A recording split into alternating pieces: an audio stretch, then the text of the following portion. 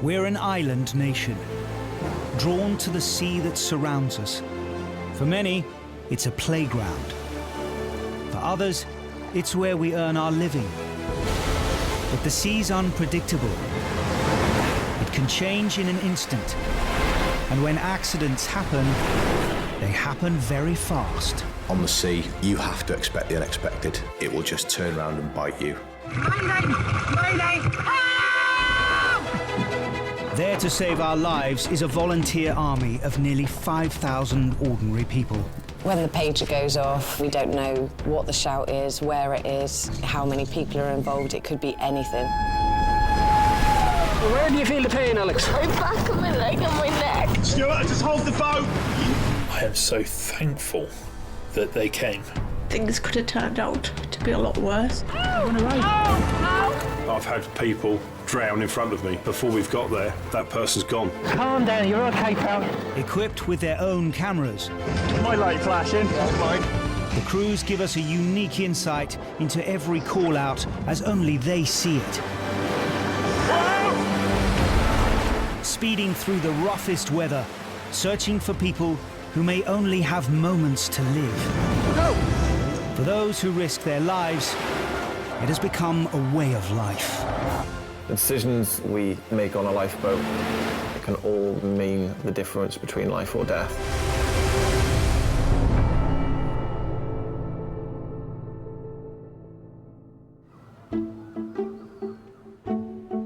Lying at the mouth of the Kingsbridge estuary on the south coast of Devon is Salcombe, a resort town with a proud seafaring history. There aren't many harbours that you come into that look as beautiful as this place. Its biggest selling factor is sandy beaches and nice clear water. The harbour is made up of recreational, commercial fishermen, commercial water sports, paddleboards, canoes, kayak, everything. You name it, if it floats, it's pretty much been in here. But by the autumn, the local fishing fleet can often have the sea to themselves. The Salcombe lifeboat crew have received a mayday call, the highest level of emergency at sea. A fishing boat is in distress a mile offshore. The initial comms were man overboard and that he's been caught under the water. You hear mayday, a man overboard, it sort of pricks your ears up and you're thinking, all this stuff we've trained for, this is where it counts now. Any delay on a mayday call can mean the difference between life and death. In charge, second coxswain Cameron has a decision to make. Wait for crew member Kirsten, a junior doctor, or launch the lifeboat. You're sort of like drastically working out, have I got enough crew to go to sea? Can I go now, or am I going to wait for the doctor? You know that you're going to need a doctor, but then if you wait longer, you get there and it's too late. The rest of the guys are on the boat looking at you and you're thinking, well, do I, don't I? Cameron gambles and decides to wait for the doctor.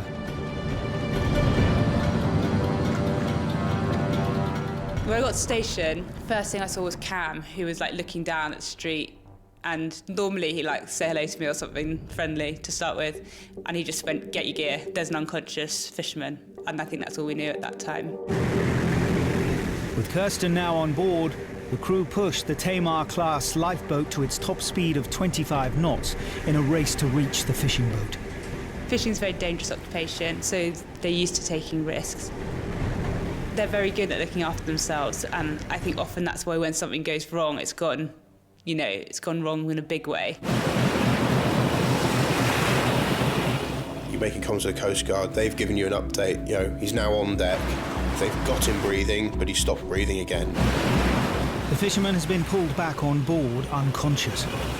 His crewmates are trying to resuscitate him. Worst case is you arrive and he's not breathing and you can't get him to breathe. We do our best for that not to happen, but you can't control that. Time is is always against you when someone's been in the water.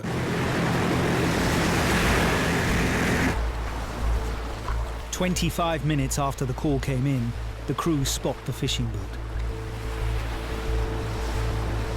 Kirsten and fellow volunteer James get aboard to make an immediate assessment of the casualty's condition. As I got close to him and saw him properly, he was lying on his side and he just looked really sick. He looked grey, he looked washed out. He was in and out of consciousness. You didn't get a huge amount out of him. He was bringing up seawater. You know when someone's not well, and he wasn't. Although he's conscious, the fisherman's been underwater, deprived of oxygen for several minutes. He's also suffering serious injuries from being dragged across the deck by the fishing gear that pulled him under. He was making a lot of effort to breathe. His heart rate was super high. We got some oxygen on him pretty much straight away. He needed equipment that we couldn't give on a lifeboat. Cam had said to me before, like, if you can, let's just walk him over and take him, you know, back into Salcombe. And I remember telling Coops, you need to tell him he's big sick and he needs to be immobilised and we need to get him out of here and quickly. A Coast Guard helicopter has been scrambled, but it's coming from Newquay over 50 miles away. The crew must now keep the Casualty stable until it arrives. Being underwater for that amount of time, drowning, not breathing, there are top-level sort of bad day things to happen. You're using every resource you possibly can. Silas, the injured fisherman, was pulled overboard while laying crab pots with his best friend Jack. We weren't quite family, but you could all but say he was, because I've known him since I was 3. We went to primary school together, we went to secondary school together. We did everything together, pretty much. He had his own little boat and wanted to learn, and I said that you come on with us and we'll teach you. We were nearly about to go home. Silas let the end weight go. The rope sort of come tight and it appeared to like attract round his hand. He got tangled up and he hit the deck and he was sliding out the door. And I'm still looking over the rail, froze, and he's looking at me with full eye contact. And the expression and the look in his eyes was, I'm never coming back. And then I watched him go out the door and he just disappeared into the blue.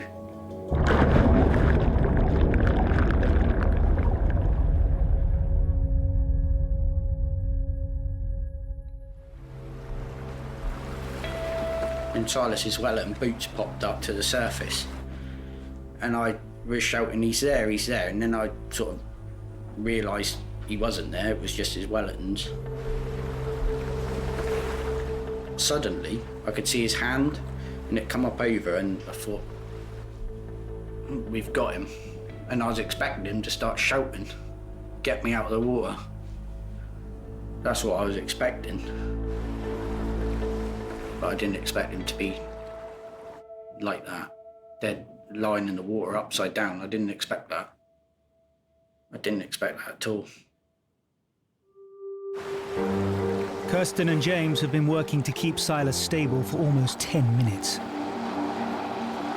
Finally, the Coast Guard helicopter appears overhead. When you see the helicopter arrive, it is a relief, because you know that they're paramedics and they carry much more equipment than what we do, and they'll be in hospital in half the time as what it would be for us to steam in and get them in an ambulance. It could give them the best chance to survive if they get up in a helicopter. Although they've stabilised him, the crew need to get Silas urgent medical attention. He just looked awful by the time they were wanting to winch him up. The winchman looked at him and he was like, we need to get out of here, we need to get out of here quick. The plan at the time was that the helo was going to drop down their stretcher, we'd transfer him and he'd go up. Sadly, he took a bit of a turn for the worse, and both Kirsten and Reggie, the winchman, life over limb, and it was made clear that an immediate winch was necessary.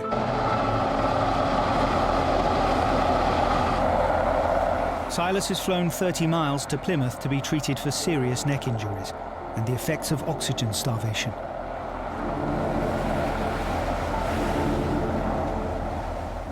You're on tenterhooks because you know you've done the best you can do, but the level of his injuries were just so severe, he needed to get to a hospital. All Cameron can do now is wait to find out if his gamble to hold the lifeboat for Kirsten has paid off. You hope that you made the right decision, you try your best, but until you hear that they're on the mend and that they're doing okay, you still don't, you're not resting on your laurels so much. On arriving at hospital, the injured fisherman Silas was rushed into emergency surgery. His injuries were so severe, he was placed into an induced coma. He came round and he just wanted to talk to me. I was ushered in quickly and relieved to hear him speaking and talking to me, even though he was sky high on morphine. It was a relief once I knew he was semi-okay.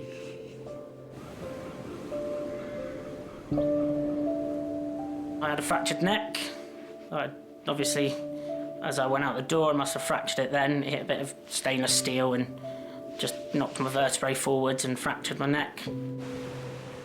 I remember being under the water for a little bit, and then I must have got unconscious, just blacked out.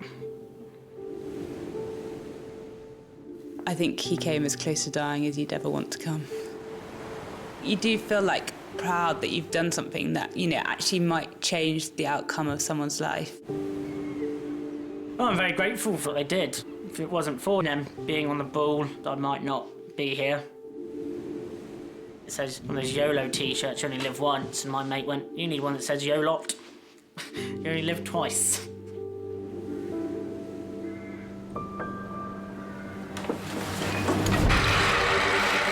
Making split-second life and death decisions at sea is part of the job for the 5,000 volunteers who guard the waters around the UK and Ireland.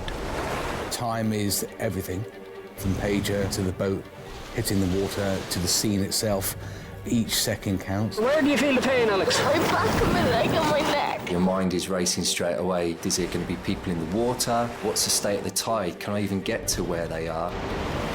Decisions need to be made there and then, on the spot. Take the stretcher. Give it to me. And it's your decisions that ultimately result in somebody being rescued or somebody being lost. Paramedics talk about the golden hour, but I mean, you have an hour because you're on land. But if you're at water and you have a chance of drowning, you're going to drown in a matter of seconds. A second can always be the difference between life and death.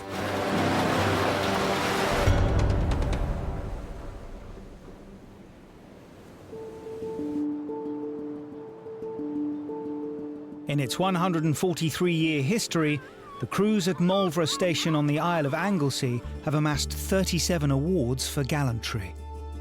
Hello. Hi, Rob. Hello, Bobby J. Probably wouldn't call it a team. I'd probably call it more of a family. Do they do extra large boys? There's nothing that could break the bond that we've got. It really is a small community, and the lifeboat station's the big part of it. Lying off the rugged northwest coast of Wales, the seas around Anglesey are peppered with rocky outcrops, which have wrecked many a ship over the years. And there's one place on the Marlborough Cruise patch which is more treacherous than most. Dillis Island is a chunk of rock in the middle of the sea, 2 miles offshore, but it's notorious in the 1800s for shipwrecks. I've been on the island and it's pretty bleak. It's cold, it's exposed, there's no shelter from the wind, so it's not a nice place. It has a refuge on it that's been there from the 1800s, and its purpose was to give survivors of shipwreck a location to shelter until help would reach them.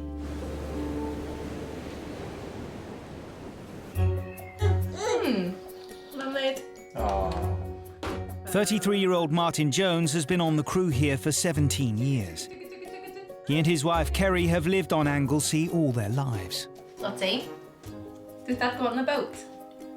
There's Jokes, yeah. 18-month-old Lottie is one of the newest additions to the community. It's having a little one, it's made you look at life a bit more, more sensitive. Makes you think about everything, really, running down to the boat. There is always that risk that this time they might not come back, but it's what he loves to do, so we all just live with it.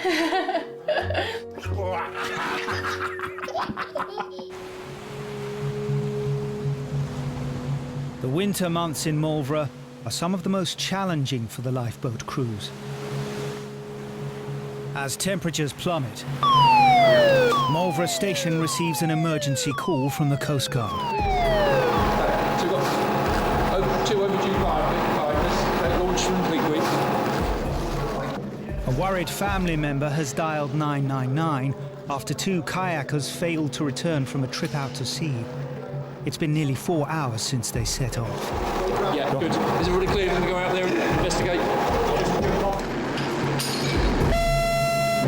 5 minutes after the call, the station's 32-ton Tamar-class lifeboat is launched. The first information we got at the station was that it was an overdue kayak. We get them quite frequently, where perhaps people have come back to shore and forgotten to call the Coast Guard to say they've arrived back. We thought it would be a quick search of the area, find somebody putting their kit away on the shoreline. There is one kayak, I repeat, one kayak, which is a double kayak. An update from the Coast Guard. An upturned kayak has been spotted drifting 1.5 miles out at sea. 2 persons, possibly in water. Still thinking about recovery from the water. Yeah. So I don't know how long they've been in the water, but we'll try to see what I'll go in if needed, yeah? Thank you. When you find out that they're not actually with the craft, it changes your train of thought. A cold day in February, the seawater temperature, it's going to be freezing cold. Their chance of survival has reduced massively. A biting easterly wind has also plunged the air temperature below freezing. In these conditions, hypothermia can take hold within minutes. Cramp sets in, your body functions are reduced, you can't move your arms, your legs properly, and you literally just become a floating mass that isn't able to help themselves. Yeah, just have a think about if we've got to recover somebody from the water, get some blankets out. We didn't actually know what time or at what point they got into difficulty. Were we looking for people treading water, trying to stay afloat, or were we looking for potentially 2 bodies? We just did not know. Can we get some beds up here, please, guys? 2 persons in the water, 13-year-old. I was a 13-year-old. We got the information that it was a father and his 13-year-old son, and that was a real kind of game changer for me. Big lump in my throat, felt instantly emotional. I've got a 10-year-old son myself.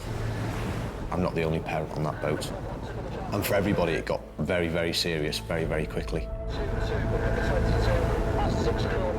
On the morning that Joe and Paul went out kayaking, I just had this foreboding sense of ill feeling at them going. Sadly, I was proved right. I rang the mobile phone. It didn't even ring out, it just went straight onto answer phone. I was trying to make excuses for why I couldn't get hold of them.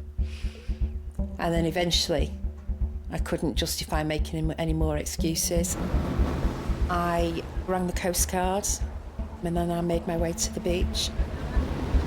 I was panicking inside. Biscuit 2 on that. 140.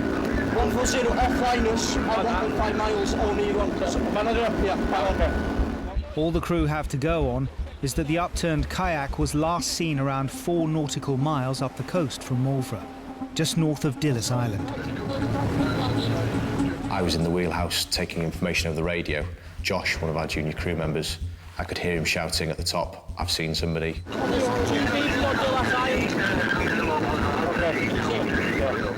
I'd looked, and then I looked away, and then I looked back again, but something it just caught my eye that without the binoculars that there was somebody on the island. 1, 2, 3.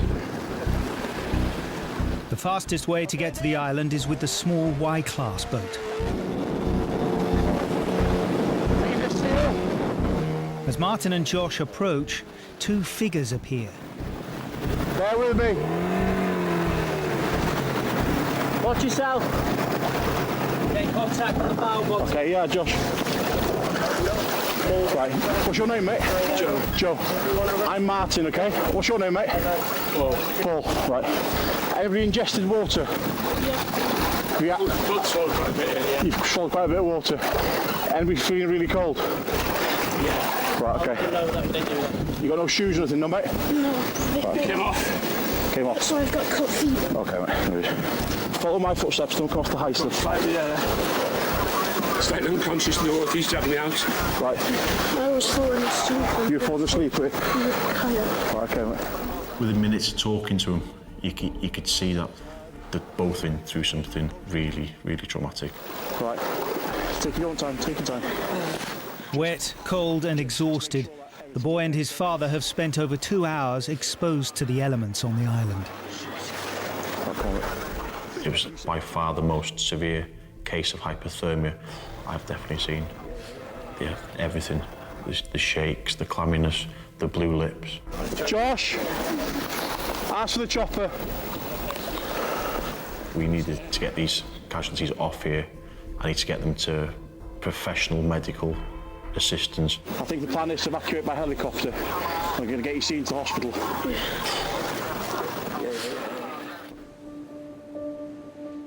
Paul and his son Joe were off the coast of Marlborough when their kayak started taking in water and capsized.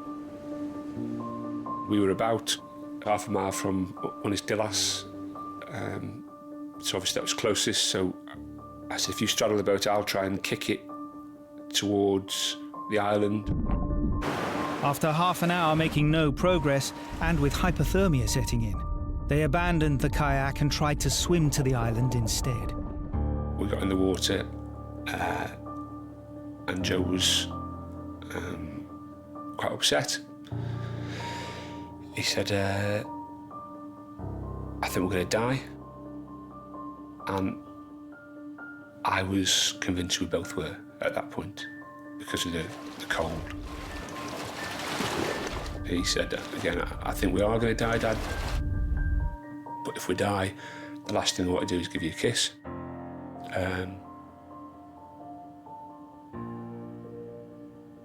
So I gave him a kiss and I told him I loved him, and we set off to swim.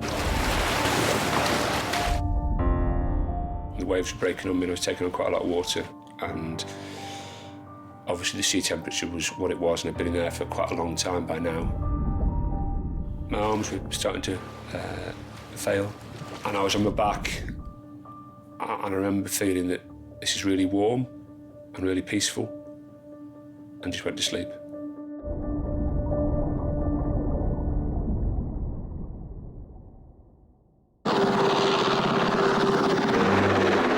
He's a paramedic, okay? He's going to come down and he's going to assess you. You can swallow on a seawater. If so, a lot. Yeah. Roughly how many full mouthfuls? I thought I was going to drown. You thought you were going to drown? What about you, little man? Thought you were going to drown? Yeah, good effort getting your dad, yeah? He saved my life, I saw he was like unconscious, so I jumped back in the sea, swam to him, carried him to that island, then gave him CPR and resuscitated him. I don't remember how I got from the side of the water up to the tower. I asked Joe how I got there and he said, I put you in my back and I carried you. Don't you go to sleep on me, okay? He was just on my shoulder, so like, because the rocks were about 4 or 5 foot high each one, I'd carry him up one, then I'd just like have a little tiny rest because it's quite tiring. Then I'd just keep on carrying up as many as I could, then we got to shelter.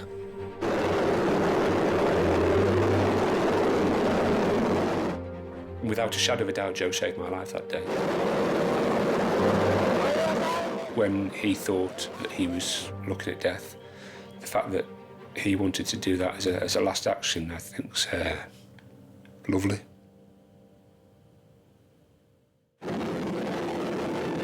After 2.5 hours on the island, Paul and Joe are flown to hospital in Bangor to be treated for shock and severe hypothermia. If we hadn't spotted them when we had, then there was still a huge risk to their lives. They were both hypothermic.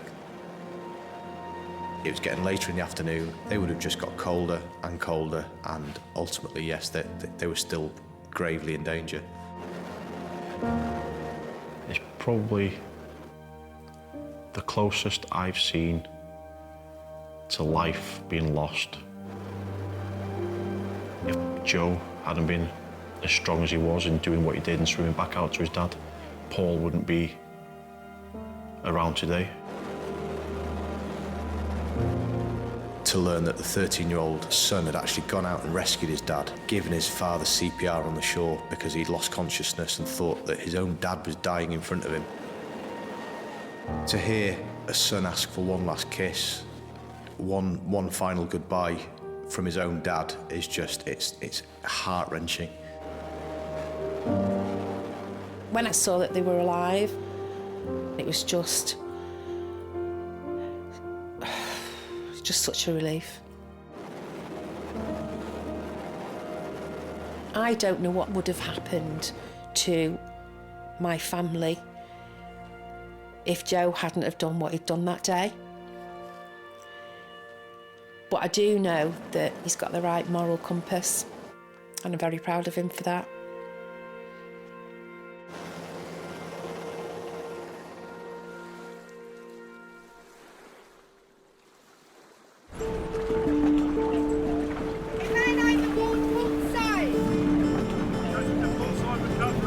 Most of the UK and Ireland's 238 lifeboat stations lie on the coast.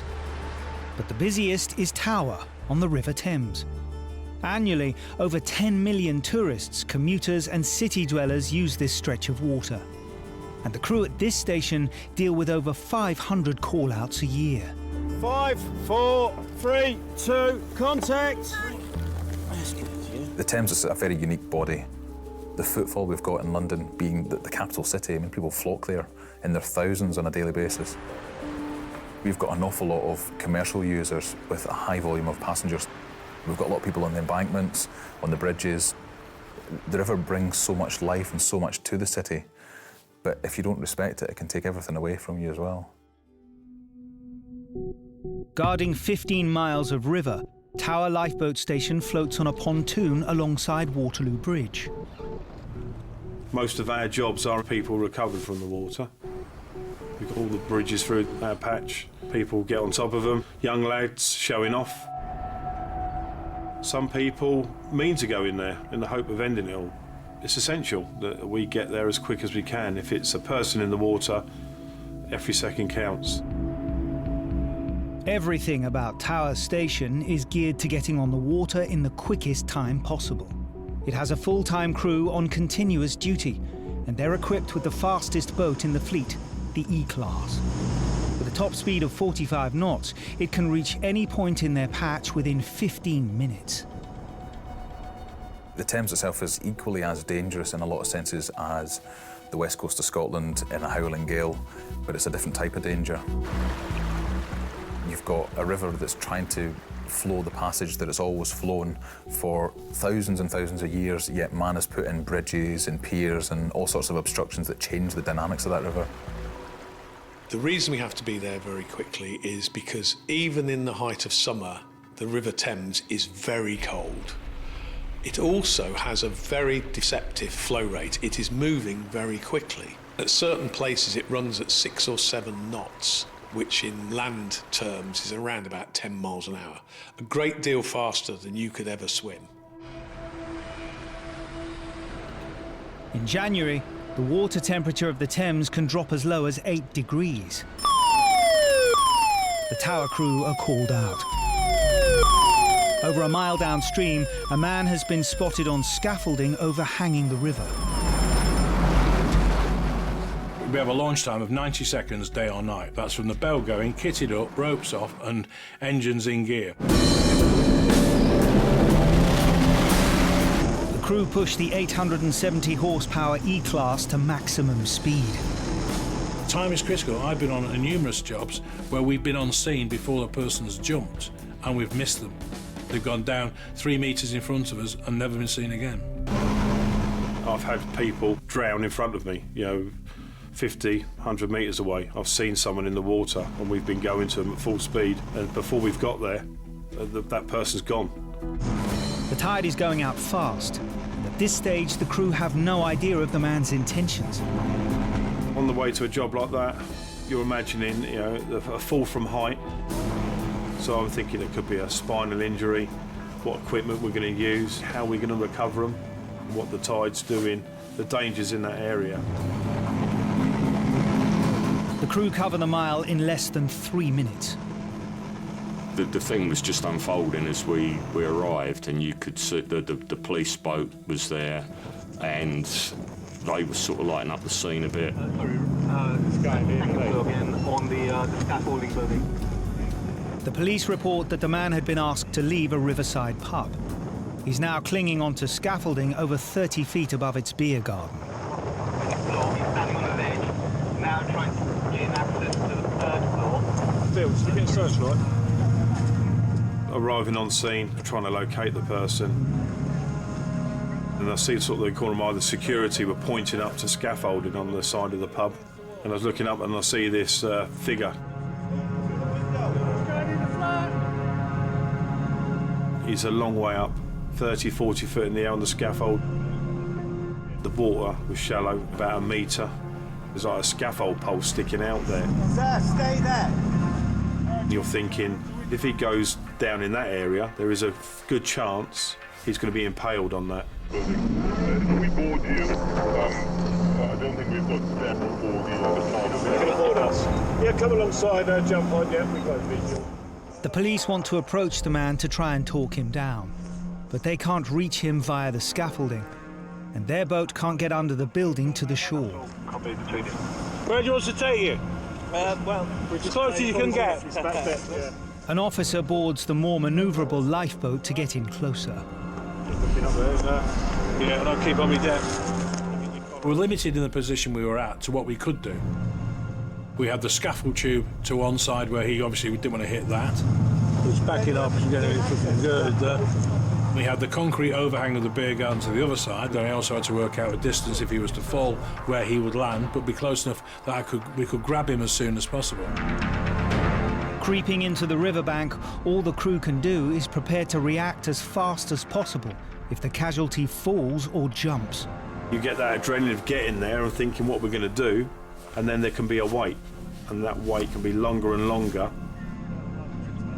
The dynamics of the job can easily change. Where they move in, it's cold, there's a strong ebb tide. Every minute, everything's changing. Sir, stay inside. There's someone on your right, someone on your left. Suddenly, a resident emerges from a flat. Look to your right. You could see his startled look. You would never expect that in a million years. Someone literally stuck to the side of the wall of your flat at that height. He's going in the flat. He runs sort of out from his balcony around to his kitchen window, and he tried to coax the lad in. And the Coast Guard, Roger. Someone from a flat is trying to get through their window. Stand by if he does go in.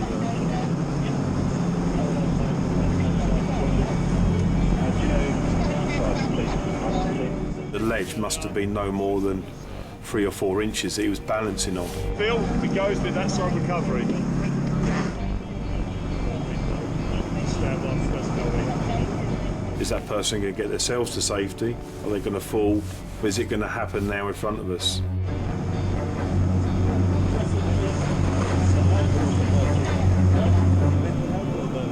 He's coming.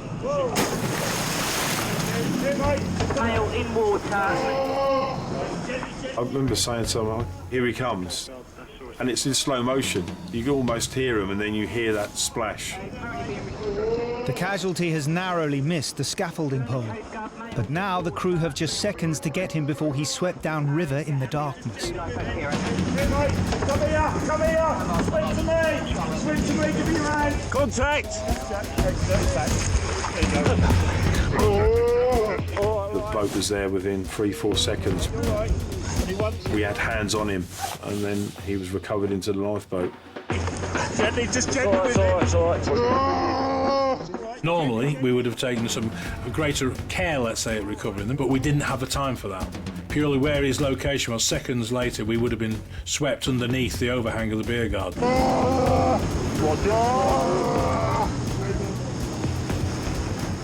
It was 4 knots of tide on the ebb tide, and he would have gone underneath. There was no possibly have avoided it.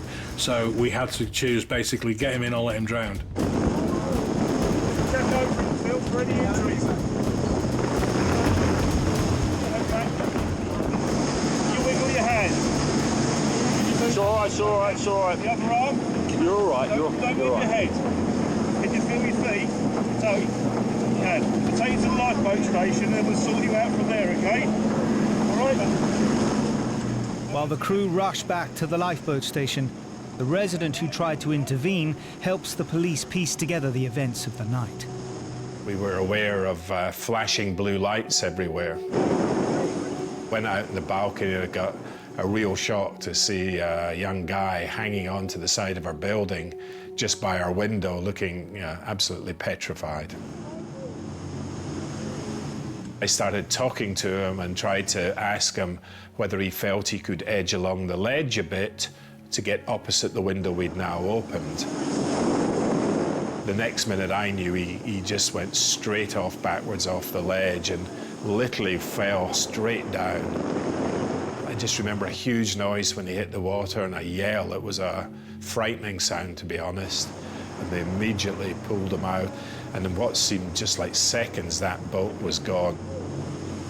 I guess it just reminds me what a great job the lifeboats do and how often people seem to get themselves in difficulty in the Thames, right in the middle of London. Have you got any pain anywhere in your body? Despite falling nearly 30 feet into a few meters of water, the Casualty appears to be uninjured. I expected him to have some serious spinal injuries, but by some miracle, bar a few scratches and grazes, he was fine. Amazing. He fell off in the fetal position, backpack leading the way, went in the water, and because it was so shallow, I don't think he completely submerged all of his body at the time. I think he sort of rocked on his backpack under the water. All right. How much you had to drink tonight? You had quite a few of you?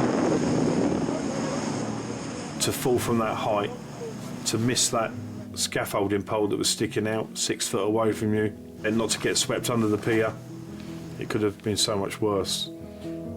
At the lifeboat station, the Casualty was given the all clear and allowed to go. He was staggeringly lucky. There were so many ways of him getting seriously injured, and he avoided them all, which was, I'm very pleased. Like, we always want a positive outcome.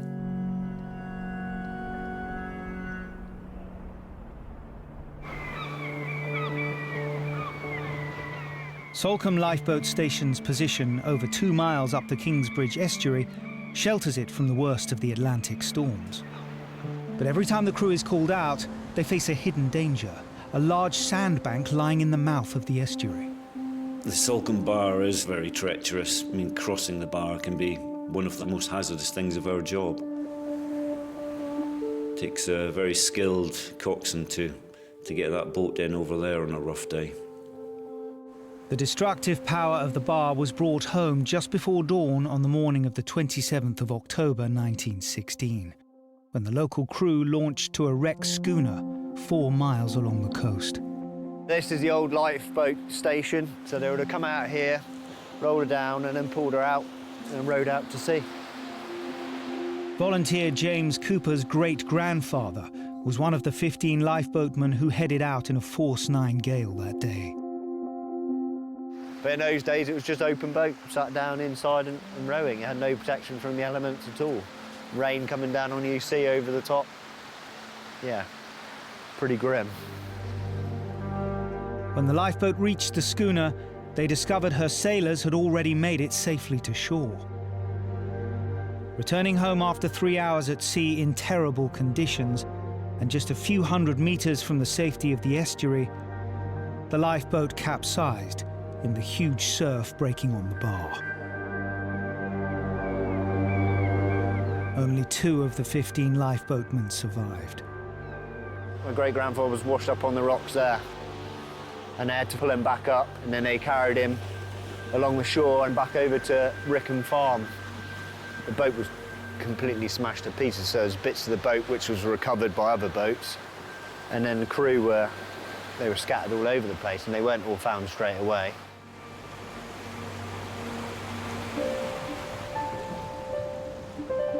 You can't really comprehend how bad it must have been, because, you know, that's a lot of men from the town gone.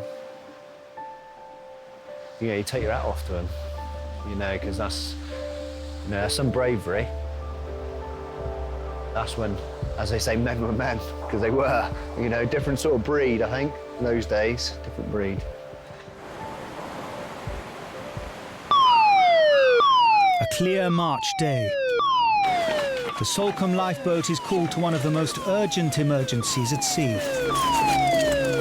15 miles out in the English Channel, a boat is on fire. When there's a fire in a fishing boat, it has to be a very fast launch, because life is definitely an immediate risk. The Salcombe crew aim to launch their Tamar-class lifeboat in 9 minutes. Today they do it in 4. Any boat that's got a fire on is a worst nightmare, you know, because normally you've got a load of fuel on board, you've got batteries, you've got electrical kit, and like an oven really, aren't you? Everything else is going to burn and you've got nowhere to go. If that fire's not put out, they're all going to have to abandon ship, and then it could be a search and rescue, not just a rescue. Even at top speed, it will take the crew up to an hour to cover the 15 miles to the boat. To make matters worse, a 20-mile-an-hour wind has whipped up a large swell. The conditions when we were heading out to that boat were fairly choppy, and it got rougher and rougher as we approached them. 50 minutes after launching, the crew spot the stricken boat, the Pamela Jill. The fire is out, but the boat is now at the mercy of the sea. The boat lost all power, so it was adrift. The waves were rocking her quite considerably from side to side. At points, you know, it was crashing into the swell, and, you know, there's plenty of spray going over the boat as well. The fishing boat's skipper then radios in with some alarming news. As we got closer, we received the information that one of the crew wasn't very well. So that made the decision for me. I had to put a casualty care trained crew member, Ian, on board the beam trawler. But between Ian and the Casualty stands the increasing swell, rolling the helpless trawler with every wave. We asked the skipper to pull his beams in, but he couldn't, obviously, because the engine was down. The beams stick out at least 20 foot. That was going to be our main obstacle when getting alongside. Ian has only one option: to jump from the bow of the lifeboat onto the deck of the heaving fishing boat. There was quite a bit of height difference between the boats because they were pitching so much. One boat was rolling up while the other one was going down. It was quite an awkward crossing. One slip, you could be down between both boats crashing together. As soon as the skipper thought it was time to go, he would say, right, go now, and jump.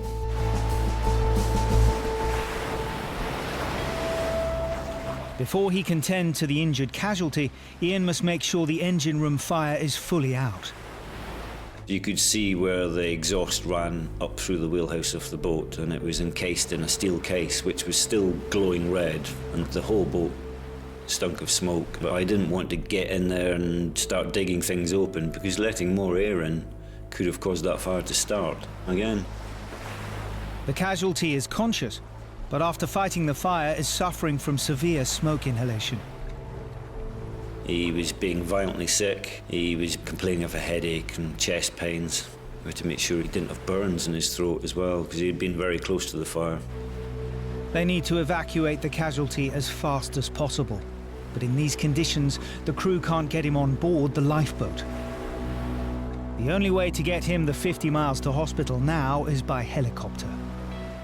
What we had to do in the meantime was just get the fishing boat under tow, so get a tow line across, secure the tow line, and pull the fishing boat at the right speed and in the right direction for the helicopter to get the safest approach for the winchman. The crew must tow the 260-ton dead weight of the trawler at a constant speed to give the winchman any chance of landing on it. The helicopter arrived, took a couple of turns. I think they were sussing out what was going on.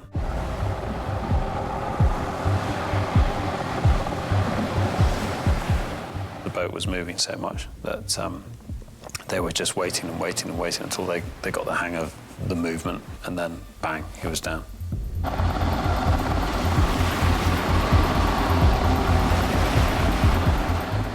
Within 90 seconds, the injured fisherman is being winched back up, ready for the flight to hospital.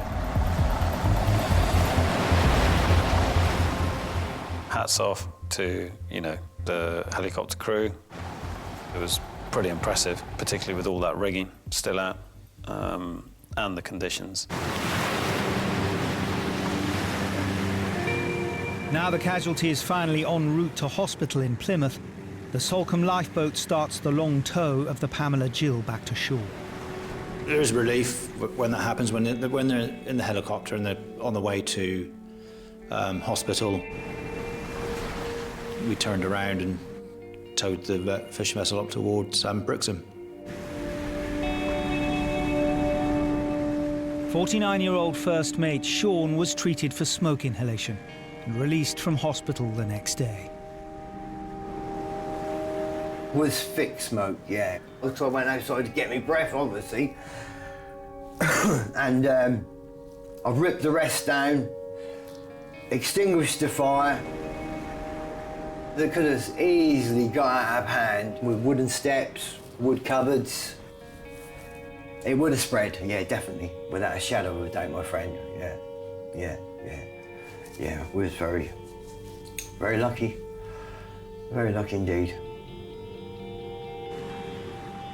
If he hadn't gone into that fire and ripped all the cowling off and made a hole in that exhaust tunnel, that boat would have sunk. It would have burnt into the wood, and I think they would have gone down.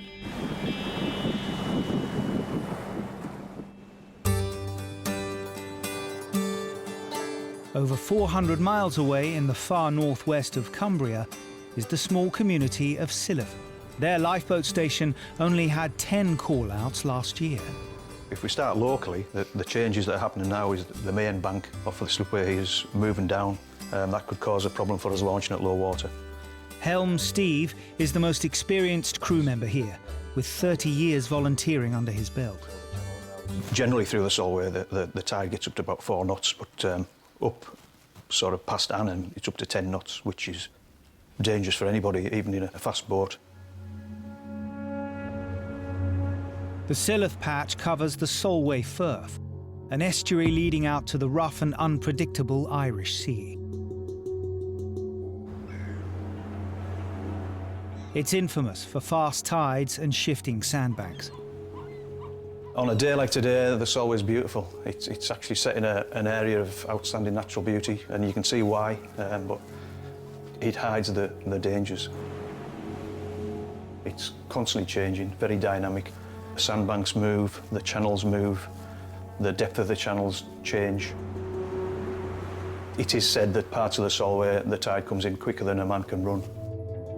The sea can flood in at over 8 miles an hour off Silloth. The power of the water constantly shifting the local sandbanks, leaving large parts of the Solway uncharted. I don't think anybody ever knows the Solway. You can catch anybody out. Anybody who thinks they know the Solway, they can be caught out.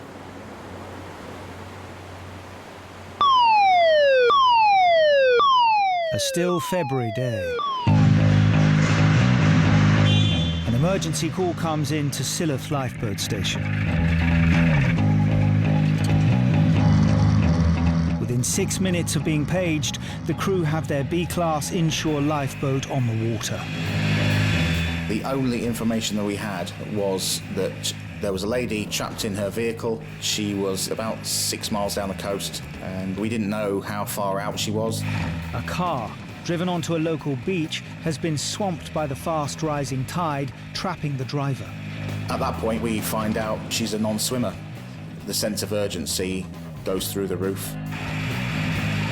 Every job we get is time critical to a degree, but for a non-swimmer who ends up in the Solway with the tides there is, then seconds count. To make matters worse, today is a spring tide, when water floods into the estuary at its fastest and hits its highest level, rising over 30 feet at a rate of 6 feet an hour. The force of the water is going to be pushing the car, so the car is likely to be moving. Is she in the water? Is she still attached to the vehicle in some way? And you are hoping and praying you're going to be there in time. Since the call came in, the waters in the Solway have already risen over 1.5 feet. Even at a top speed of 35 knots, the crew are struggling to beat the tide. You just want to be there. You want time to fast forward, and you to be there, and you to spot this person and get them in the boat, but you can only go as fast as the boat will go. And now they face another delay. Between them and the Casualty lies one of the Solway's most treacherous stretches. You don't want to be inside the shore side of Beckfoot Buoy. It's full of large and small rocks. Some of them are big van-sized. The crew must navigate through the huge rocks just under the surface as fast as they dare. Hitting these rocks or the boulders risks damage to our boat or the engines, and then we're no good to anybody. We need to go slowly, which you don't want to do. You want to be there.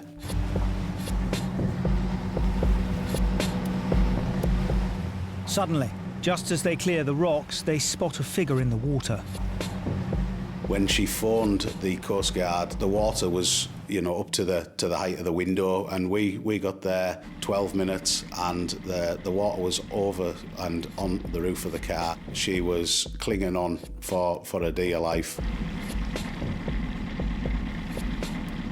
It was just quite shocking how far she is off the coastline, and how quickly the tide had come in.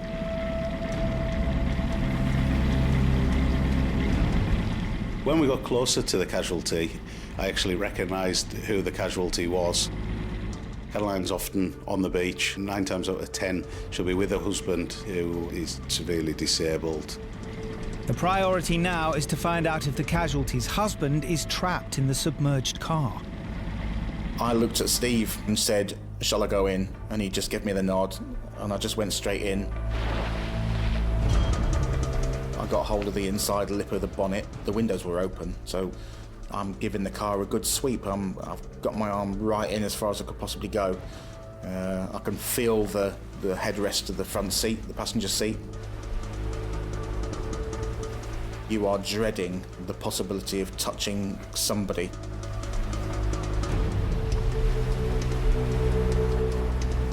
Was very, very, very pleased there wasn't anybody, and that was a big relief.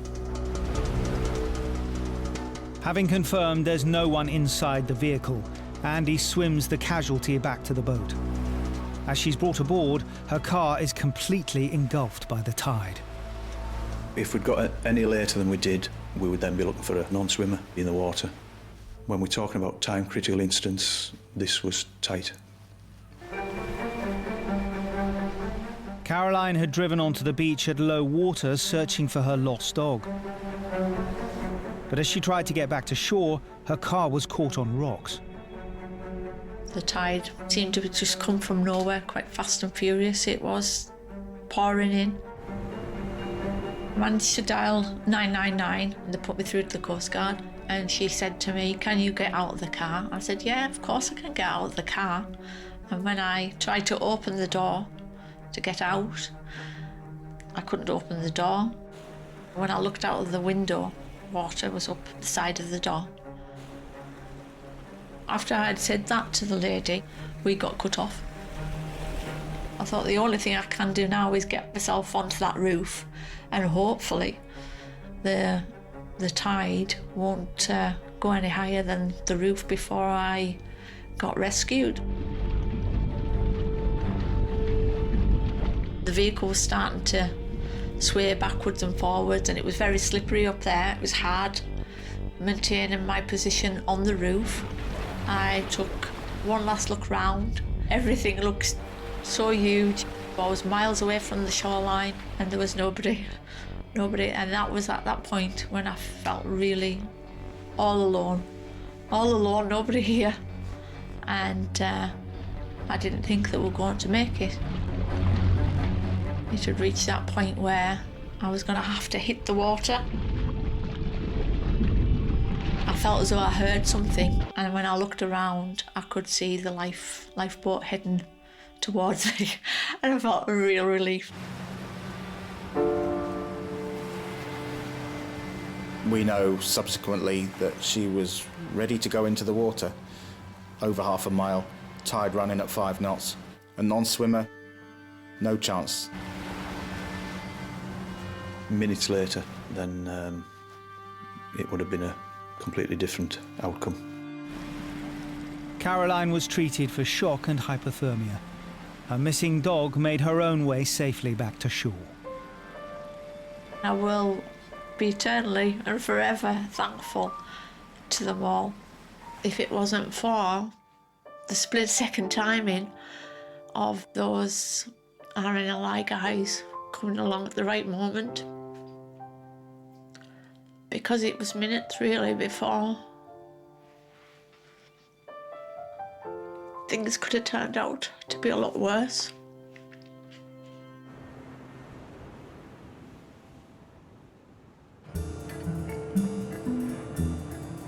Back in Brixham, and after just 2 weeks laid up in harbour, the fire-damaged Pamela Jill is patched up and ready to set out to sea, with first mate Sean back on board. She's back fishing again. All good, all healthy, and she lives to tell another tale. Stuff happens at sea, you just get on with it, you don't think about what's happened, you just think about where them blooming scallops are. I'll find you. And 3 months after Joe pulled his dad unconscious from the water, the family are back on Anglesey. Joe, good enough far, isn't it? But when we came here... I know the tide was right in here. The tide was like there. I know it was. Doesn't seem very far away, and yet, when you're stuck on it, and you're a bit cold, it might as well be the moon, wouldn't it? You can't get back without help.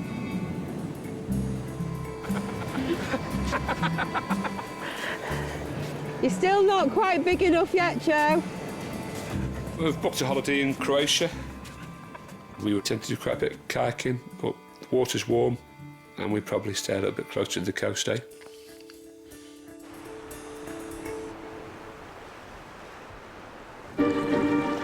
Are we going to get into this vehicle somehow and find there's somebody stuck in there? Any slight movement runs the risk of doing further damage. Everybody was watching this woman kind of drowning in glorious technicolor.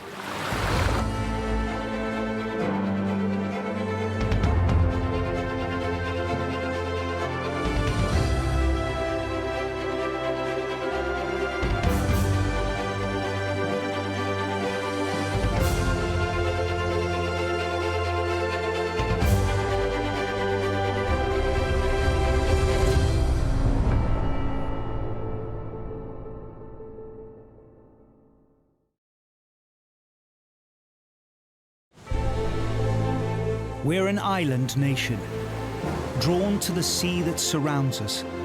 For many, it's a playground. For others, it's where we earn our living. But the sea's unpredictable. It can change in an instant. And when accidents happen, they happen very fast. On the sea, you have to expect the unexpected. It will just turn around and bite you. Mayday! There to save our lives is a volunteer army of nearly 5,000 ordinary people. When the pager goes off, we don't know what the shout is, where it is, how many people are involved. It could be anything. Where do you feel the pain, Alex? My back and my leg and my neck. Stuart, just hold the boat. I am so thankful that they came.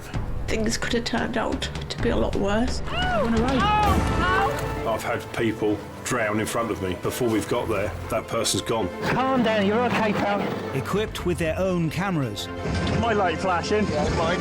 the crews give us a unique insight into every call-out as only they see it. Speeding through the roughest weather, searching for people who may only have moments to live. For those who risk their lives, it has become a way of life. The decisions we make on a lifeboat can all mean the difference between life or death.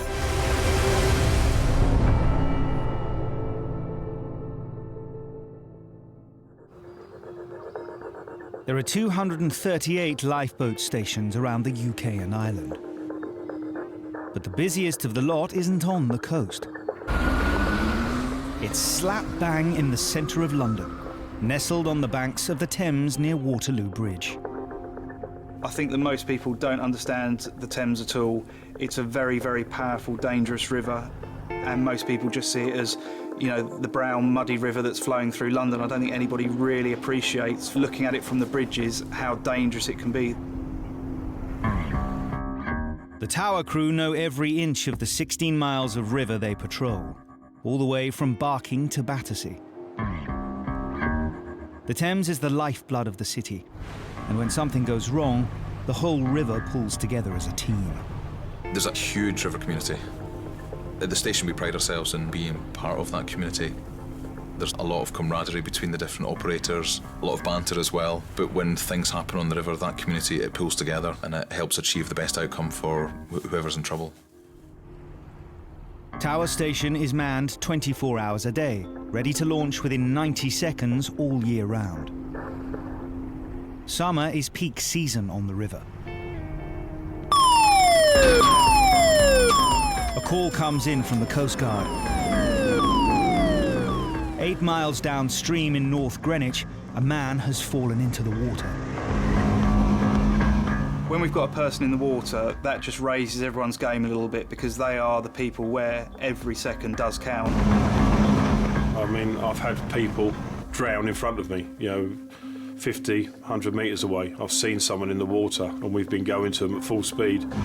And then before we've got there, that person's gone.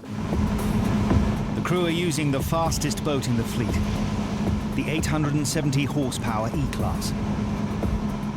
There's a lot of hazards getting there because the speed we're driving at, which is well in excess of 40 knots, we're going through very congested waterways, lots of debris in the water, which can damage us badly, so we have to remain focused at all times. 10 minutes after launching, the crew arrive at the location where the man fell into the water. Go forward, I'll just stay on forward. A clipper, one of the river buses that works on the Thames, has heard about the incident on the radio and is already on the scene. Can you point at him? We couldn't actually see where the casualty was, and it became apparent that the casualty was on the other side from where we were, quite close into the shore. Do you want to get the first aid kit? Ian, the crew's paramedic, boards the vessel. Come round the other side.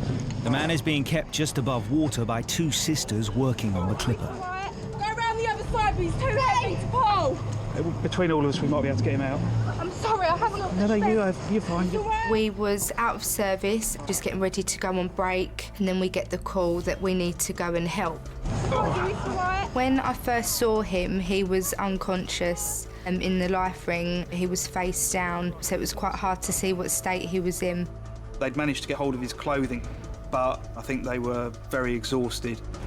We physically couldn't reach down and grab the person from the water. It was so hard, both of us couldn't lift him together. That's it. Between the three of us, we all tried to drag the gentleman onto the clipper boat, but he was just too heavy and too much of a dead weight. Helm Stewart must get the lifeboat in the narrow gap between the larger vessel and the shore. Aye, just nice and easy, Stu. Aye, just hold him there. We went alongside best we could because the boat was moving, obviously. And the last thing we want is to crush the Casualty with 5.5 tons of boat. Gently, gently, gently. Aye, aye.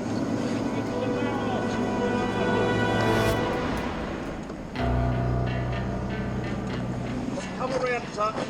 Paul, go for Paul. Yeah, mate. The man has been in the water for almost 15 minutes and appears to be drifting in and out of consciousness. Push the top back. Right, mind his head. The water temperature is just 15 degrees Celsius, and hypothermia may be setting in. If somebody's not trying to take their face out of the water, they're pretty poorly. Just stay in the life for a minute. I've got you. Come with me. Stuart, just hold the boat. All right, mate, we've got you. Ready? Don't worry. 1, 2, 3, in. Go. As the Casualty is dragged aboard, he starts coming round.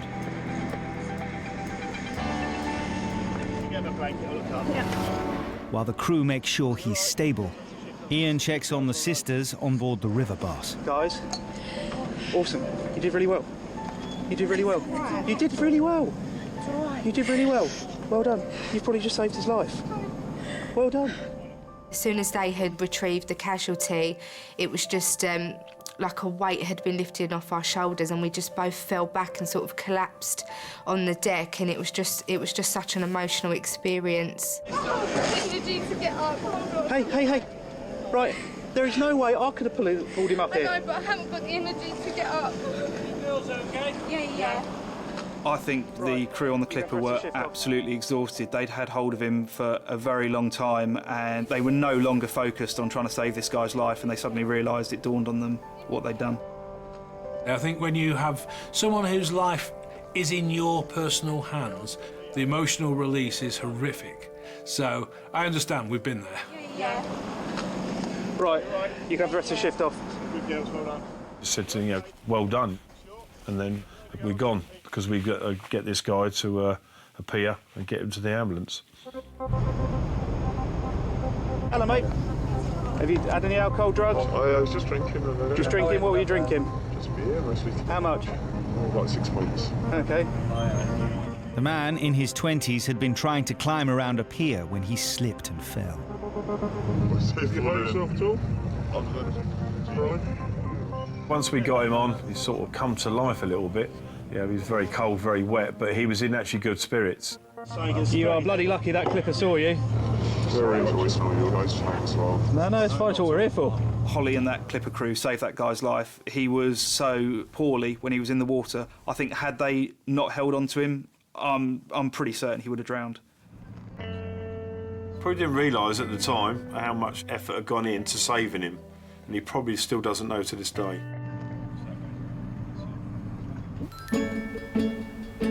For 23-year-old Holly, her experience that day has made a lasting impression.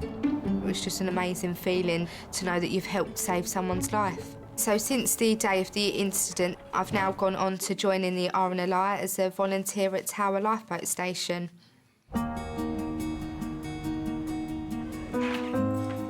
One day, one of our new crew members turns up and it was young Holly from that job.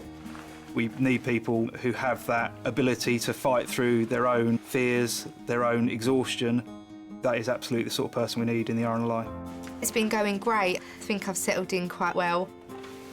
Teamwork means a lot to me. Everyone's so lovely. It's like being part of a family.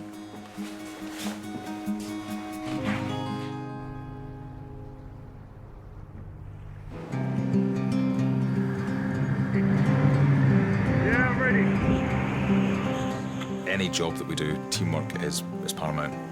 You can't have eyes on the back of your head. We've all got to look out for each other's safety at all times. Get ready to jump off. You need to be able to rely on your crew and know that they've got your back. Go! We all come from different walks of life, different backgrounds, different personalities. We don't all eat together, drink together every day, but when we're on board as a crew, we get on. If you try and do something alone on a lifeboat, it's almost certainly going to end in trouble. You've got to work together, and it all boils down to trust. You know, you're putting your life in other people's hands just as much as they are in yours, so you've got to be close and work as a team. You need to be able to rely on each other, 100%. Otherwise, it just won't work. Yeah.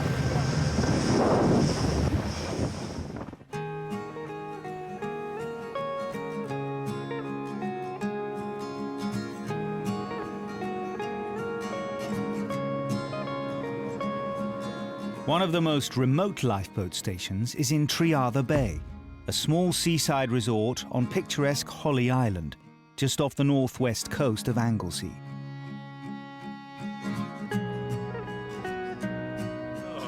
Sorry for that, mate. Its 36-strong volunteer crew is one of the most experienced and close-knit. He knows what he's doing. Look at that. He's a pro. We're very close. Some of the crew have been here 20-odd years on the boat. We've got some of the shore crew that have been here in even longer. Got fries with that. Lots of different characters, lots of different personalities. That's just lush. Dab's the joker here, 100%. I think he's going through a midlife crisis, to be honest with you, with the colour of the beard. Like a family, we have patriarchs, we have mother hens, we have annoying little brothers. But when that pager goes off, it doesn't matter what's been going on. We come together and we work together. Lovely, aren't they? Valley burgers, yeah. Right. Nice bit minted. That one's ready.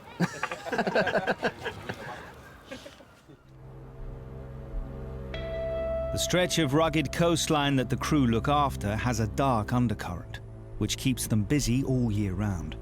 They average around 50 call-outs annually. It can be a very dangerous place. We've got reefs, tidal races, sheer cliffs. It's not really a place to be out at sea unless you know the area. We've got some very high cliffs along the coast of Anglesey, and if you stray too close to the edge, there's always that risk that you could fall off, get badly hurt, or even worse.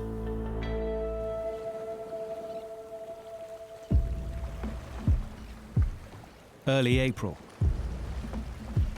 The emergency services have received a call from a local fisherman. A man has fallen in an isolated fishing spot known as Mackerel Rock. Everybody goes there. When it's mackerel season, you wouldn't be able to get an inch on the rock when it's full. It's that busy. But to get down to it is quite treacherous. You've got to come down the side of the cliffs.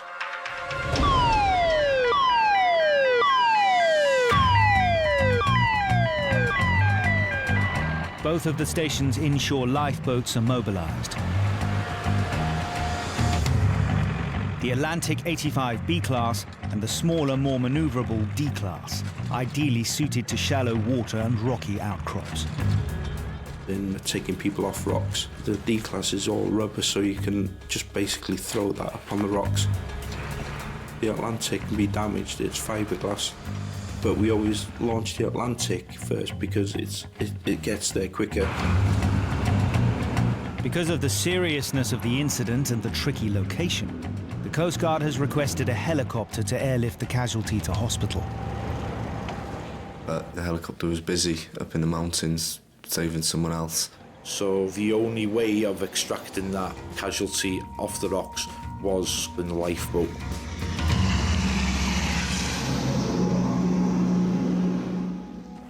Eight minutes after launching, the faster Atlantic 85 arrives on the scene first. A Coast Guard rescue team have scrambled down the cliff and are already with the casualty. The Atlantic drops off two crew members, Carwin and experienced first aider Mike. He had a good gaping cut on his lip and quite a bit of blood, and it looks very painful. The facial injuries were a concern, but it's the hidden injuries that we're always aware of. Brain injury, head injury, spinal injury, and sometimes they're not obvious. The smaller D-class now arrives at Mackerel Rock to help with the first stage of the evacuation, getting the casualty 20 metres down the rocks and onto the lifeboat. Where's he fallen from? moving the stretcher along the rocks was pretty hard going, to be honest. The rocks were quite slippery. There was 7 or 8 of us having to shuffle forward bit by bit. Teamwork is very important. If he had a spinal injury and we were to drop him, then it could change his life forever. The crew now have to get the Casualty onto the D-class, just as the sea starts getting rougher. So whilst I've got the boat up against the rocks, I've got to be very mindful of the swell which is coming in from the seaward side.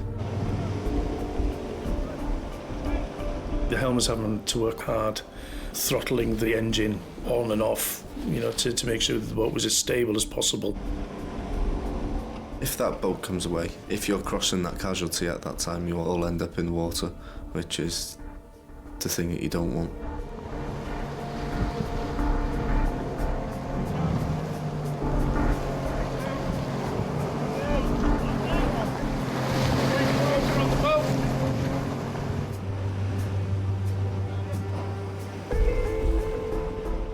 Once we got the Casualty on board, there is a huge sense of relief, but we by no means can relax at that point.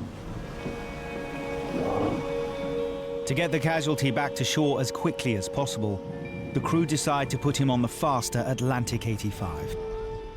The next bit of a hairy one is from the little boat to the big boat. Okay, after 3, lads, yeah? Who's calling it? 2, 3, lift! You could see that he obviously really hurt his face, but the major worry was that he was having pains in his legs. Go! Every part of the movement of a Casualty will stop and reassess. Has he deteriorated? Are there any other warning signs we need to be aware of? Is he getting better? And part of that is to tickle the feet or take a pulse around the feet area. We had to cut down that side of his trackies, but the thing was, he's asked, can they please stop touching my feet? I hate people touching my feet.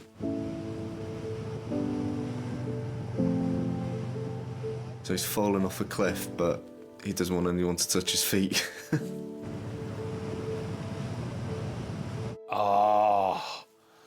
I've never liked anyone touching my feet, ever. It's just one of the worst feelings in the world. And I remember him doing that, and it was like, no. 31-year-old lorry driver Darren has been a regular at Mackerel Rock for years. Been there about 45 minutes, and I just took a very, very simple little slip. The issue was there was a drop, and I went over the edge, and all I could see was rock coming up. I landed face first, hitting the floor. At that point, I realised, yeah, all right, I'm covered in blood. This probably isn't a good thing, and I could feel my right leg swelling. My leg was agony. I'd already resigned myself that, yeah, all right, if this has gone wrong, I'm going to pop my clogs. Nobody's going to get to me before I run out of time. Fortunately, Darren's friend was able to raise the alarm. 20 minutes after getting him off Mackerel Rock, the crew are ready to hand Darren over to the ambulance waiting on shore.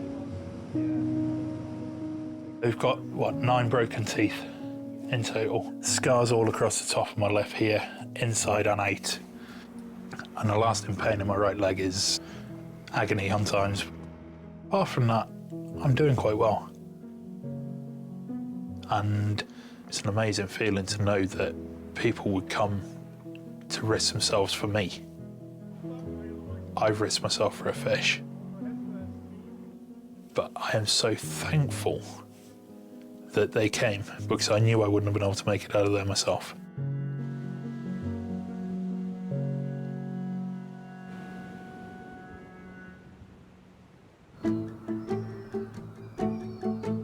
"300 miles and a world away from sleepy Triada Bay is the bustling seaside resort of Brighton.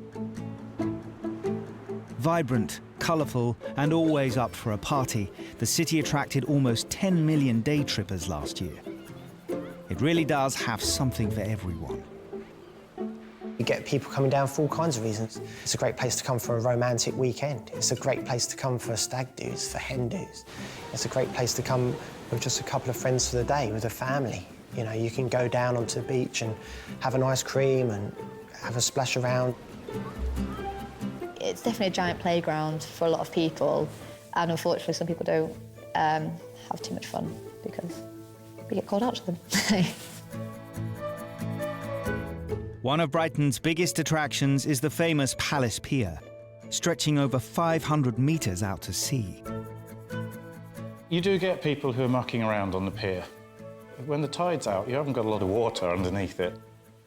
There are also sort of obstacles down there, so there are all sorts of things that can go wrong with that. Also, the end of the pier is probably quite a lot further out from the beach than people really realise. It's very easy to walk to the end of the pier. It's a whole different kettle of fish to swim back to the beach.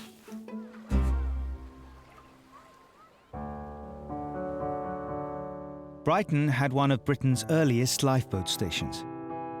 Set up in 1824 by the National Institution for the Preservation of Life from Shipwreck, the forerunner to the RNLI.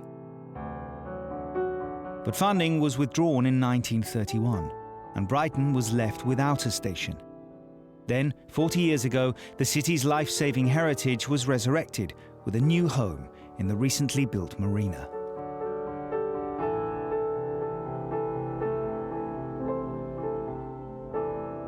Today, the crew launch to around 70 incidents a year. A bitterly cold winter's day. A call comes in from the Coast Guard. A man has climbed over the railings at the end of Palace Pier. Matt, you grab the radio? Yes. We didn't know the full details at the time. They could have been doing it for a dare, had too much to drink, thought it was a fun thing to do. Otherwise, they could have been trying to, end their life. Given all the factors that we had, this was midwinter. It's not the sort of time you choose to go for a swim. So, Coast Guard, this is Brighton Lifeboat. Brighton Lifeboat, over. As the crew launch their Atlantic 85, more details come in from the Coast Guard. You attacked with suicidal male at the end of Brighton Pier. Police are in attendance and engaging with the male, over.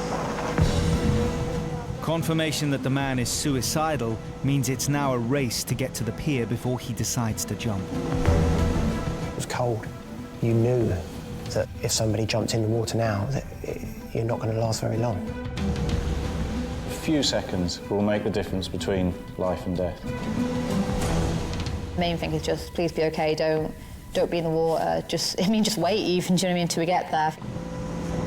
At 35 knots, it only takes 3 minutes for the crew to reach the pier. As they approach, they spot the man holding on to the railings. Yeah, he's just right at the very end, isn't he? See him? He's right on the end. The crew are trained to deal with all manner of incidents. Any case involving someone threatening to take their own life requires a very different mindset. There are so many pressures to it, because obviously you know that this person's in a really horrible and isolated situation. Don't know what's going on in their head. Are they just going to walk away and it's all okay? Or are they going to jump? You just don't know. He's right on the end.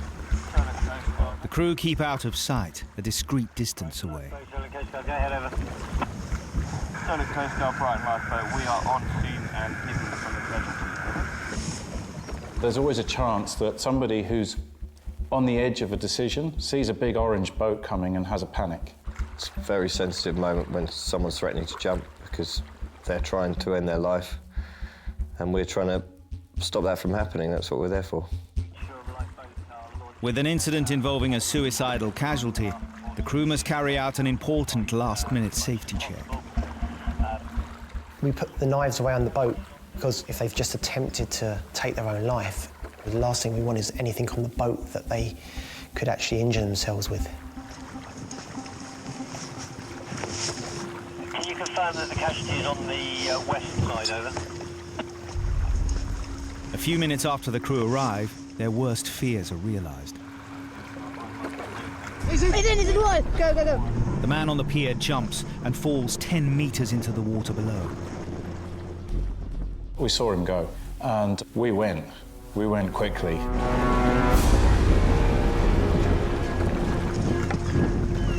Come here, buddy. Go down, mate, come on. Go down, buddy. We got there and he was trying to push himself under the water, so he was like opening his mouth and forcing his head down to inhale lots of water, and we knew we had no time whatsoever. So Matt jumped into the water. But this isn't a straightforward case of just pulling a casualty onto the boat. In your head, you always think when you turn up to rescue someone, they're going to be jumping in the boat, crying out for help, but obviously that's not always the case. He was fighting, you know, he wanted to get away, he was scared. I could see that just in his eyes.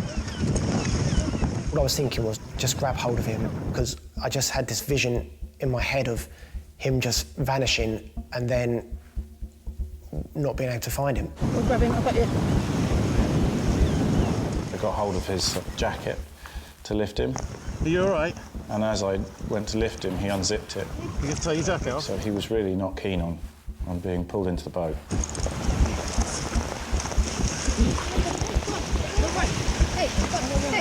It's okay. Hey, don't worry.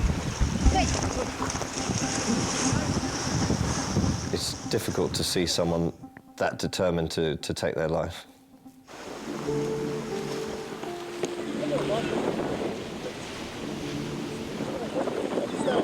I feel like when Matt spoke to him in the water, it was a proper turning point.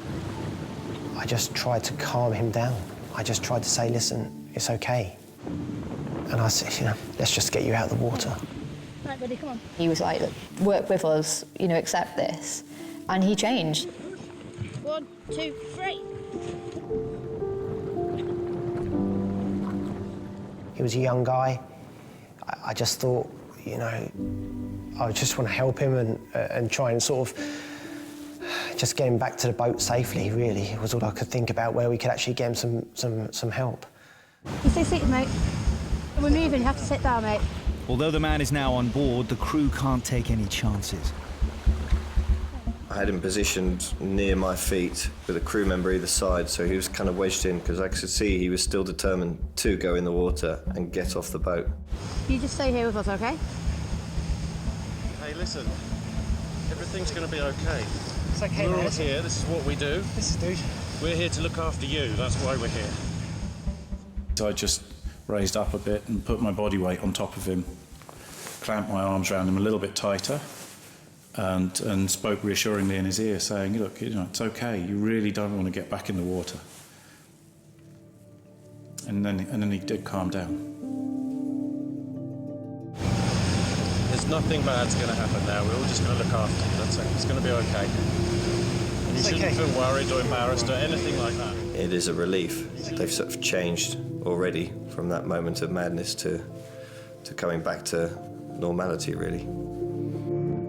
15 minutes after jumping into the water, the man is brought safely back into the boathouse.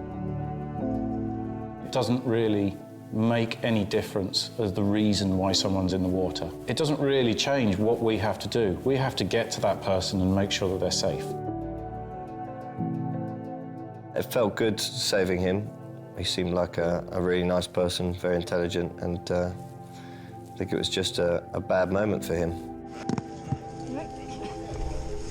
The crew hand the man over to a waiting ambulance to be taken to hospital. Good job, you did amazing, mate. Well done. I think, yeah, I think this shot definitely affected me. But I think I'm human. No one can go to a suicide attempt and be like, oh, that's all right. No one. We rely and trust each other as a crew, you know, to be there for each other, to look out for each other. And after any incident, you always have a chat about how everyone's doing and if everyone's okay. And, you know, you go home. Luckily, my wife was at home and my baby was at home, so I got home, gave her a big kiss, gave him a big cuddle, and just sort of, you know, felt blessed to be with them, to be honest with you.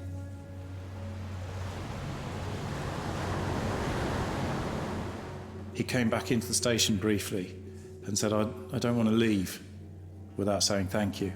And he came over and he shook my hand, and I said, I'll see you again sometime, will I? And he went, what do you mean? I said, maybe you could come back down and have a cup of coffee, you know, like when you're feeling okay. And he said, yeah, okay then. I said, is that a promise? And he went, yeah, that's a promise. And then he left. And then I started smiling.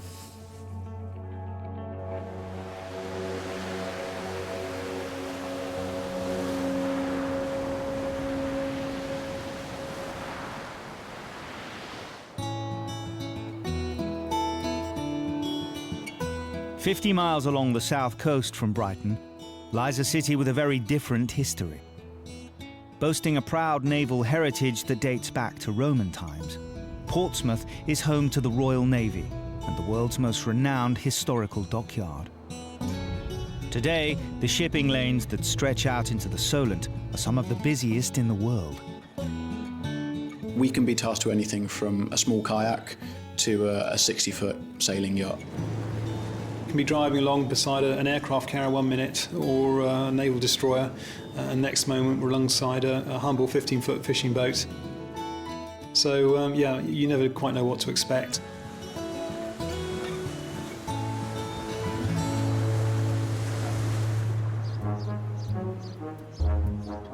With so much activity on the water, it's no surprise that Portsmouth Lifeboat Station is the UK's 10th busiest, with around 100 launches a year.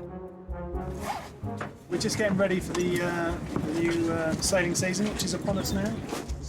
In his 6 years on the crew, Neil has been involved in his fair share of them. The thing I love about my lifeboat work the most is the teamwork, is the bonding, and the real sense that you really are doing something positive. But last year, while off duty and out sailing with some other crew members, Neil became caught up in a drama of his own.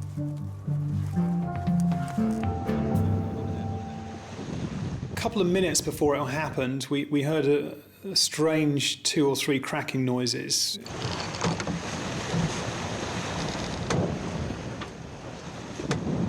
But because the boat was new to us, it wasn't something that I was overly worried about at the time.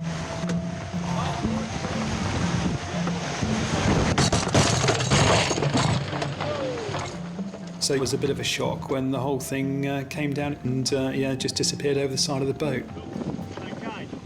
We went from doing about 12 to 14 knots to 0 knots in a heartbeat. The Coast Guard were alerted and Neil made an awkward call to the station.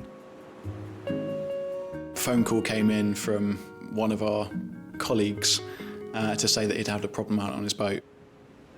I said, guys, my master snapped, I need you to come and get me. There was a lot of laughing and joking from people at the station. I had to say, look, guys, this isn't a joke, you know, I really do need rescuing because I'm blowing out to sea now and we're going out with the tide and it's getting dark. They were all fighting over who could actually go out on the boat and rescue him. The crew headed out to rescue their fellow crew members, towing Neil's yacht back to shore. I got an inordinately hard time from the lifeboat crew, and yes, it went on for quite some time, and still does to this day, actually.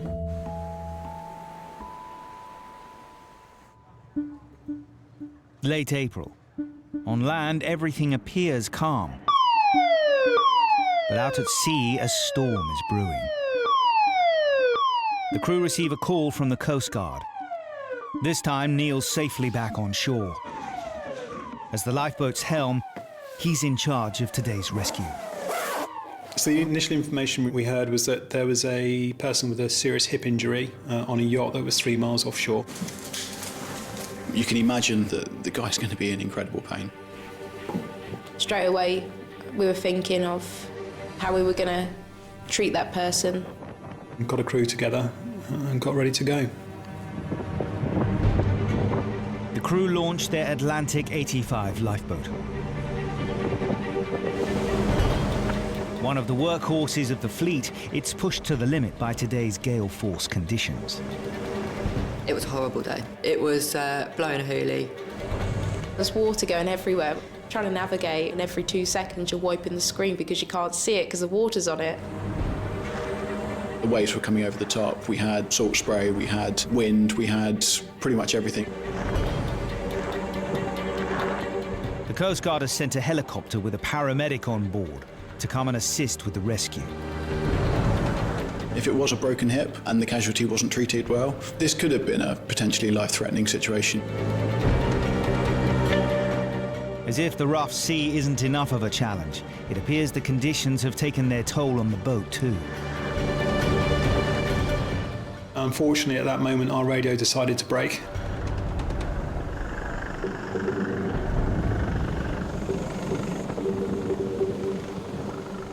We couldn't hear anything that was being transmitted. When we're trying to talk to the helicopter, that's not a good thing. It's a very unusual situation to be in. The RLI's equipment, the way it's tested and trialled, is very rigorous. We don't get things like that happen very often. 10 minutes after launching, the Casualty's yacht comes into view. The pressure is now on the crew and the helicopter to come up with a plan, but without being able to speak directly.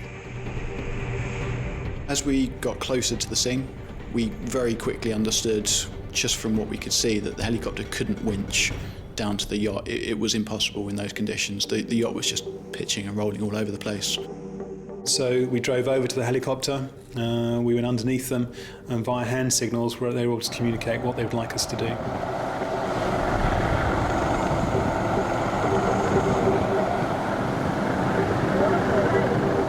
The crew decide that in the heavy swell and the wind gusting over 40 miles an hour, the only option is to try to land the paramedic on the lifeboat before transferring him to the yacht.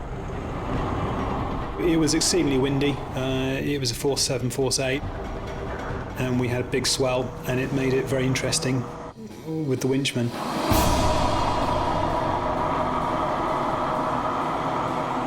We were being thrown around all over the place, and with the helicopter overhead, there's a lot of noise, there's a lot of extra wind. Neil has to think about the safety of us and also the safety of the winchman that's coming down. The size of the waves coming at us meaning that the lifeboat was decelerating, and which made it very difficult for the helicopter to keep speed with us. Every time that we slowed down in a wave, they were going further ahead of us. In these conditions, it's a dangerous maneuver.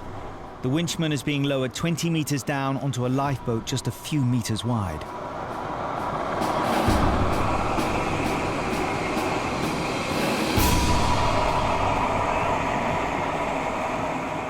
So I got the winchman on board, and the first thing he said was, "Well done, mate." And I was quite relieved that we hadn't injured him in the process. Neil did an amazing job to get the winchman on board in that weather. The challenge then came from how we were going to get the winchman from the lifeboat on board the yacht. Getting two boats next to each other in that kind of sea is quite a fine art. Timing it right with the waves of the boats going up and down, making sure you didn't lose someone in between the two boats.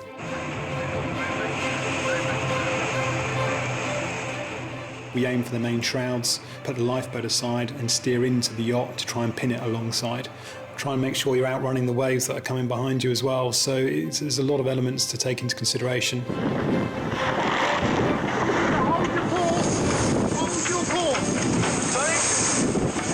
Hold your course. The crew need the skipper to keep the yacht as steady as possible, to get the paramedic on board and assess his crewmate's hip injury. Just as you're going. We got knocked away and I had to come back. A lull in the waves and Neil seizes his chance to get alongside. We made one approach up and the winchman grabbed the rails, pulled himself over.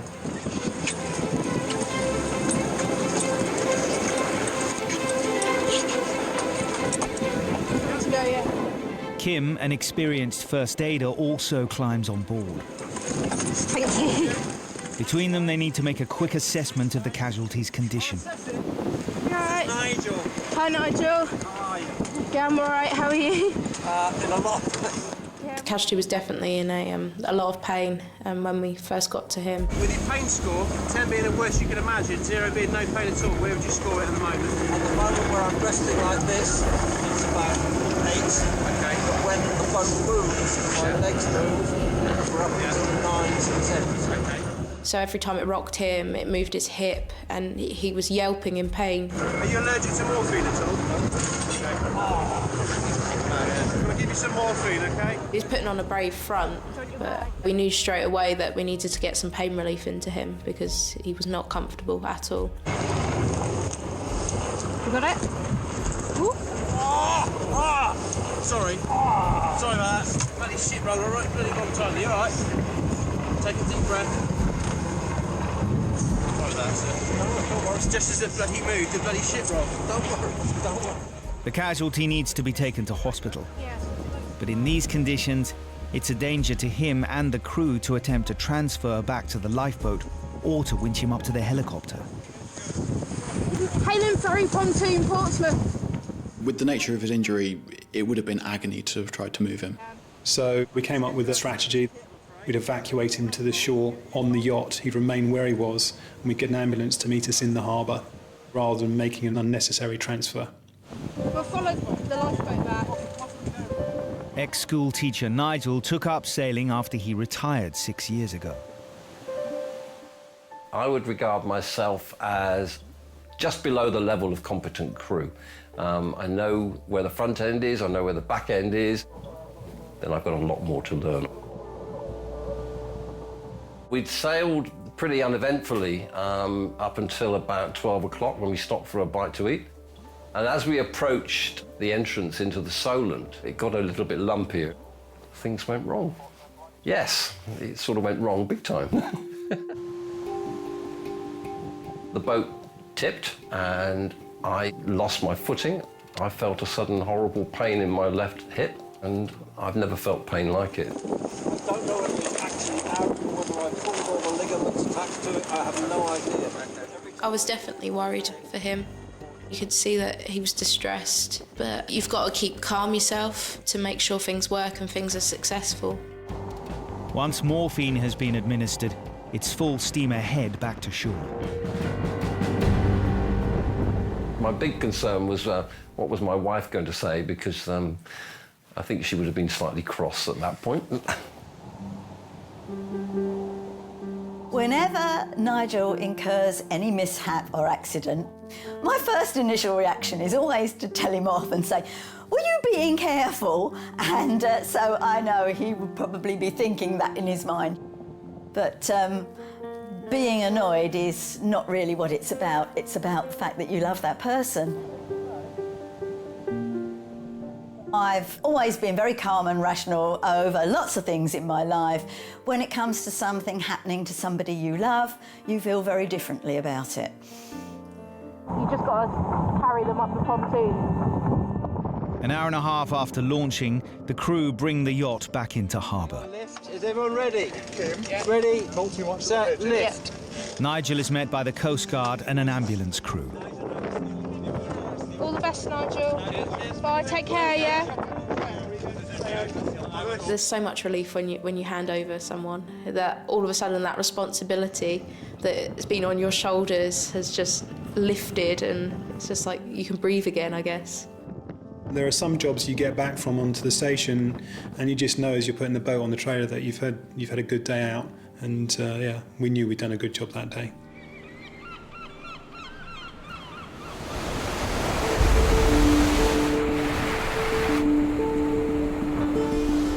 Lifeboat crews have to be ready for any eventuality.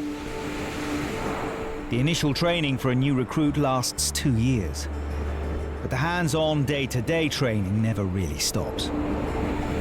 We train hard. We go out in all conditions to train, and we train for all circumstances, just so that we are prepared. You do develop new skills, and most people, it pushes them outside their comfort zone. Every day that you're down there, something is learnt, something is reiterated, something is retried again or improved. Every day is a school day in the lifeboat service, as far as I'm concerned. But you've still got to make sure you get it right on the day.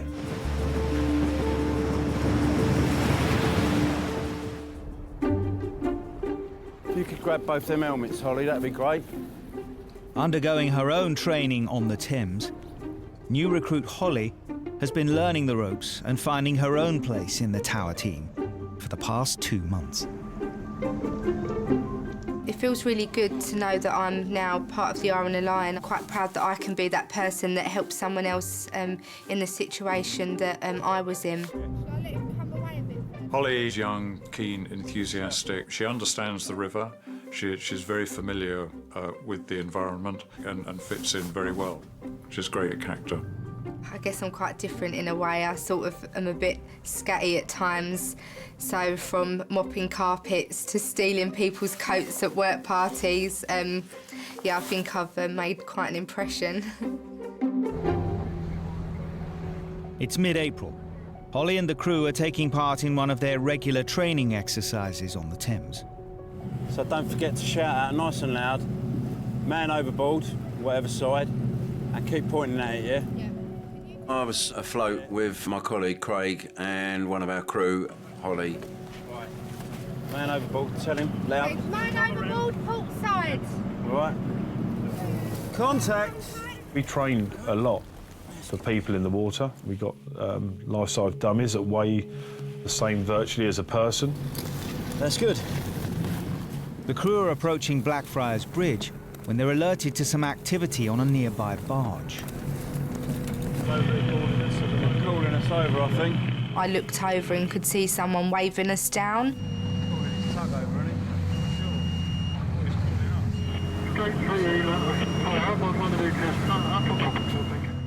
We get a lot of people wave at us, and so it's, you know, deciphering whether somebody's waving because they're in trouble, or they're waving because they're being friendly, or they're just waving because they're drunk.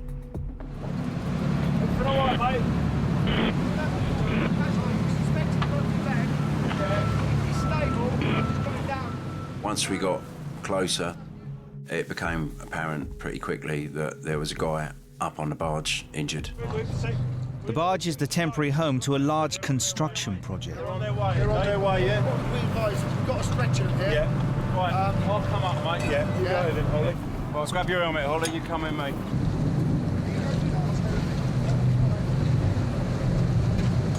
Just a minute, Steve.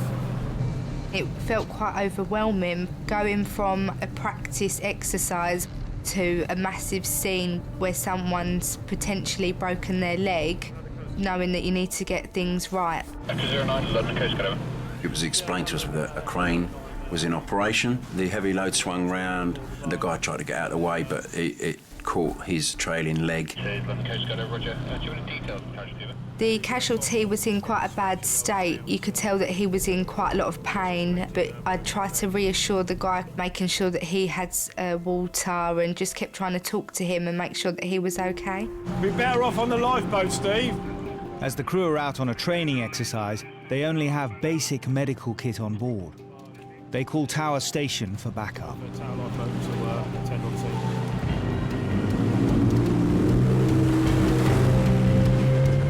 With an industrial incident, your thoughts have to go to the environment you're going into. There is a huge amount more going on, so we have to be very, very careful as we approach, that we do it as safe as possible for us, but also that we don't cause any problems. Just 2.5 minutes after getting the call, the second crew arrive at the barge. They've got a stretcher. When we got onto the barge, he was quite quiet, but he was visually in a lot of pain. This will start taking some of the pain away, OK? Right, you want to hold this, mate, and suck on it, yeah? I'm not casualty care trained yet, so as soon as Chris and Keith arrived, it was great to see all these experienced guys just put their heads together and work together as a team. Any effect? Right. Good boy. See if you can relax your bad leg down. When Chris cut the trouser leg, I'd never seen an injury before like that. A bit better? To me, the leg looked severely swollen, broken. What I'm going to do is I'm going to put these straps underneath your leg. Having a broken leg might seem like quite a minor injury, but there's a lot of issues associated with breaking a leg. The complexity of the break. Is it one bone is broken? Is it multiple bones? Is there fragments? Loss of circulation to the limb, which then further down the line could result in loss of the limb itself. After immobilising the injured limb, What I'm putting between your legs is an inflatable bladder. the crew must come up with a plan to get the casualty to hospital. The problem is how to get him off the barge. He's on a barge that's essentially mid-river. There's no direct land access to it, so the only way of getting him off that barge is getting him onto the lifeboat. Due to the serious nature of the injury and the height from the barge to the lifeboat, the crew decide to transfer the casualty by the best means available. The crane that caused the injury in the first place. They're going to crane it down into the boat. Yep, you go. Go. Lifting the casualty from one floating platform to another is such a delicate operation. The crew want to ensure that any activity on the river is reduced to a minimum. The Thames is controlled by the Port of London Authority. They control who comes on the river, who goes off the river. The good thing about that is that we're able to approach them, so call them up on the radio and say, hey, we've got an ongoing incident, we really need people to reduce their wake, slow down, and make the water as calm as possible so we can deal with it appropriately. With the Thames on ease down, the precarious lifting operation can begin. It's something the tower crew train for, but very rarely have to put into practice. The craning across operation was a tense moment. Visors down, visors down, visors down. You have somebody in a stretcher, in the air, above the water. Okay. Yeah. Got it. I've got it. Okay, yeah, got it. Got it. He was very gently lowered onto the bow of our boat, fantastically controlled fashion, all credit to the crane driver. Really gently, slowly, slowly. Take the weight of it, Pete. Yeah, okay, okay. Up he went, across he went, down he went, just like flying. Let's come and grab the chase. Yeah. We're going with you. I was just sort of thinking that there's just no limit and there's nothing impossible on this river. Once the casualty is safely on board, it's a slow and steady journey back to the station to hand him over to the ambulance crew. London, Roger, we'll be there in about 3 minutes, over.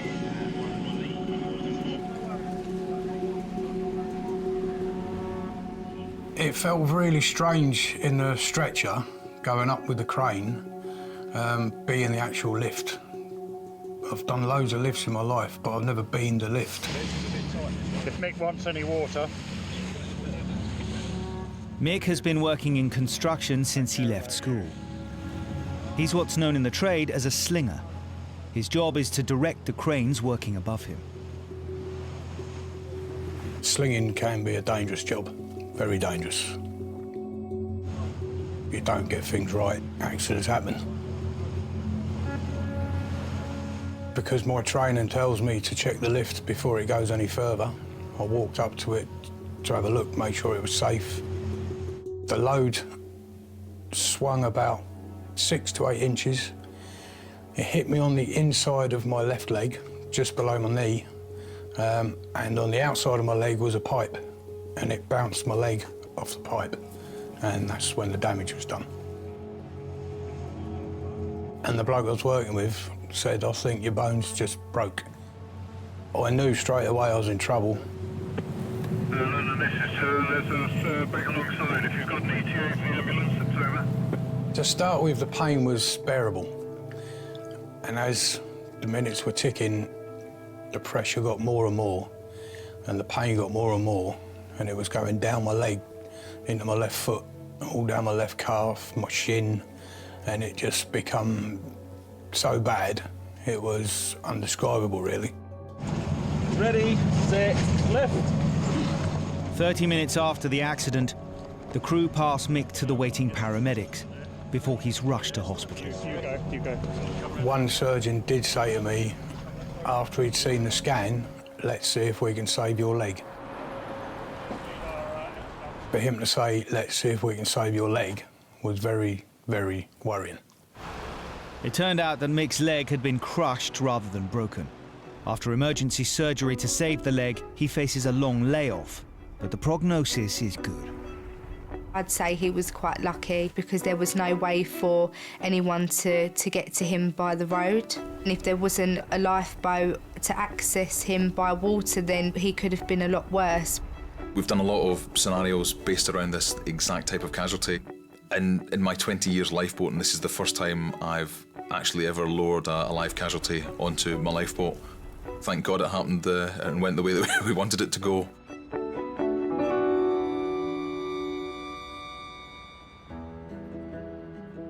Be careful of the steps. Right foot down, left foot up. Yeah. Back home, Portsmouth yachtsman Nigel is on his feet again and well on the road to recovery. I will go back to sailing. There's no way I'm going to give that up. If I stop sailing, then something's won, hasn't it? I would be very happy for Nigel to go out on the water again, but that doesn't mean to say that I wouldn't give him a lecture before he went. 8 weeks after his accident on the barge, Mick is only just beginning to walk again. I've just started hobbling about the last 2 or 3 days, but just glad I've still got my leg, to be honest. And I know for a fact it was because of the RNLI that got me to the ambulance as quick as they did. I wouldn't have got to the hospital any other way quicker than when they took me. See if we can get some mackerel out here to do. It's got to be worthwhile. In Triada Bay, Darren is back at Mackerel Rock, doing what he knows best. I was actually over the main to realise I hadn't broken my leg and that I could still get up and start a job I was due to do. And, well, come back out fishing without too much recovery time. No stopping you? No. It's the spot I fell. Just realised it's quite high, actually. Wonder if my teeth are still down there. If you fall off a horse, you get back straight back on. So that's what I decided to do.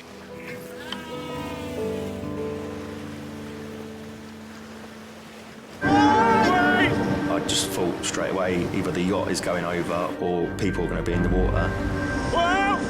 We knew that we might not have been going home that night. When you enter the water, the body goes into shock. How are you doing? It's extremely cold. You start to panic. Some severe shakes gone. I've never experienced anybody suffer as much as that lady did that day.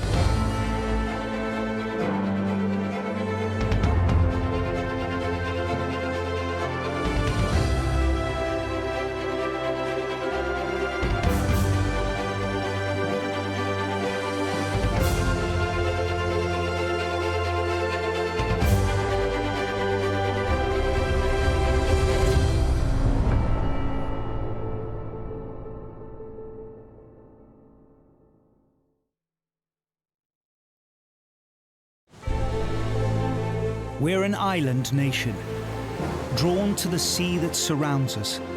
For many, it's a playground. For others, it's where we earn our living. But the sea's unpredictable. It can change in an instant. And when accidents happen, they happen very fast. On the sea, you have to expect the unexpected. It will just turn around and bite you. Mayday! Mayday! There to save our lives is a volunteer army of nearly 5,000 ordinary people. When the pager goes off, we don't know what the shout is, where it is, how many people are involved. It could be anything. Where do you feel the pain, Alex? My back and my leg and my neck. Stuart, just hold the boat! I am so thankful that they came. Things could have turned out to be a lot worse. I've had people drown in front of me. Before we've got there, that person's gone. Calm down, you're okay, pal. Equipped with their own cameras. My light flashing. Yeah, mine. The crews give us a unique insight into every call-out as only they see it. Speeding through the roughest weather, searching for people who may only have moments to live. Go! For those who risk their lives, it has become a way of life. The decisions we make on a lifeboat, it can all mean the difference between life or death.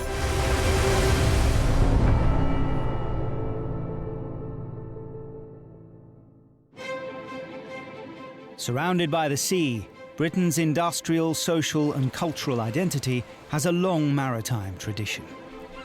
On the south coast of England, Brighton, once a small fishing village, is today a bustling seaside city, complete with pier, marina, and since 1979, a band of lifeboat volunteers ready to put to sea in all weathers. So we do a little bit on throwing lines tonight. If we were throwing this line for a service, the line needs to go down flush, side by side. We are such a close-knit team at Brighton, it's unreal. All of them are classed as my second family. I wouldn't have it any other way, to be honest. So just give it a try. It's gonna be. This lifeboat station, for me, is my second home, and it probably is for quite a lot of people. We've had couples meet on this station and are actually happily married now. It's actually quite common around the coast, really common. There's quite a close bond between the crew, I think because we go through some sort of testing situations together. For crew member Mark, who's been with the Brighton station for 20 years, volunteering is even more of a family affair. I'm nearly ready to go. It's there he met his wife, Phoenix, who was a crew member at the time.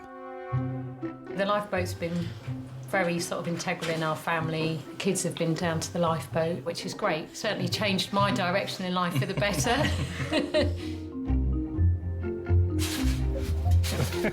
Mark answers the pager's call up to 30 times a year. I don't worry about Mark when the pager goes off. I know what it's like being part of a crew and the decisions you make together. And the first rule is you don't become a casualty. A breezy morning in early May. The crew receive a call from the Coast Guard. The initial information we had was that there was a yacht who'd lost engine power on passage from Portsmouth heading towards Brighton. So at that point it seemed like quite a routine shout. All my crew are my responsibility. You're in command of the boat, so you know that if anything does go wrong, the eyes are going to be focused on you. You've got to think of what you think's right at the moment in time for yourself and your crew to all come back in one piece. Outside the marina, 30-mile-an-hour winds have whipped up a 10-foot swell. It's well in the limits of the Atlantic 85 lifeboat. I've done shouts in a lot worse, especially in towing.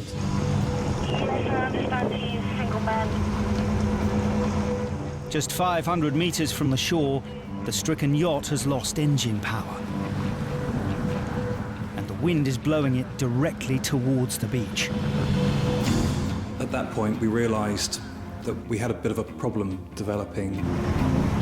The area that we were heading into was potentially dangerous, where the breaking waves kind of get reflected back off the marina wall. We call it the washing machine. There's quite a disturbed bit of sea there.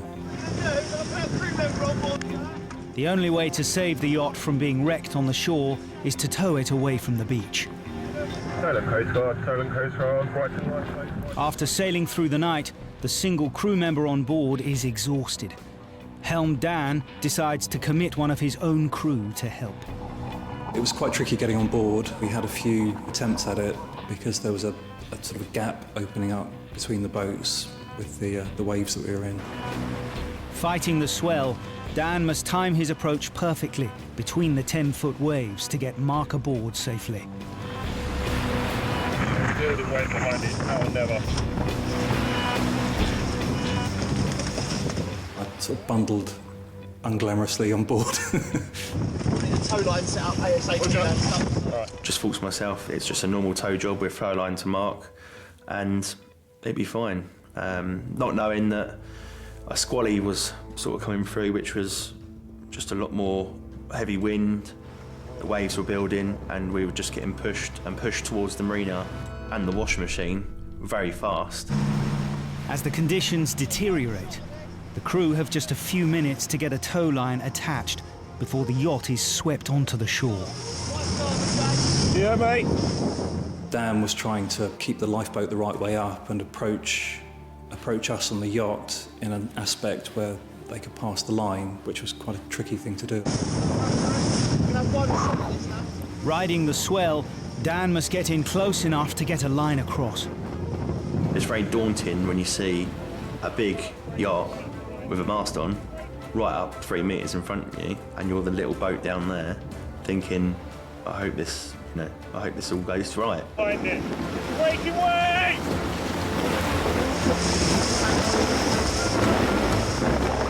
Large wave, large wave.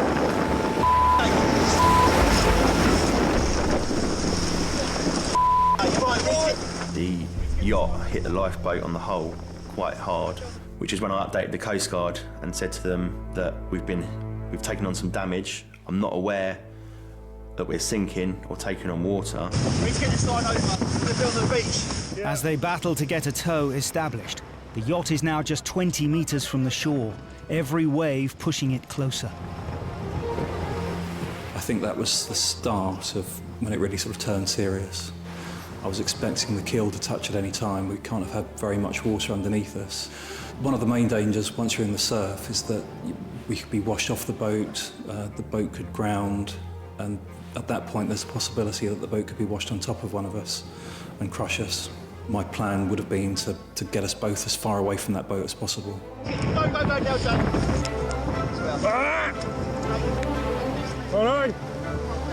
Stand, mate. Hold on. We're ready. Every time the lads went to throw the line on, we'd get knocked by a wave, or the yacht would. Go, Jay, go. Got it.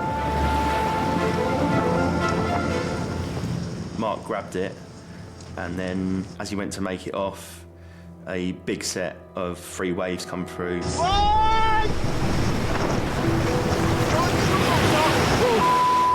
I just thought straight away either the yacht is going over or people are going to be in the water.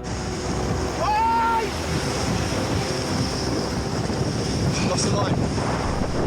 He's lost the line. The second wave that comes through and struck him, the yacht went 90 degrees, pretty much side onto the water, which is the wave that actually knocked the line out of Mark's hand. So we totally lost the line. Breaking wave, breaking wave.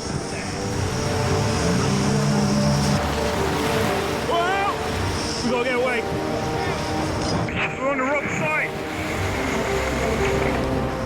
In the 12 minutes the crew have battled to get a line across, they've been pushed just a few metres from the shore. Dan must weigh up the risk to his own crew of another attempt to save the yacht. I think this could be too late, lads. What do you want to do, mate? I'm more or less ready. I knew that he was going to hit the bottom within seconds, and I even said to the boys on the boat, this is our last attempt. I didn't want to risk it anymore. We would have been the next people hitting the bottom. Yeah, I'm ready. Dan makes one last approach.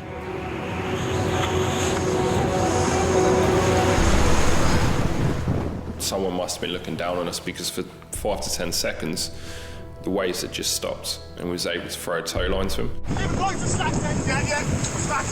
I think it was pretty much our last chance, that run-in that they had, so I was very glad to kind of get that on board and get it made off. Now they've established a tow. The lifeboat must try and drag the 5-ton dead weight of the yacht out of the surf. We were taking a bit of a pounding at that point. Ooh. It did feel pretty relentless. You get one wave after another, and you feel like you're just recovering from one wave, and then you're looking at the next, thinking, oh God. The wind now, which had gone up to a force 6, and the tide was getting stronger and heavier as well. I've potentially got damage to my own lifeboat, and I wasn't sure on how Mark was on the yacht, because he had taken quite a big hit as well. Do you require any assistance? We need them, mate.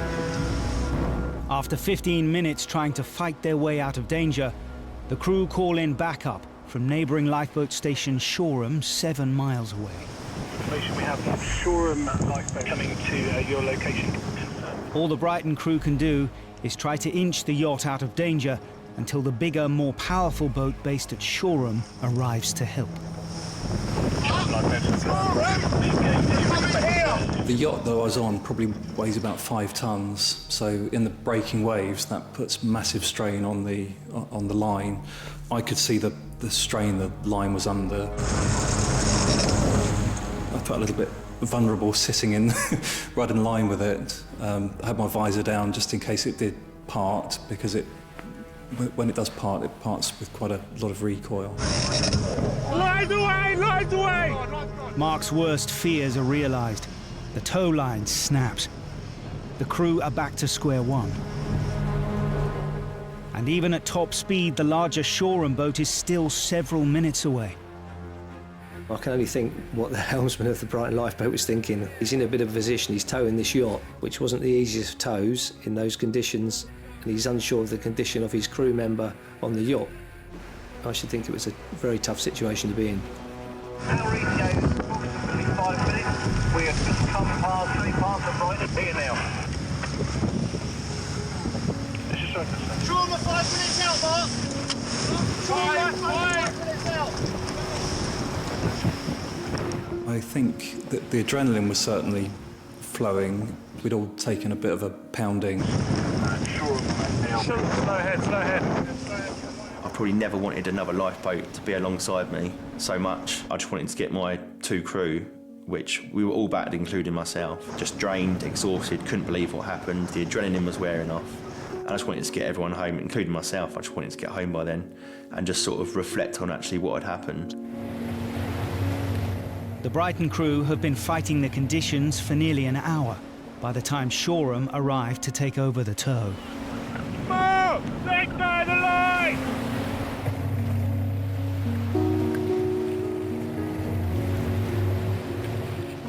As the Shoreham crew establish a new tow, Brighton make their way back to base without Mark. You all right, mate? Half mile out. I think Mark's all right. I was shaking like a leaf by the end of it. I was very scared of what actually just happened, and I think it was the shock that was hitting as well. Well done, boys. We're nearly home. I handed my 2 crew over straight away to the paramedics, wanted to get them checked over, as Dickon was in a lot of pain from his ribs, so he was my main priority first. One point I thought we wasn't going to be coming home, I've got to be honest with you. To think for the first time, being part of the crew, that maybe as a crew we don't come home or we lose someone, yeah, it hit home a bit. Gotta take my helmet off. We saw the yacht coming in, put alongside safely, and Mark made his way into the station where he said the quote was, "Well, that was a bit sporting, wasn't it?" And we all sort of looked at him and smiled. We knew that we were all in a really dangerous position and we might not have been going home that night.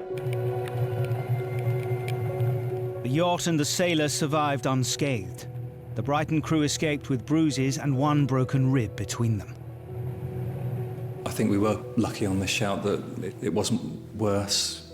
You know, I think we were in quite a precarious situation and we got away with it.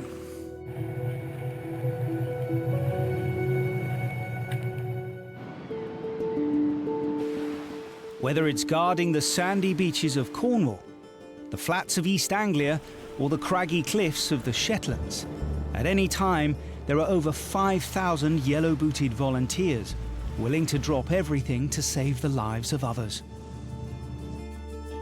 Keeping watch over nearly 2,000 miles of Irish coastline are 42 lifeboat stations. For over 190 years, a lifeboat has protected the waters of Howth, a picturesque coastal community 9 miles from Dublin, on the edge of the city's busy shipping lanes. Howth is an amazing village.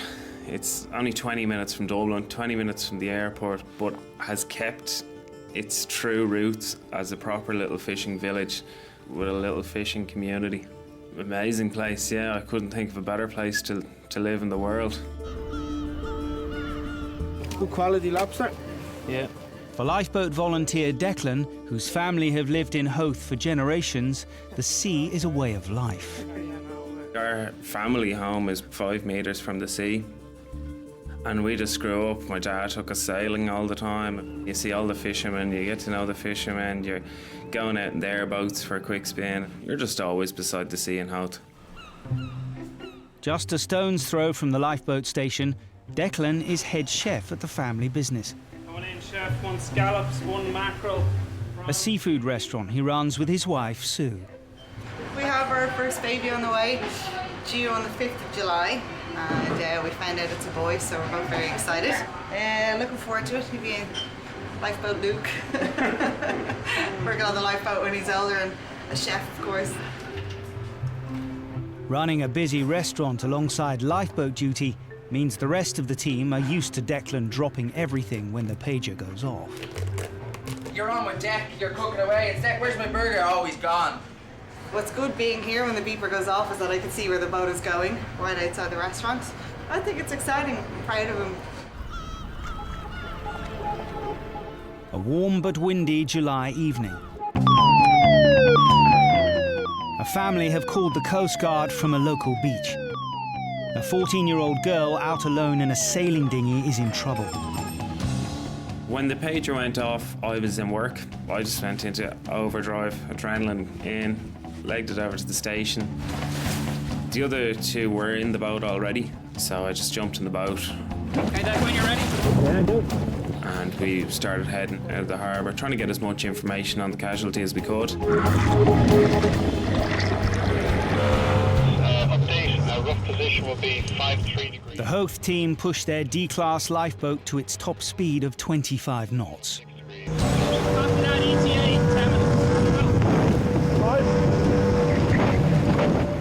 The weather on that particular day was a northwesterly breeze, which in that location was blowing people off the shore. They could be blown away from the land, and where we are, it's quite a long distance until you reach land again.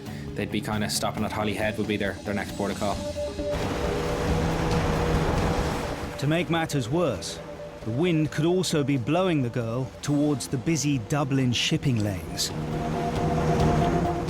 Those big boats, they take a while to slow down and take a while to change course, so it's not a place that I think anyone would want to find themselves in. That's the only I can see is off the bow.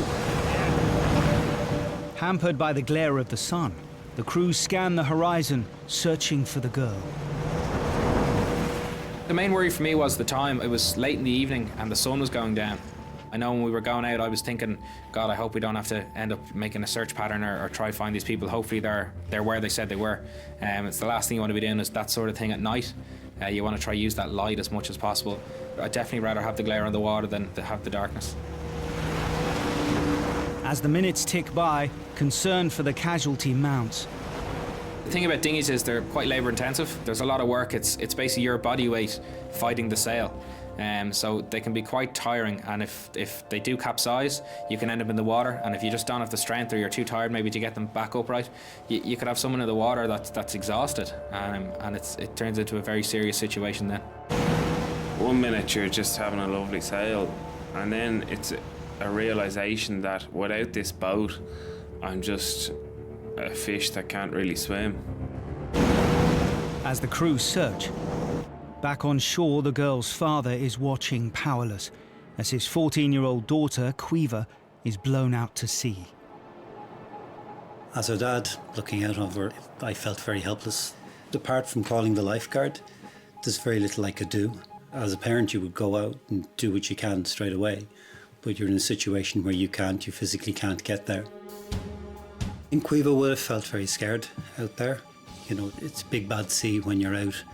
There's a long way to get back in, and of course it's going to be very, very scary. There you go.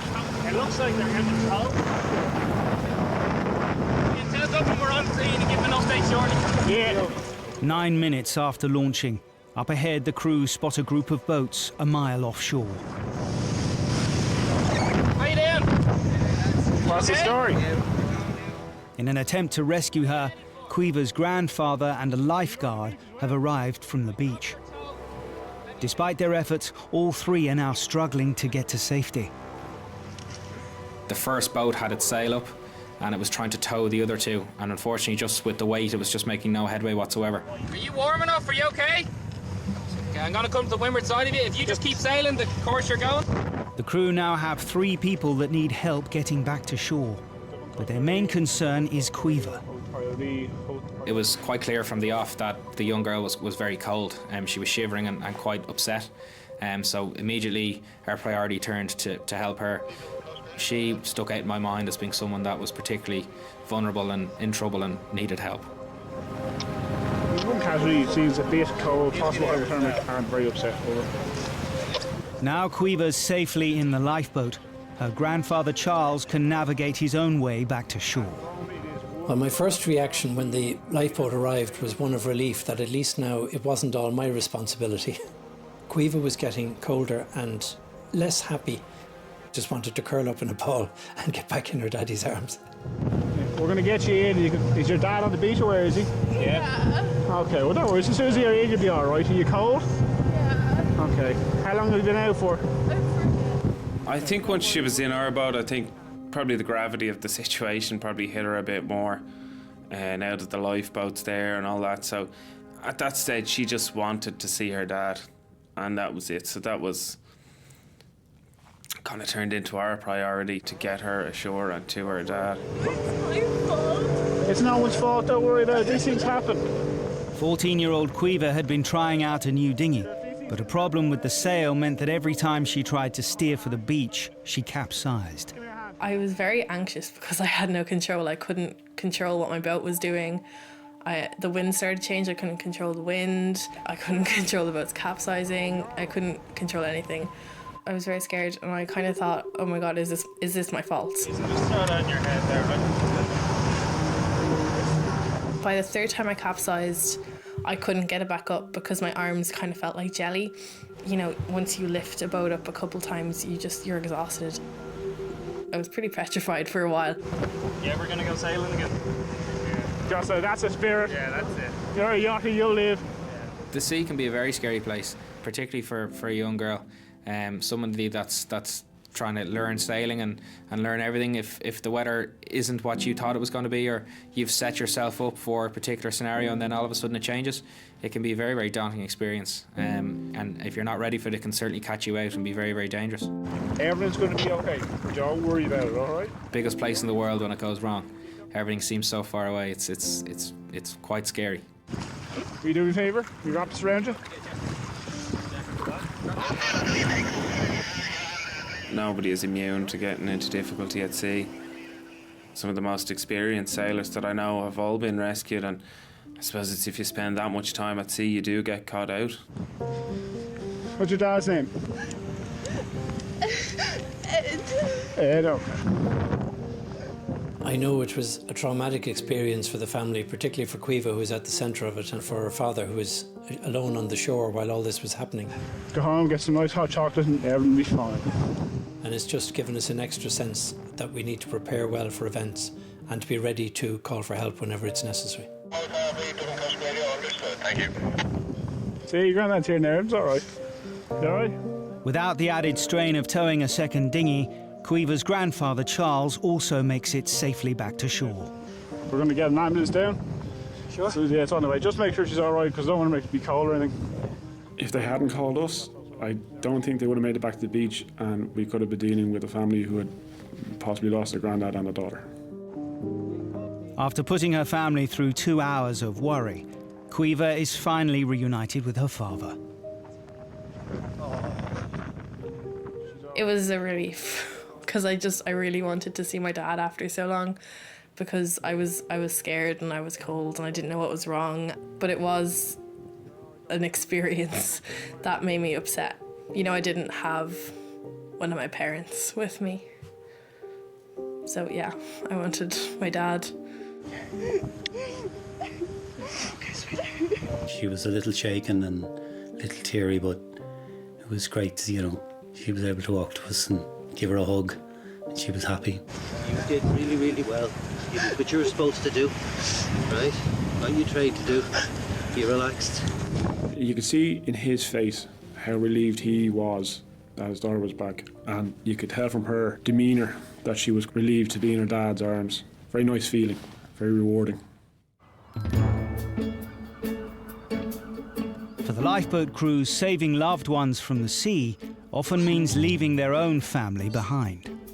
I do feel a bit more scared, I guess, because you think, oh, it's not just me he's leaving behind at the house, it's Lottie as well, and it's her dad running away and going to save someone else. There we go. If you get worried every single time that pager goes off, it'd be an absolute nightmare.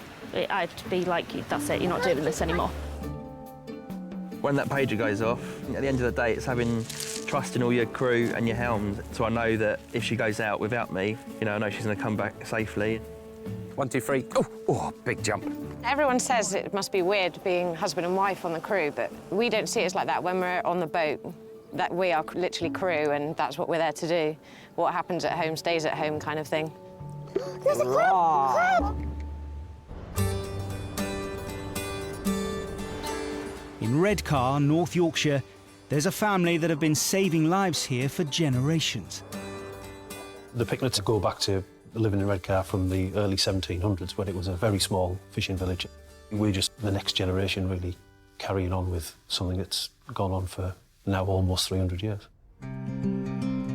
Mike is passing on the legacy to his son, Luke, who joined the Redcar crew 5 years ago. So there's Cecil, that was Tommy's uncle. It's not something that you can force somebody to do, that they either want to be part of the lifeboat or they choose not to be. Very, very proud that Luke has wanted to be part of the RLI and is. I'm proud of the family history, and I think carrying it on is the right thing to do. There's been a lifeboat station here since 1802. The original lifeboat, the Zetland, still lives in the old station. Its coxswain was Thomas Hood Picknett, Mike's great-great-uncle. The Zetland is the oldest surviving lifeboat in the world, and she's still in one piece, she's still intact, and you can still come and imagine what it would have been like to try and get to sea in bad weather and rescue people in this exact vessel. And so you can only be in awe when you look at it as to the things that it achieved. It saved over 500 lives. A June day, the Coast Guard have called out the Redcar crew. Someone is trapped on a remote beach between steep cliffs and a fast-rising tide. Both of the station's inshore lifeboats are launched. So the call had come in before high water, so we knew the tide was going to come in further. And as you looked at the tide, you realised it was one of the larger tides of the year. So the person who's in danger at this time had the misfortune to be trapped at the bottom of some of the biggest cliffs in the country at one of the highest tides of the year. The faster Atlantic 85 boat is launched first, to get to the Casualty as quickly as possible. These types of shouts are very time critical. You realise that every second counts at this point. The biggest worry is you're going to get there and find a drowned person. An incoming tide can overwhelm the shoreline in minutes, leaving people trapped on slivers of land at the bottom of cliffs. Blue shoes, black pants, and a blue jumper. Where is she? The crew fear the woman may try to get to safety on her own. Once the tide's in, then the swim would probably be around 150, 200 metres before they can get back onto the beach where they can then walk to safety. Cold sea, fully clothed, already under a little bit of duress because of the situation they're in. That's not something we want to recommend. Anyone got visual yet or not? Racing the fastest rising tide of the year, the crew must get to the woman before the sea does. Quite often we find people, particularly in June, July, are caught out by just how cold the sea temperatures are at that time.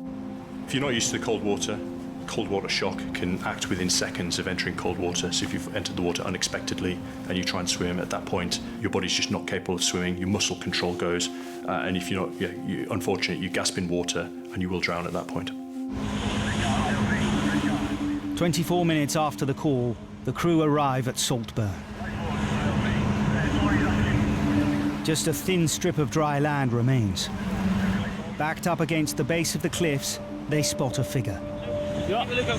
Where the casualty was, there is no way out, so she did the right thing, summoning help by a mobile phone. To be honest, Cam, I can't say much. The crew need to find out if the Casualty is okay, but submerged rocks mean they can't get the boat any closer to shore, and the smaller, more manoeuvrable D-class is still en route. So the decision was made to swim in, and that was important. We needed to check on the Casualty's condition. Do you want me to go with him at all? No, you sit in the water. Keep going.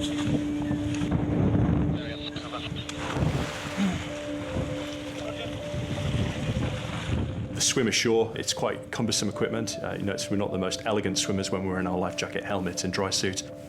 When I got to the Casualty, it was clear she was very distressed at this point. I sat down next to her and started reassuring her and talking to her, and I found her name was Abigail. She clearly realised that she had been in a position of quite considerable danger. The tide was coming in. She didn't know how far the tide was going to come in. Looking behind her, she would have seen cliffs that towered above her, and she had been convinced that this is how she was going to die.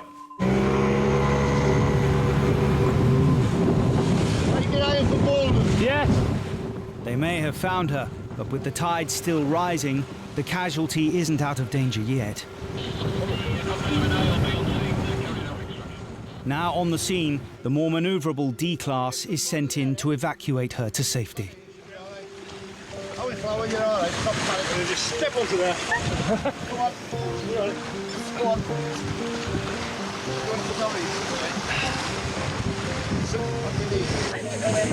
Your dad's at Salcombe.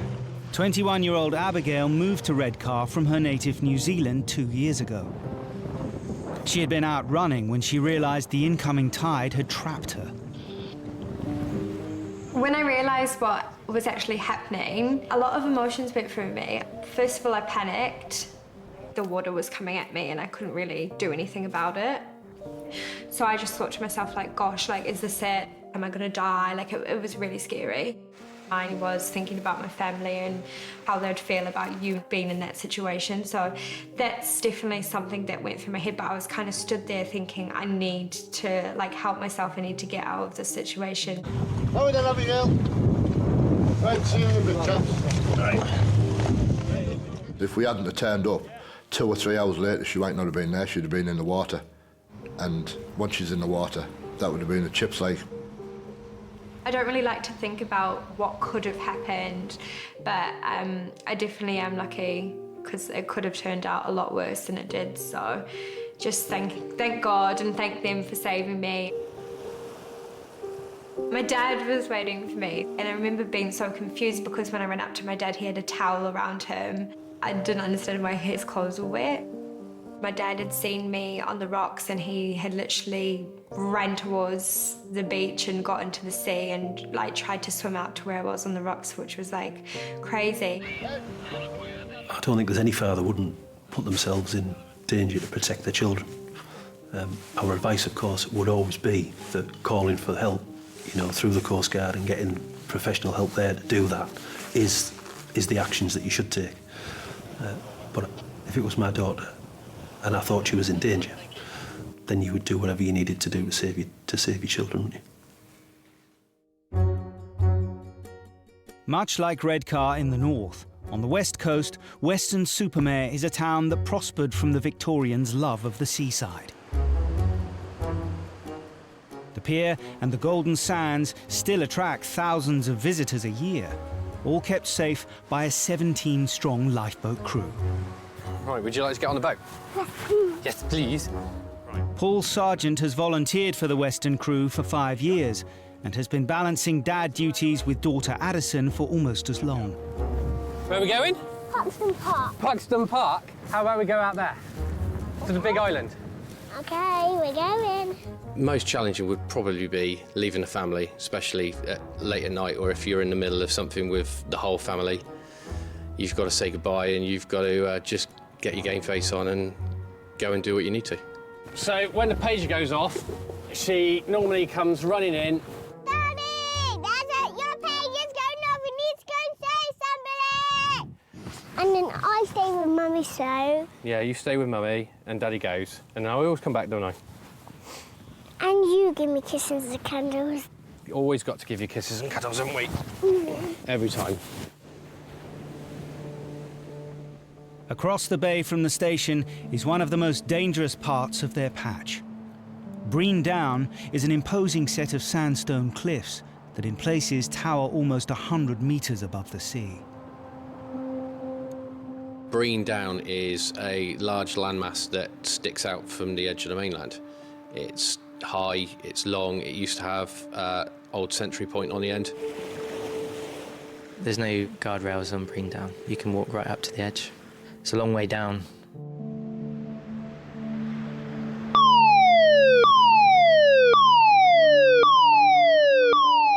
A warm April day brings walkers out along the coastal paths. One has fallen down the cliffs on the south side of Brean Down. Normally, if we hear south side, never is the best thing to be hearing, because you just know of the distance be falling, and you just hope that he is alive or she's alive.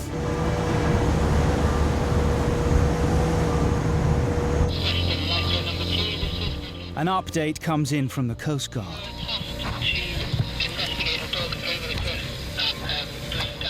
The faller is a Labrador.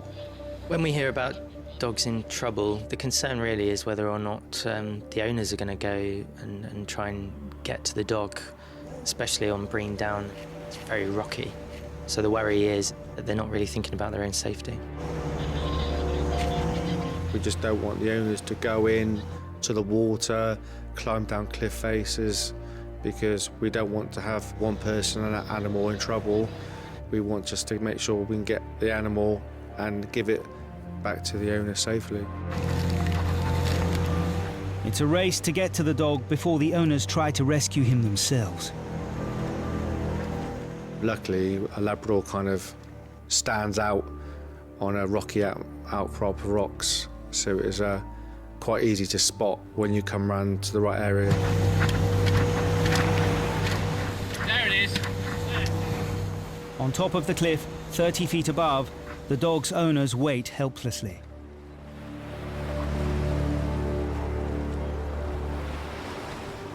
We come in and the dog just literally turned his head. As soon as you see that, there's a bit of relief of, right, he is alive. After heading in, I decided to send both of my crew members, just knowing that a Labrador is a big dog. It's quite high up, so just thinking to ourselves, well, you know, how are we going to get to this dog? It was really rocky, really rocky. Hey, Woody. Dogs are not predictable. We've done a few jobs now with dogs, and they could run off the minute you get to them, or they could just sit there and want to be petted and loved. You really don't know what you're going to get with a dog. Hello. Right, okay. The dog was incredibly wet, so it looked like he'd had a pretty miraculous escape and landed in the water instead of landing on the rocks first. So he was pretty lucky. Seems okay at the moment. No, but there is some blood. Yeah, his paw looks like he's broken a claw. You do look up and you think, how have you survived that? I think being a big Labrador, you must have just rolled and bounced off things, and was a very lucky animal to come down safely. The dog, Woody, survived a 30-foot fall into the sea before hauling himself out onto the ledge. Other than that, looks like he's okay. He's cold and he's shivery, but other than that, no, he's okay. Now all the crew must do is get him back to his worried owners. Myself and Dave had both been to a few shouts with dogs, and it was talked about that we were becoming the dog whisperers, because it always seemed to be me and Dave going to the same sort of thing. Easy now. The dog was not a slim dog, no. It was quite a big dog. Yeah, very big. Made it difficult for us to get the dog down and then onto the boat. He's a big boy. Yeah, we got him. Come on, Woody. Come on, Woody. When he got back to the boat, he didn't want to get in. He was not getting in that boat. He needed a little bit of coaxing. Come on, Woody. Right. With Woody safely on board, the crew set a course to reunite him with his family. We have the dog on board. We are now going to head round to the north sides for us to be able to drop him off here. Look at that. Hello. He seemed to really enjoy himself on that boat ride back. He didn't want to be in there to start with, but once he was on there, he was more than happy. The dog is part of the family. It's like a child to your family. And yeah, it's the panic, the worry. It's okay. I ended up carrying the dog actually off the boat. He was very keen because he's actually spotted his owners further up on the side. So as soon as he saw the owners, he was ready to go. The owners were incredibly relieved that not only was the dog safe and well, that he was coming back to them that day. The dog was incredibly lucky. It was a good day for the dog and a good day for us, really. Of the 5,200 lifeboat crew members nationwide, around 500 are female volunteers. Based at Llanwit Major in South Wales, 18-year-old Elizabeth Hostved paved the way for women in the RNLI, qualifying to be the first trained female crew member in 1969. 140 miles away on the north coast of Wales, Dwynwen Parry has been volunteering for 20 years. I love the sea, but I have 100% respect for it. You never know what it's going to do. I'm always cautious. I always check the weather. I think we're good friends at the moment. Dwynwen is one of the helms at Malvern Lifeboat Station on the east coast of Anglesey, where sandy beaches, craggy cliffs and rocky coves keep the crew's 2 boats busy all year round. This here is Envis, our inshore lifeboat, and this one is my baby. This boat is that's why I'm here, I think, kind of attached to it. She will be nearly 10 years old, going out to service soon. I don't cry. I'm harder than that, but I probably will in the corner. Yes, it will be sad, because 10 years is a long time. You do get attached to them. Men and women can volunteer on inshore lifeboats until the age of 55. After 20 years of bouncing around on the inflatable D-class, Dwynwen's nearing the time to hang up her yellow boots. Close to retiring, but I'm refusing to retire each year. I don't know why I can't walk away. It's the sea, it's the boats, and it's just being part of this family that we have here as well. And it's knowing that you're actually helping somebody out. So, yeah, I won't be leaving yet. Not for a while.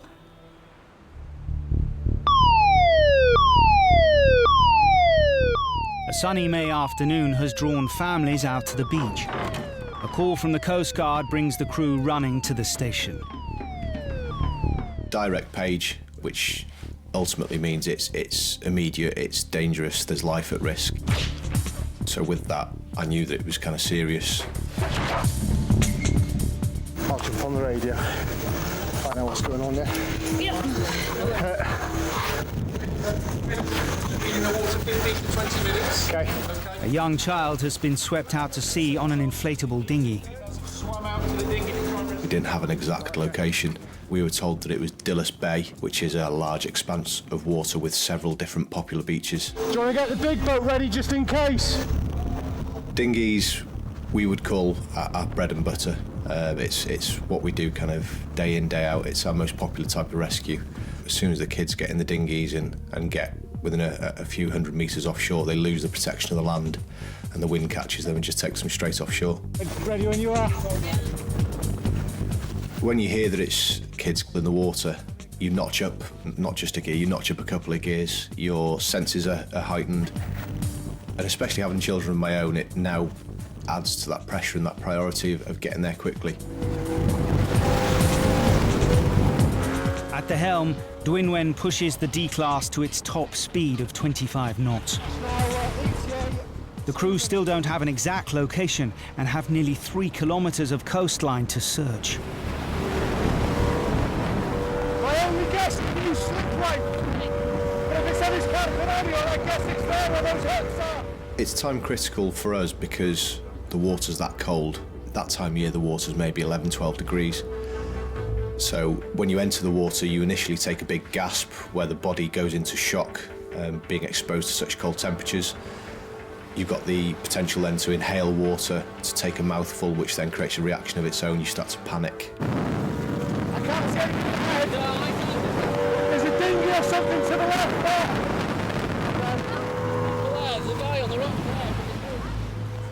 As they scour the beaches along the coast, there's still no sign of anyone in trouble. It's got to be that one.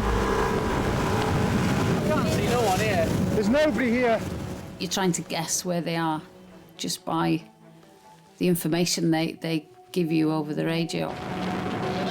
While the crew search, from the beach, a family friend of the boy watches as his wife and friends swim after the dinghy being pulled out to sea. I think the thing that struck me the most was that this, in my mind, was the safest beach in the world. It was shallow, there was very little wind, the waves were just small and lapping, but yet there's this dinghy just got pulled out, and I could not understand how it happened. It just watched it sort of move away from me, and it didn't make any sense. I was utterly helpless because I could see something unfolding in front of me, but I had no ability to influence the outcome. I thought I was going to lose my wife. I had those thoughts. Yeah, and I was thinking, how am I going to cope without her? In a very brief moment of time, you go through this whole scenario of life without your wife. Probably a Coast Guard mobile, but that's all received. Can you try and ascertain as to exactly which beach they're on, which beach they're becoming to, over? 14 minutes after launching, the crew are still searching. When we got closer, we actually passed the beach that it happened, going towards the estuary. And then we spotted them by the beach.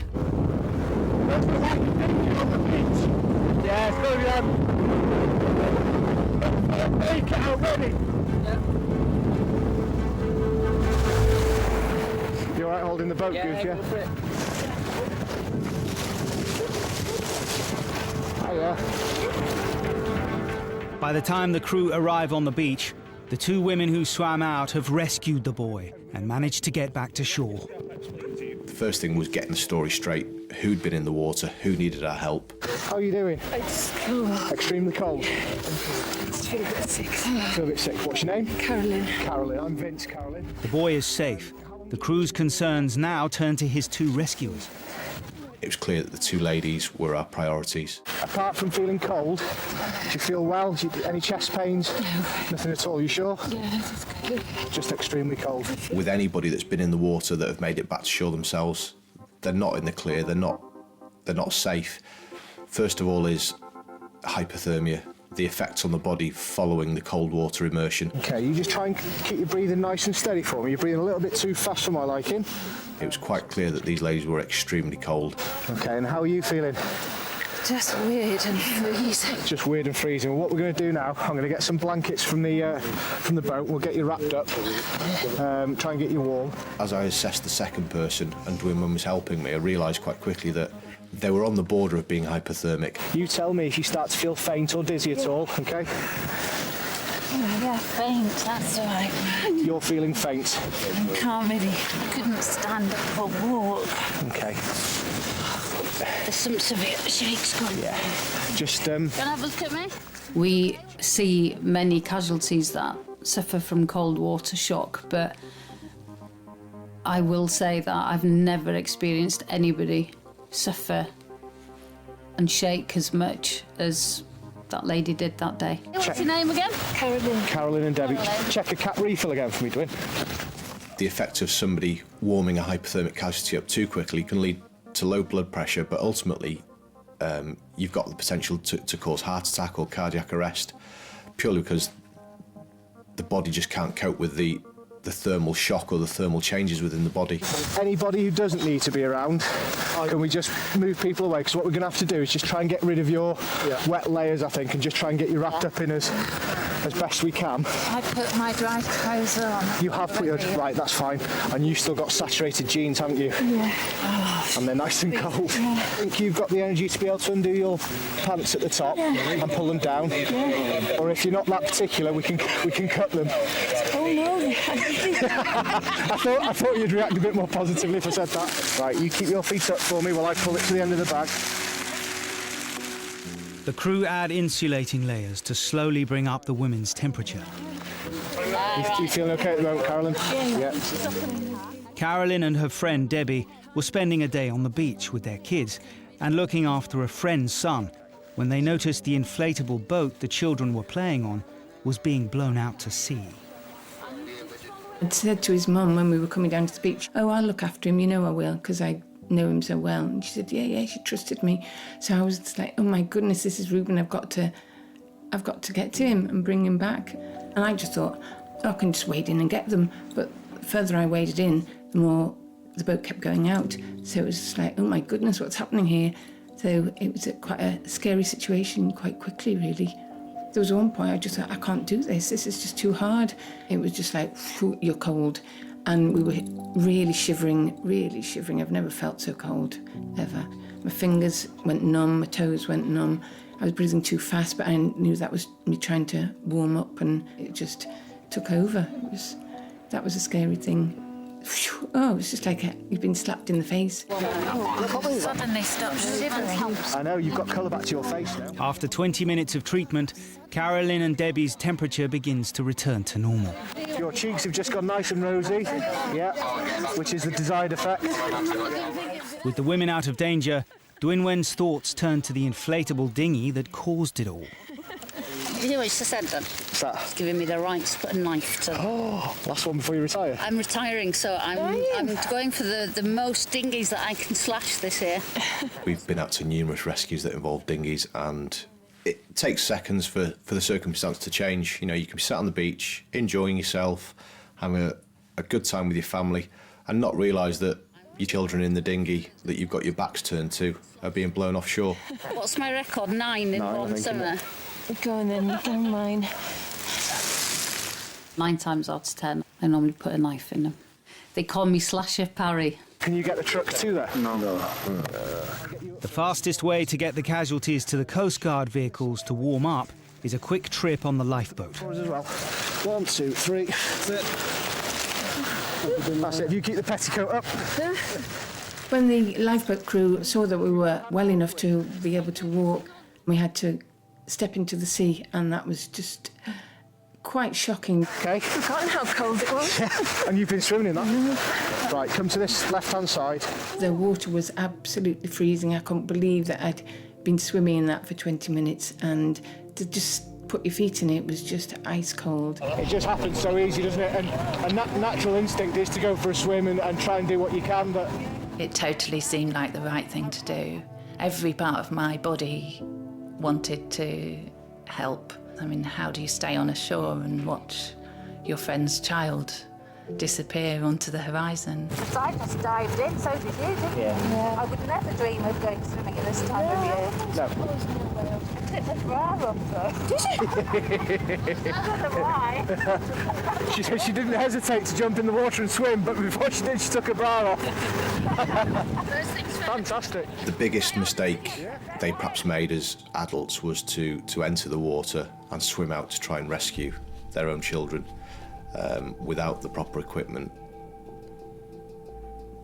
But was that the wrong thing to do? As a lifeboat crew, yes. As a parent, no. I think any parent would do the same. With hindsight, I now know from the RNLI that the most sensible thing would have been to leave Reuben waiting for the lifeboat, and they would have reached him. But I can't 100% say that I wouldn't do it again. I think my instinct would be exactly the same. Spoiled, we've got 2 vehicles to put you in. Still chilly, but feeling better. I would say they were extremely lucky. It could have been worse. The children could have been out further, even 200-300 yards further. Would she have got to them? Probably not. Thank you, guys. Cheers. The lifeboat crew saved our lives, no doubt. They may not have saved my life, but they saved my life as a family. I don't think it'll be the first of the weekend.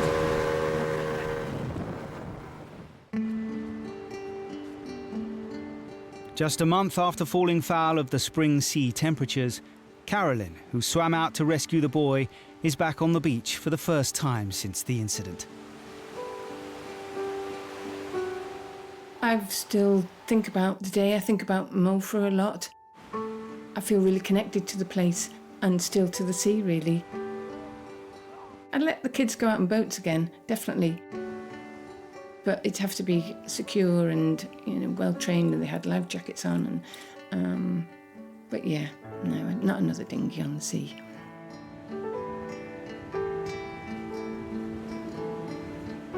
Across the Irish Sea in Howth, Caoimhe is also determined not to let her experience stop her enjoying the sea. I went out, I think, a week or two later for my July sailing course, so it wasn't too long. I was straight back into the boat.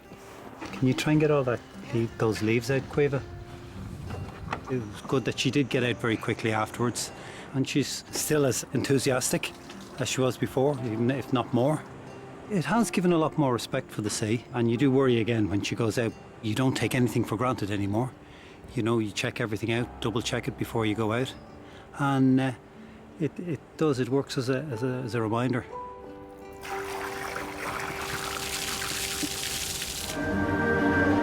My leg is literally hanging off. My concern with moving him was that he could lose the foot. To make a decision that affects a casualty is one thing.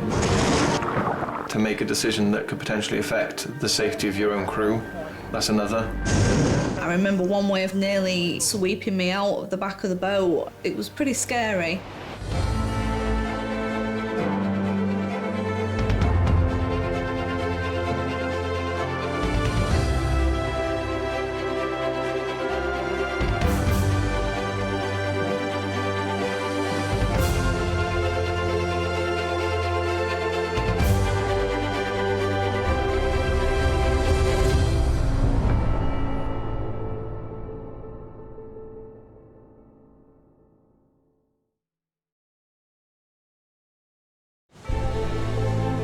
We're an island nation, drawn to the sea that surrounds us.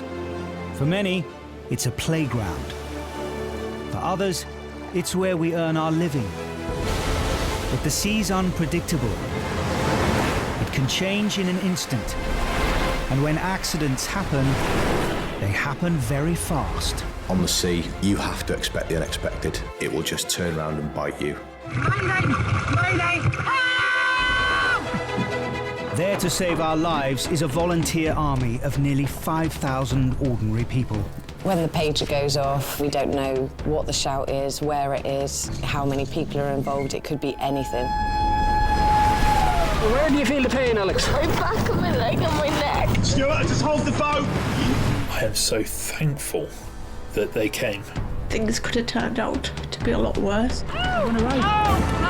I've had people drown in front of me. Before we've got there, that person's gone. Calm down, you're okay, pal. Equipped with their own cameras. My light flashing. That's mine. The crews give us a unique insight into every call-out as only they see it. Speeding through the roughest weather, searching for people who may only have moments to live. Go!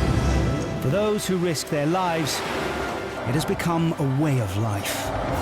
The decisions we make on a lifeboat can all mean the difference between life or death.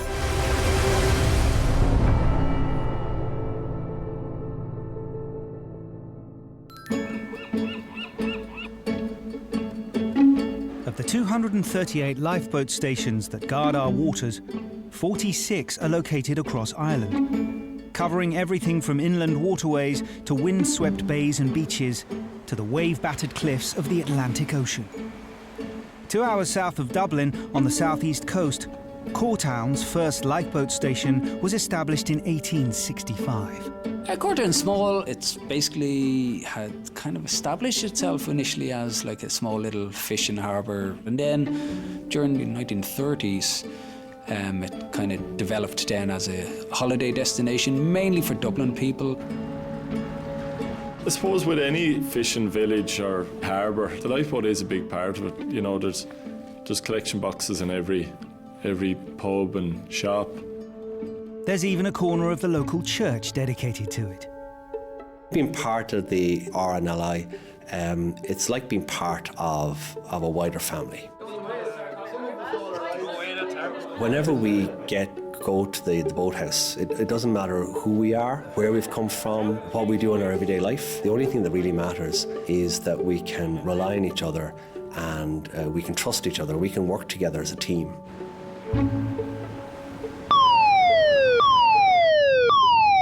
Late summer. Cortown's busiest time of year. A call comes in from a member of the public.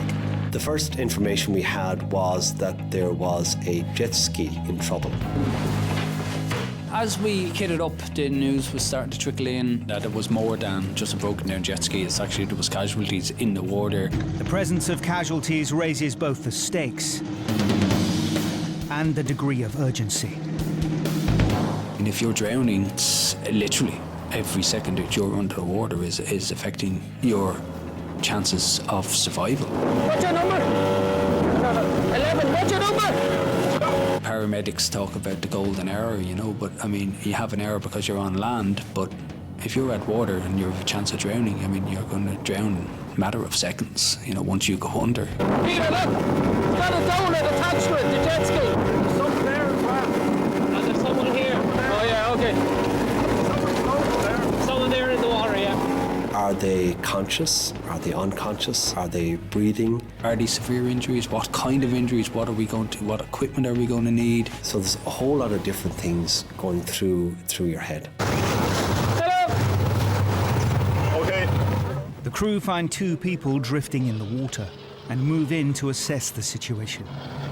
How long have you been in the water for? Probably about 10 minutes, I'd say. Okay. 10 minutes, okay. Fergus, I'm going to let you into the water to assess. A 13-year-old girl, Alex, has been badly injured after the inflatable ring she was on was thrown several feet in the air whilst being towed by a jet ski. Okay, Alex. So, hey, Alex, how are you? Yeah. So, where do you feel the pain, Alex? My back and my leg and my neck. You're back in your lane. Okay, can you just wiggle? Cold and in pain, Alex is being kept afloat by her father, Mark. Yeah. The minute she hit the water, I could just hear her scream. I just kept thinking, you know, how this good day had gone so horribly wrong. Okay, can you just wiggle your toes for me? Yeah. Can you wiggle these toes? Can you feel me tiddling you there? Yeah. Okay, how about that one? No. You can't feel that one? No. Okay, can you feel any pressure there? No. Okay. How about there, on your calf, your leg? Yeah. You can feel it there? Yeah. Okay, so down to the ankle? Yeah. No. I just knew by her voice that this wasn't just she hurt herself. This was severe pain she was in. And she's a tough girl, so all the worst is going through your mind, and what's the worst case scenario? Okay, with the spinal, the thing is, the least movement of the head and neck, the better, okay? I've had to tell him straight away and just say, look, this is a suspected spinal injury.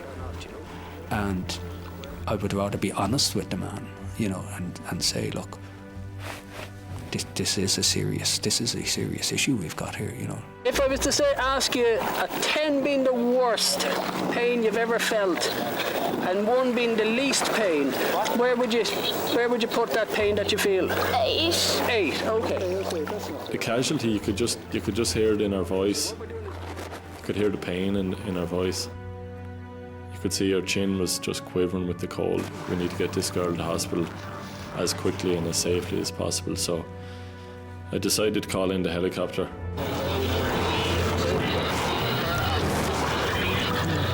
When I heard the radio and I heard them radioing for the chopper, I suppose I got the fear then set in with me. Well, if that's what they're thinking, then my worst fears were going to be realised. Absolutely terrifying, yeah. You're doing absolutely incredibly there, Alex. Well done. Alex is down on holiday. The helicopter is 60 miles away in Waterford. At this stage, the lifeboat crew would ordinarily pull a casualty into the boat, as the summer sea temperature here averages under 14 degrees. But this is no ordinary situation. Spinal injury? Yeah. Okay. We don't want to lift you into the boat because we'll have to lift you up. So what we're going to do is we've requested a heli on scene, okay, and what they do is they'll have a basket that they'll be able to put you into, you know. and there's no way of getting her onto an inshore lifeboat without significant movement. Any slight movement runs the risk of doing further damage and the possibility of the casualty having life-changing difficulties. They have no choice but to try and limit her movement, and a second crewman is committed to the water. Okay, what I'm going to do, I'll explain what I'm going to do to Alex, okay? I'm going to grasp your head at either. This is Tom, my colleague, and we're going to see can we get this on to you, okay? Alex. Okay, so I'm just going to pull your life jacket down a little bit down so we see can we... Okay, okay. Okay. The biggest issue is every movement then that's made is the possibility of actually making that injury worse, to the extent where, well, is this child going to be end up in a wheelchair for the rest of their life? I mean, that there is that possibility. With Alex now well supported, the crew takes steps to avoid having a second casualty in the water. It's just so Mark doesn't get too cold either. We're just going to give him a spot in the boat for just to warm up a little bit, you know? That's very Because he was wearing a short wetsuit, we made the choice to put him in the boat. Leaving Alex in the water and getting into the boat felt like it was the wrong thing to do, because as a father you want to be with her. But I knew myself that I was so cold that it was time that, you know, I couldn't stay in the water much longer. 15 minutes after radioing for assistance, there's still no sign of the helicopter. You need TA, Pete? Okay, the chopper's doing a hot refuel. It'll be in the air in a few minutes. 20 minutes, I'd say. 20 minutes. When we heard that the helicopter was delayed, I know my own heart sank. The helicopter had been out training and were low on fuel, and they had to do what they consider as an extremely dangerous manoeuvre, which is they do what they call as a hot refuel, which basically they don't turn off the engines, they just drop at the airport, refuel it, and they're straight up. Alex has now been in the water for over 20 minutes and must remain there for at least 20 more. So now Fergus and I have a different task to do. We try to find little light-hearted things to talk about. Anything that would distract her. Besides being on the jet ski and doing that kind of stuff, what other kind of stuff do you enjoy doing? Swimming and running. Swimming and running? Oh wow, so you're fairly good. You're keeping fit anyway. You have two 40-plus men in the water that don't have children, trying to find something in common to talk to, you know, a teenager about, trying to keep her distracted. I thought now you might be an Ed Sheeran man, you see, or a woman. Ed Sheeran, is everyone's favourite these days, I thought. Yeah. Do you like him? Yeah, he's good. I don't know an awful lot about pop music. Yeah. I see Taylor Swift. Did you see Taylor Swift is in court? Is she? Yeah, there's somebody suing her over something. Isn't that something, isn't it? Waiting for those 45 minutes seemed at times like a lifetime. We were feeling quite drained ourselves, so we can only imagine what Alex was feeling.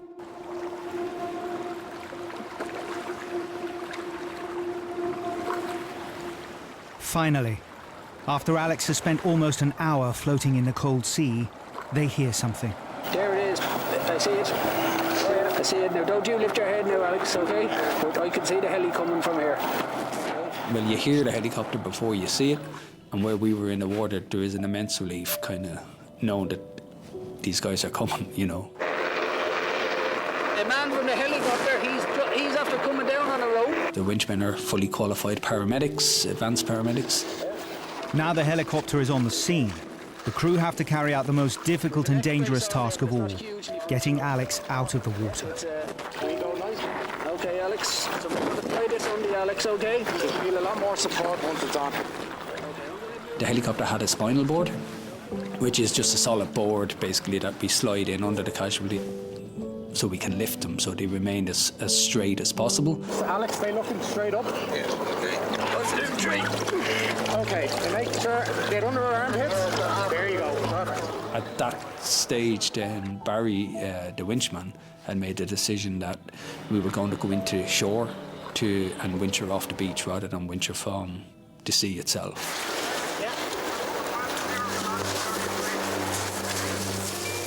She was still in quite a lot of pain, but remarkably brave. The crew now work fast to make up for lost time, immobilising Alex's head and neck and wrapping her up, ready to be winched into the helicopter overhead. When you feel the wind coming, Alex, close your eyes as tight as you can until you feel that you're up in the air. Okay, because there'll be all this wind and everything going all over the place. Your daddy will be with you on the heli as well, okay? Mark is winched up first. Finally, Alex joins him, and they are hurried away to the hospital in Waterford.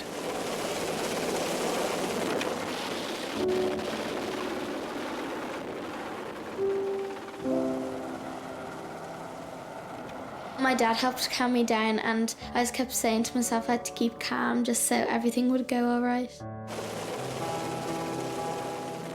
He was worried inside, but he didn't want to show it in case that worried me. And he was just trying to hold it together for me, I could tell.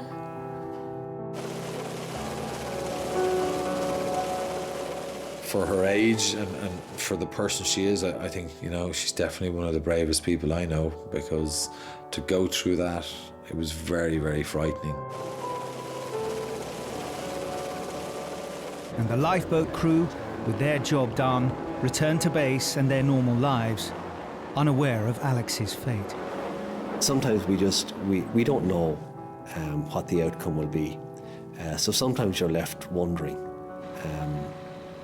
hoping for the best, but wondering what's actually happened.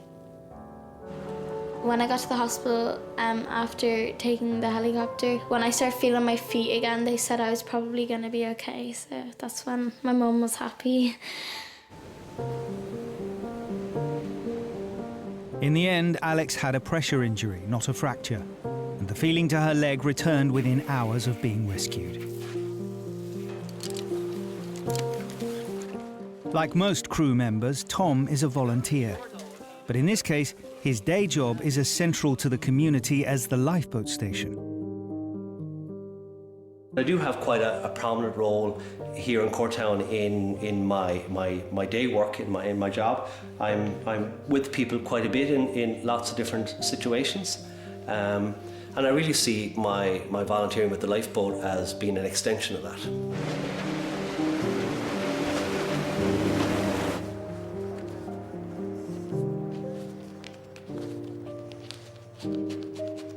In the name of the Father, and of the Son, and of the Holy Spirit. Amen.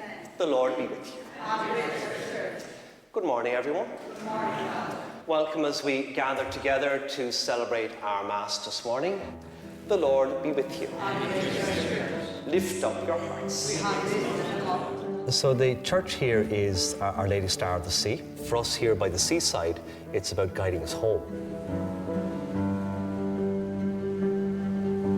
I think it's important to make the connection between the lifeboat station and what happens here. So say, for instance, if there was a shout during the week, if there was a call out, I would refer to that.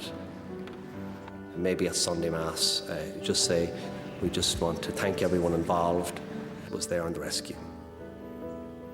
I'm drawn to just how far back this connection with the lifeboat goes. This was one of the early lifeboat stations to be established, and it's quite humbling to be part of that history and just the way of being able to serve the community in this way.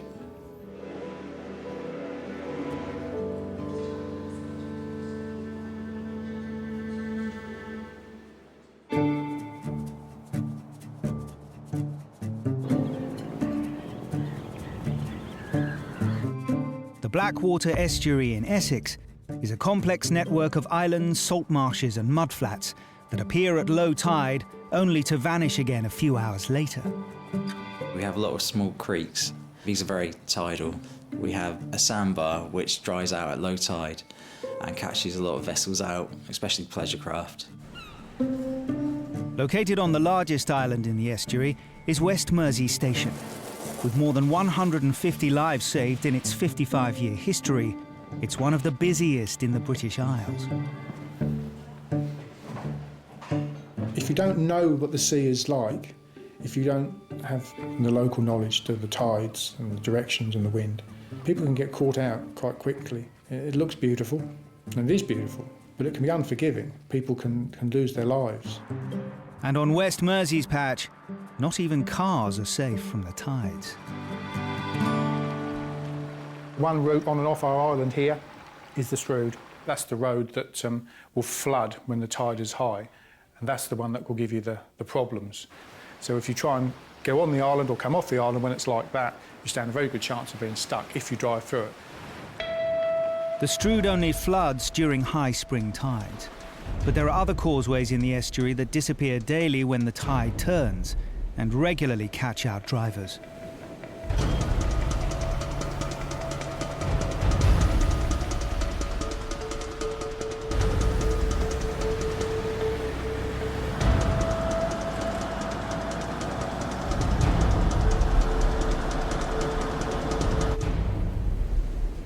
Cars can get stuck on it, they can get stuck in the water. Bigger the tide, the bigger the problem can be. You will come a cropper and you will be in serious danger.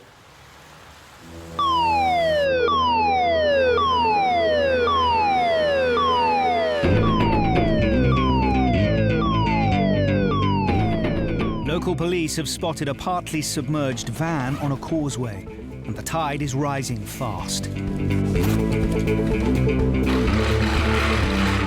Because of the huge fluctuation of tides here, the rescue vessel, an Atlantic 85 B-class RIB or rigid inflatable boat, has to be taken to the water by tractor. Information came through that they didn't know if the driver was still in the vehicle or where he was. He couldn't be found. That immediately ramps up the pressure on us to get there.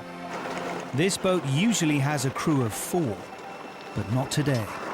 We went with 3 crew because we felt we needed to get there as quickly as possible. Short on crew and time, they head upriver to the stricken van. Best case scenario, hopefully they've got out before the tides got too high and got themselves somewhere safe. I'd say worst case scenario is they're trapped in it, they could be drowning. It could be a matter of we're trying to drag them out of a submerged vehicle. The van is 10 kilometres away on the OC Causeway, which disappears beneath the waves daily. The tide is coming in, so if we were slow or sluggish, the repercussions of that could be serious.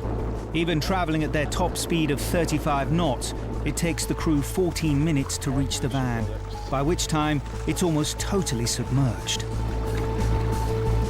The tide's still rising, and the crew can't see into the van. Helm Matt commits a crew member to the water for a closer look.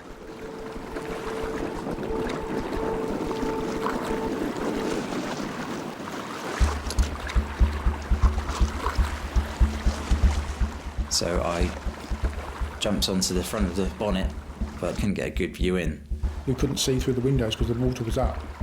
That was a concern in the back of your mind. Are we going to get into this vehicle somehow and find there's somebody stuck in there? There's always the chance that the person or persons didn't have time to get out. Modern vehicles, everything is electronic these days, and the electronics shut everything down. The brakes will come on, the windows won't be able to open. The central locking could lock all the doors. You could literally be sitting inside a metal box, locked inside. And the one option we had left was to try and break a window to get in. Try with them.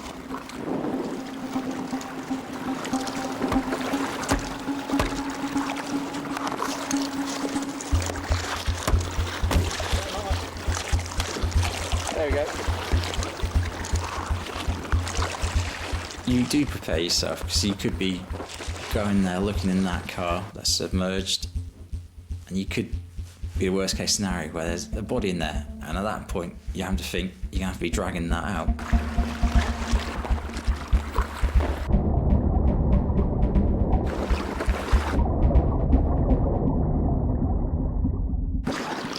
Nothing in there. Very relieved when we could confirm that the vehicle was actually empty. There's a grill to the back, but so nobody can get from the front to the back, so... It's relief to know that there wasn't anybody in there. But the relief doesn't last long.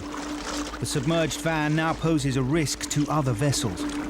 They mark it with a buoy and turn to the urgent matter of the missing driver. Had they tried to come out of the vehicle, had they got swept away in the tide, had they got stuck in the mud, because there's soft mud either side of this muddy road. And that's the next thing that goes through your mind. If they're not in the vehicle, where are they? To try and solve the mystery, the crew head inshore to talk to the police officer who first spotted the van. Bash the boat over. He's just come back. Okay. All right, mate. Dover, West Mersey, as we've approached the police officer on shore, he's just stated that the owner has come back to the causeway, over. How he ended up where he did at the time, whether it was a genuine mistake or whether he did not even know that this road would be underwater in a very, very short period of time, or whether he actually tried to drive through it. I don't know.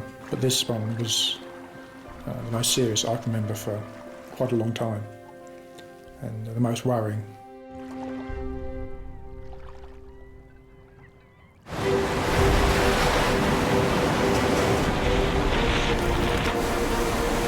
I think for an island nation, I don't think we have really a great grasp of the sea and its power. Christ, he's in the middle of a rough patch. Things change at sea literally within minutes. Anyone can get caught out. You know, it could be an equipment failure, the weather, turning. There's always that rogue wave or catch a propeller. You just don't know. Move back. Experience of the sea and an understanding of the sea and the area that you're in will almost certainly help you to a certain extent, but that doesn't stop accidents from happening. It'll still catch you out and bite you if you're not careful. The one thing that's predictable to see is the fact that it is unpredictable. That is the one thing, yeah.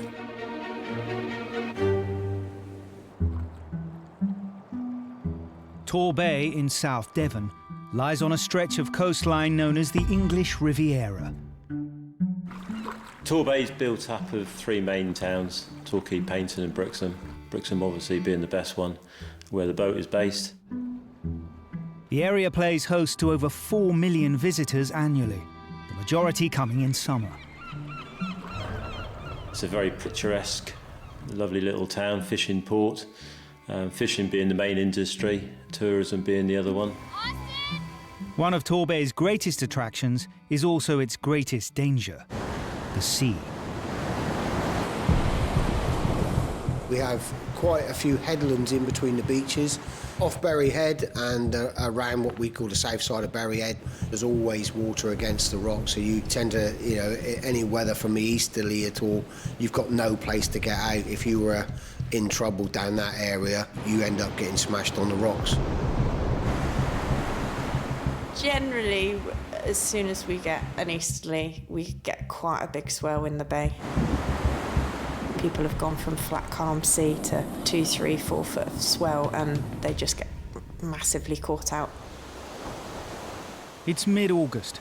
The sun is out, but a fierce wind is beginning to whip up a big sea. Lots of people about, lots out doing stuff. An absolute glorious day, but blowing an easterly gale. And the two really didn't mix, so I think the sunshine and the blue sky was very tempting to go out in your boat, other than the sea conditions were rubbish. But a rolling sea is no deterrent for some. And just after 1 o'clock, the alarm sounds for the second time that day. So we'd heard that a boat had been hit by a big wave in the mouth of the River Dart. There was a pregnant lady on board who was quite sick, and a small child and a husband. The guy couldn't get the engine started. They were getting blown onto the rocks down off Dartmouth. By this time, the weather was properly fresh. So we're Watch out, what is your ETA, over? The Brixham station has 2 lifeboats, an ALB or all-weather boat and a smaller ILB or inshore lifeboat. Because of the sea conditions, the bigger ALB heads out on the Shout. As soon as we turned round Berry Head, it just hit you, and it was quite a big swell. We were also told they'd established a tow with a fishing vessel, and the fishing vessel had pulled them off but couldn't take them to safety, so that's why we were called.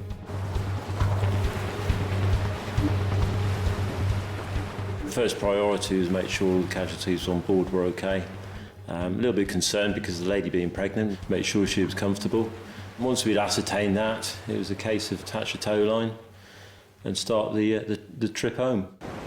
Thanks to the fishing vessel and the speedy response of the lifeboat crew, a potentially life-threatening situation has turned into a routine tow. But not for long. We were towing the vessel back to Brixham, and we had a broken mayday on the radio.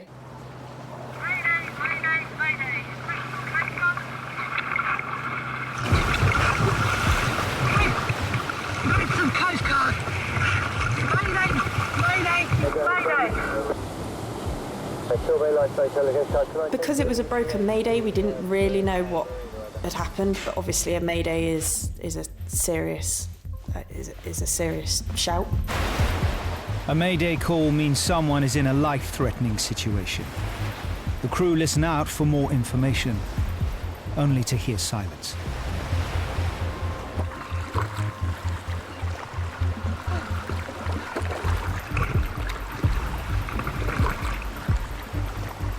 I couldn't hear anything, no communication back on the radio, and then the radio itself got wet. And then I lost it in the end. The wave came along and it just disappeared. I'm in trouble. We heard nothing else. The Coast Guard had picked up some of the information, and we realised it was coming from quite close to where we were. With a dead boat already in tow and the sea conditions worsening, the ALB isn't able to investigate. They're forced to launch the second, smaller lifeboat.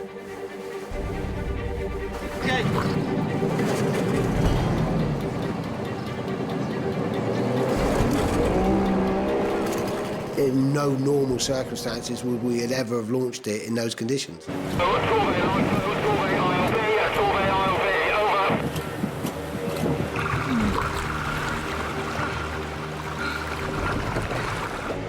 The decision to go was a no-brainer. We had to go and help this woman. It was more about the balance of how do we get there quickly without breaking anybody and capsizing the boat. In those conditions, it was going to be a slow, rough run out.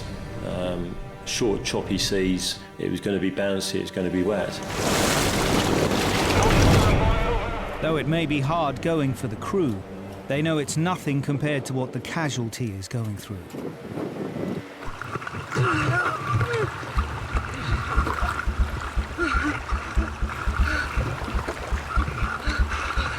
I knew where I was, I couldn't get out. I knew I was in trouble.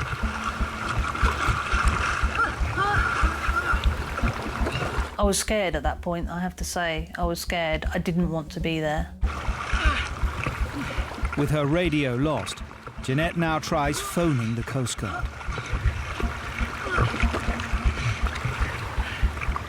Hello, if you can hear me, help! I am off Brixham Point. Hello? I can't hear anything. I'm off Brixham Point in a red kayak. Because it's in the phone case, you can't actually hear anything from that phone. So again, I didn't have any feedback.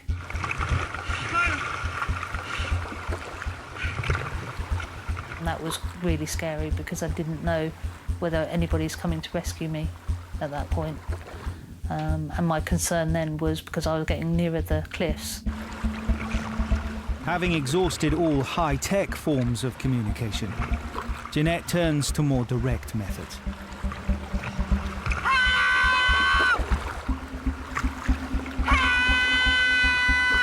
see people up on the cliff that were waving. I didn't know if they were waving to acknowledge that they'd seen me and they've raised alarm, or they were just waving.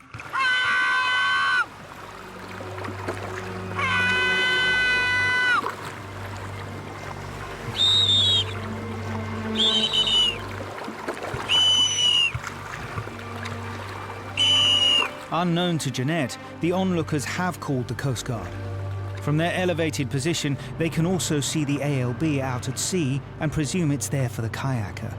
I know there were several calls about her. They could see a lifeboat, we couldn't see any action, and all they could see the lifeboat doing was towing another vessel. Everybody was watching this woman kind of drowning in glorious technicolor. While Mark and his crew travel as fast as they dare to Jeanette's position, she still has no idea help is on the way or whether she'll be spotted in the rolling sea. The sea is very vast, and when you start looking, and it's very rough. You know, you hear stories of people being in the sea that can't be seen because of wave height.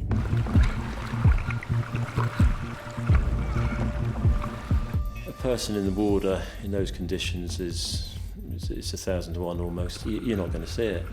You're in a confused sea. And unless you're specifically looking at one point, it's a needle in a haystack. It's a very scary situation. My logic at that time was to use my paddle so people could see me a little bit further away.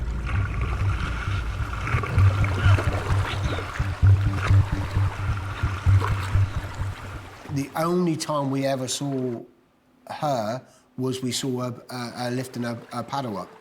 And it just caught her eye. You know, we didn't see the kayak, didn't see her in the swells, but every now and again we saw this black paddle.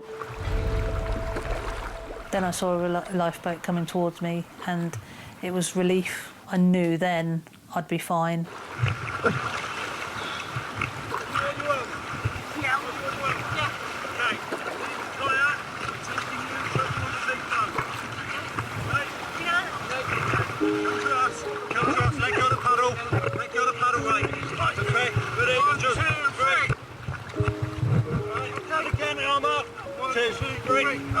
She probably had another 10 minutes, 10, 15 minutes, and she would have ended up on the rocks. And that will probably have been the end of it. That's it. The ILB hooked her out of the water and tore straight back over to us.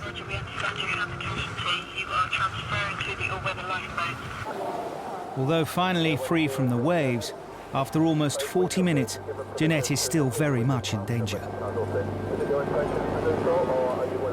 She wasn't in a very good way. She was incredibly cold and in a lot of shock, so she needed a lot of help to get from one boat to the other. Yeah, you are on your feet. Steady, steady. She looked absolutely terrified. She was very pale. She wasn't talking very much at all, which is always a little bit of a concern. You okay? Yeah. And then when we got on the boat trying to warm her up, she just got quieter and quieter and started to sort of drift off to sleep. It became a little bit concerned because we thought about secondary drowning. Secondary drowning can occur after a casualty has taken water into their lungs, which gradually stops them from breathing. The priority was made that she should be evacuated by helicopter to Torbay Hospital. But now they have another problem. Airlifting a casualty at sea is an incredibly difficult procedure, especially if towing another vessel. With the helicopter inbound and time ticking away, the ILB takes over the tow of the leisure craft, so the ALB can begin the transfer.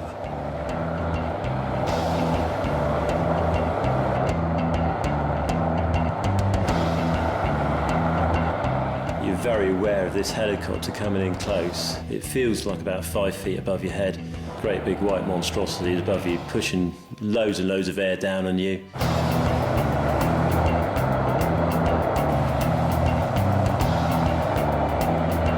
The sight of the helicopter and lifeboat off Brixham Harbour draws plenty of onlookers. including Jeanette's husband, Alan, who suddenly realises his wife is very laid back from her paddle. So I tried calling her a few times and there was no answer, or the phone wouldn't connect. And then I did start to panic a bit, and I just wanted to get down to the lifeboat station as fast as I could. I said, you know, could you put my mind at rest? Are you looking for a lady kayaker? And sort of they pointed out the window, and I looked and could see Jeanette being winched up into the helicopter.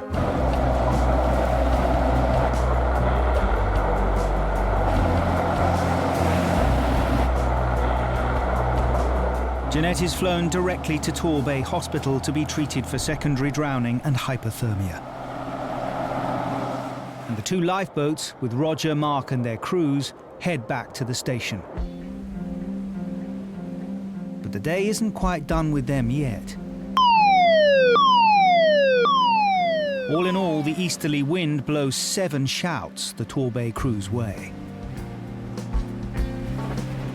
It is one of the busiest days I've seen in the last 30 years, yeah. But these all probably made a difference to everybody we went out for. They were all absolutely genuine right from the start to the end, and that all needed clearing up and could have been a lot worse. You know, there could have been a few fatalities that day. A few people were very lucky.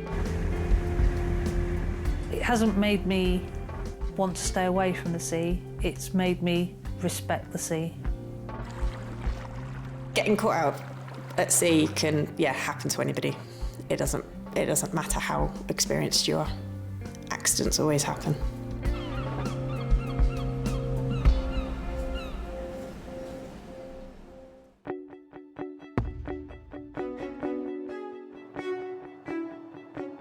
Back in the island community of West Mersey, the station crew continue to watch over their very particular patch of coastline. Mersey is a beautiful place. It's the most easterly inhabited island in the UK. We're 50 miles from London, and I commute to London for work, but you couldn't get more a polar opposite from central London. You have your winter island and your summer island. Summer island is absolutely heaving. I think now we're one of the most popular places to come in the UK. Get a lot of people down the waterfront here out on jet skis, speedboats. Whereas in the winter, all the moorings are near enough empty. It's just your fishing boats, tumbleweeds blowing down the road. There's just no one about. But even in the dead of winter, people still head out onto the water and get themselves in trouble.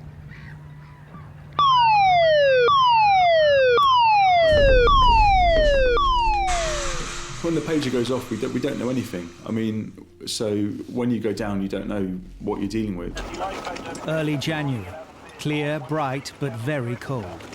The Coast Guard receives a call that a kite surfer off the coast has been floating helplessly for some time. When you get a shout and someone's in the water, you always focus your attention because in winter it can be cold.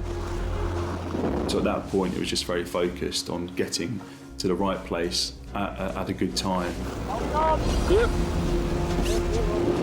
Sometimes if you get wind against tide, you can have quite choppy conditions.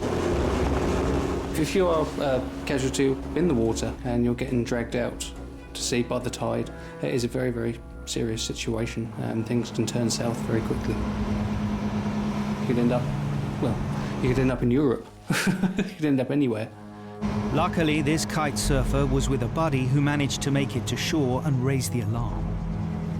Kite surfer in the water, you're sort of thinking, well, how does he end up in the water? Is he injured? Where's his equipment gone? Is he still with his kite? If you know that they're going to be difficult to spot, it adds pressure to the search because you're not looking for an object, you're looking for a person.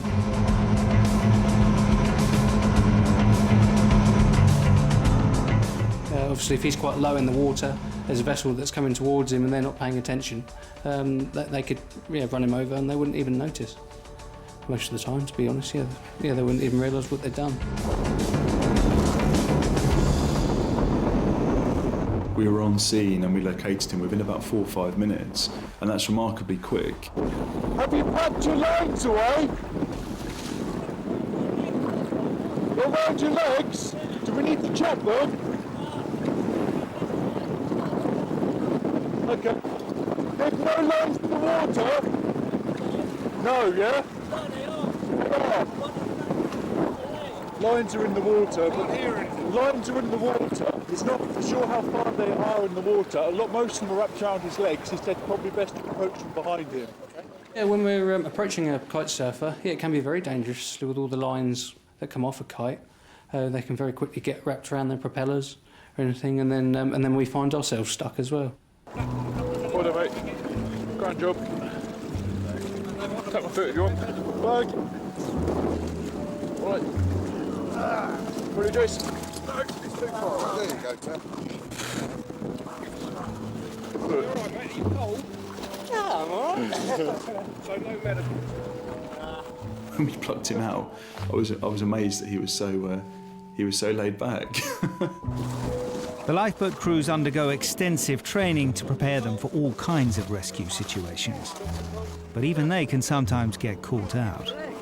I was surprised with the amount of lines wrapped around his leg. I mean, it was the worst knot I've ever seen. It was an absolute mess. So need some quick release or something? Yeah, I spent quite a long time untangling it, and it was an absolute nightmare. We do carry knives and things on the boat to cut lines out and things, but I know they don't thank you for doing it because all their gear is very expensive. How long have you been in the water?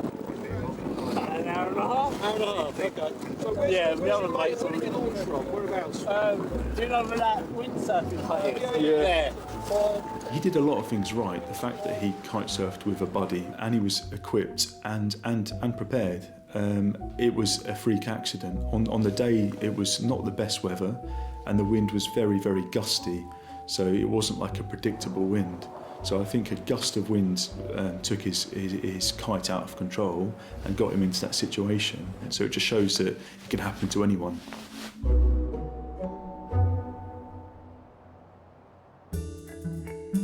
Over 300 miles to the west of Mersey, the Dart lifeboat station watches over a very different stretch of river.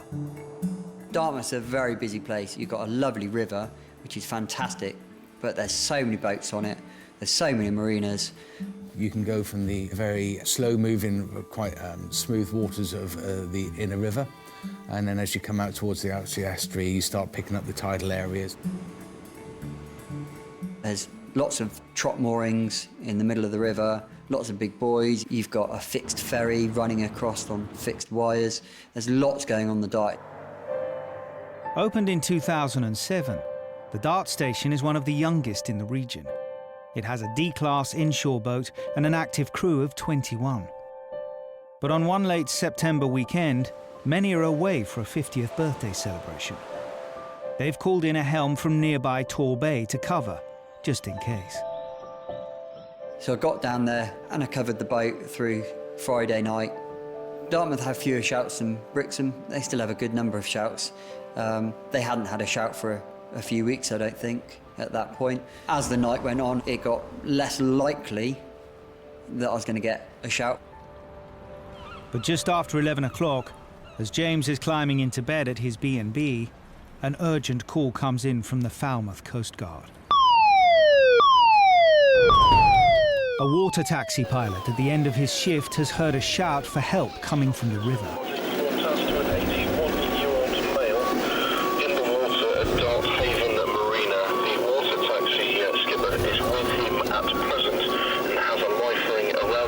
As soon as I got on station and the information started to come through that it was somebody in the water and that it was an elderly gentleman that was in the water and he'd been in the water for quite some time, the urgency suddenly escalates. The River Dart is challenging enough to navigate during the day, but now James has to go as fast as he dares through unfamiliar and dangerous waters. The river that night was pitch black. There wasn't a lot of light from the actual river itself.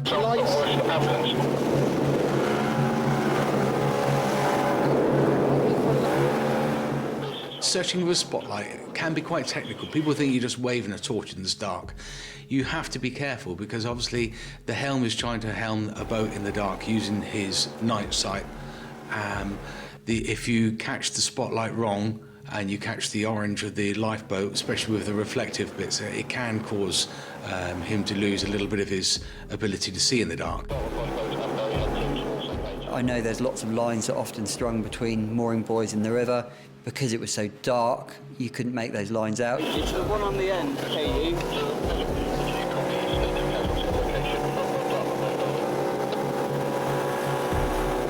It should be the end one, Hayden.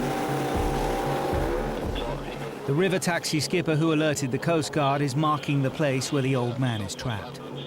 But in the dark, among the forest of masts, he's hard to spot. And every extra minute spent in the cold water reduces the old man's chance of survival. Worst case scenario sort of goes through your mind. His vulnerability is obviously a lot higher. You've got hypothermia to think about. The water in the actual river itself is probably colder than average sea temperatures. All these types of things go through your mind. Yeah, this is it. Got it? Suddenly, a figure emerges from the darkness. Right, just drop one of you off. Yeah. Okay, and then we'll swing round. I've got a small torch, yeah. Once we arrived on scene, we came up on one side of the pontoon. Because it's a floating pontoon, we weren't sure which side of the pontoon that Casualty was. I've got him tied up. The water taxi skipper has dropped a life ring in the water to support the Casualty, but has been unable to pull him out. Go back round that way. When they came, I mean, that was, relief. Huge relief. Right, we'll go round. The frightening thing was that I saw this man just deteriorating over time, and that was the most upsetting part, really, because I thought he was dying without a doubt. You can go back round that way. That way. Dropped Hayden onto the pontoon as Chris and I went round the opposite side of the pontoon, which is the side the Casualty was actually on. In my mind, as a medic first now, is going through his cold water immersion, patient condition, length of time in the water, frailty, how we're going to get him out. The temperature of the River Dart in September is around 15 degrees Celsius, cold enough to render an 80-year-old man unconscious in under an hour. I need to get this Casualty out of the water. He's cold, he's wet, he's been in the water for 45 minutes. He needs to be in the boat and he needs to be in the care of an ambulance. His position, wedged between the pontoon and a moored yacht, makes it impossible for even the lifeboat crew to pull him out. I couldn't quite reach him from the pontoon, so the best place, I'm in a dry suit, I'm nice and warm. I'm going to go on in, come on board here.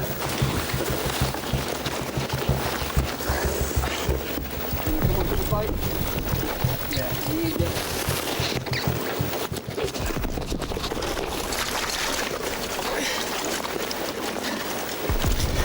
Try and do this. You've got to do this later. My job there at the time was to secure his lower half in a way that we didn't lose him under the water. He's a big lad, isn't he? Yeah, he is. Right.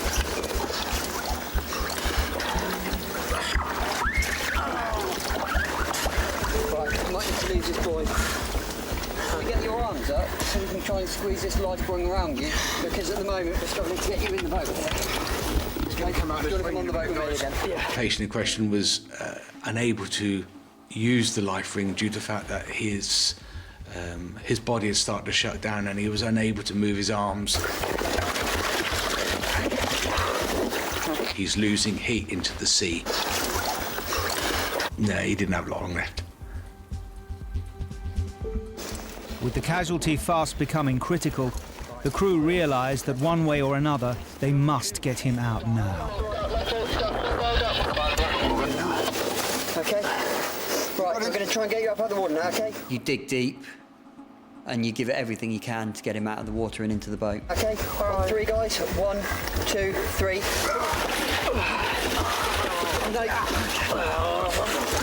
You right there? You okay?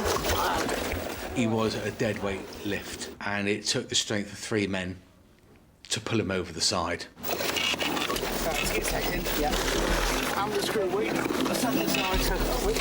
As soon as he was on board, then we could put a blanket over him.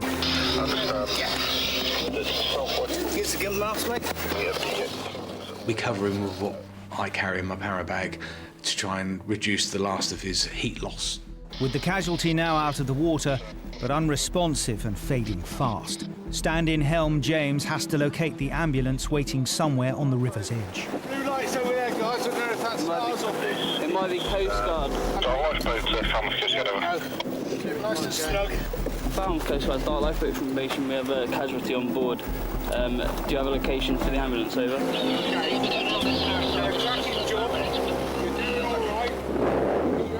Very, very quickly. A bit late for swimming, isn't it? Ambulance is with you.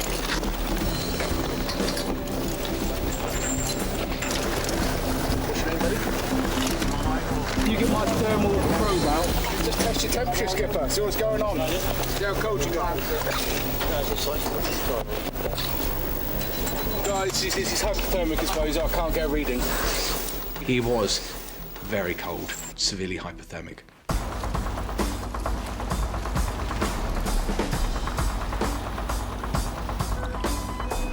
Fellow crew were waiting on the quayside for us, get as much assistance because he was a big lad, and then onto a stretcher. Right, watch your backs, guys, because he's very heavy. All right, buddy. We all got a hand? Yeah. And lift. Forward. Right. Okay, I've got that. I'll have that. The Casualty is rushed to the waiting ambulance and on to Torbay Hospital.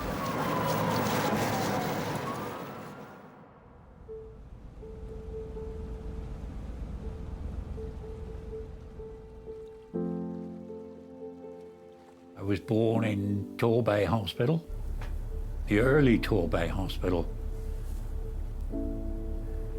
You think afterwards, when it's all done and dusted, you start to think back what had happened if they hadn't turned up.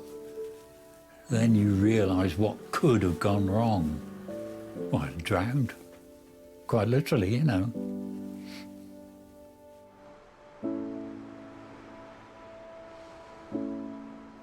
Oh, he's pretty lucky. I'm sure he's thought about it many times since. And Lionel's not alone in having a truly memorable night. I'd be quite happy to cover for Dart if they wanted me to go down and cover them again. They're a really good crew. They're really welcoming.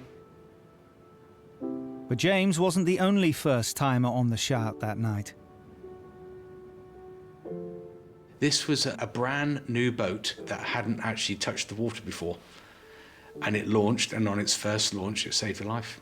So it's definitely a life saved? Oh, definitely a life saved.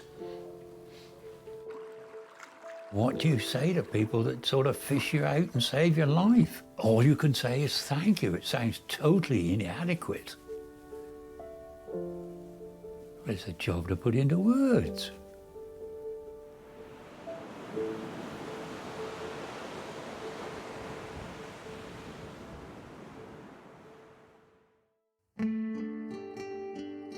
The lifeboat volunteers are on call day and night, ready to put to sea and river in order to save lives. But their duty of care often extends way beyond the rescue.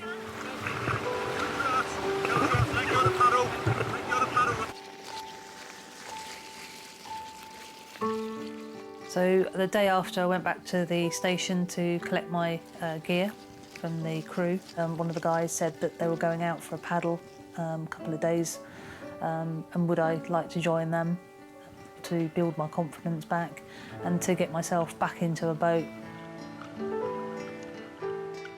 And that has helped me no end, and you know, I thank them for that day, because I don't think I possibly would have got back in a kayak if I hadn't have done it straight away.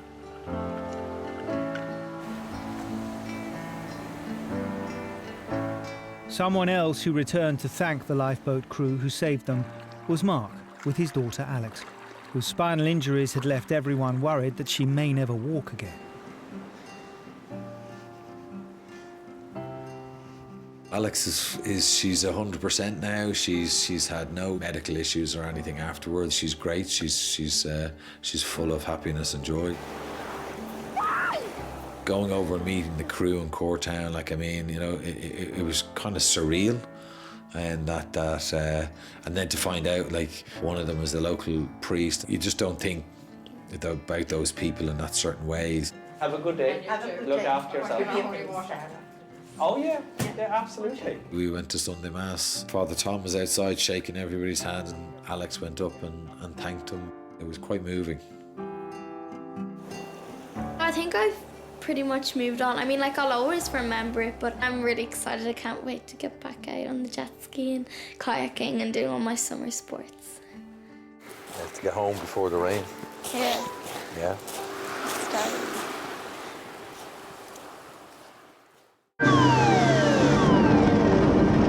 Go around the other side, but he's too heavy to pull. If somebody's not trying to take their face out of the water, they're pretty poorly.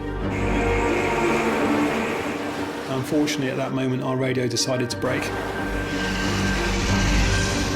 He's in the water. Go, go, go. It's difficult to see someone that determined to take their life.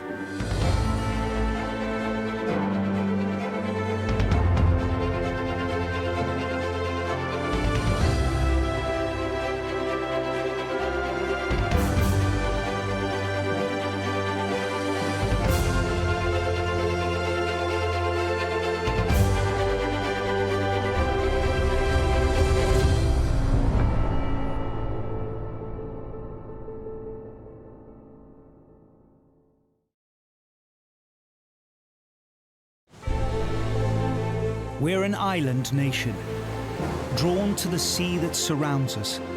For many, it's a playground. For others, it's where we earn our living.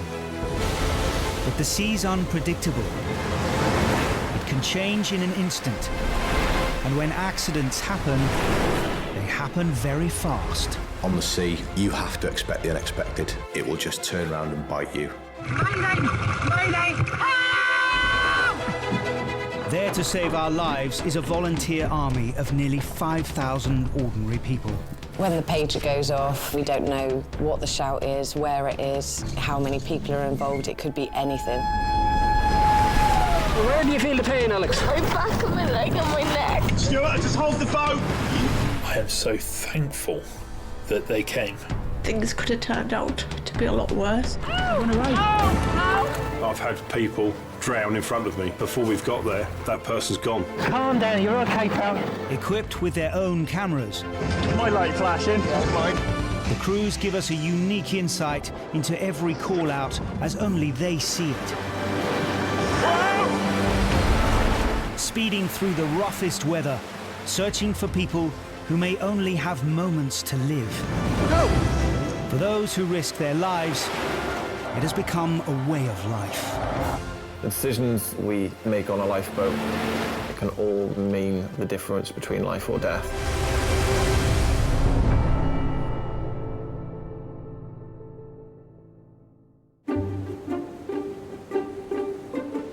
The sea, sands and rocky shores around the coast of the UK and Ireland are a magnet for pleasure seekers.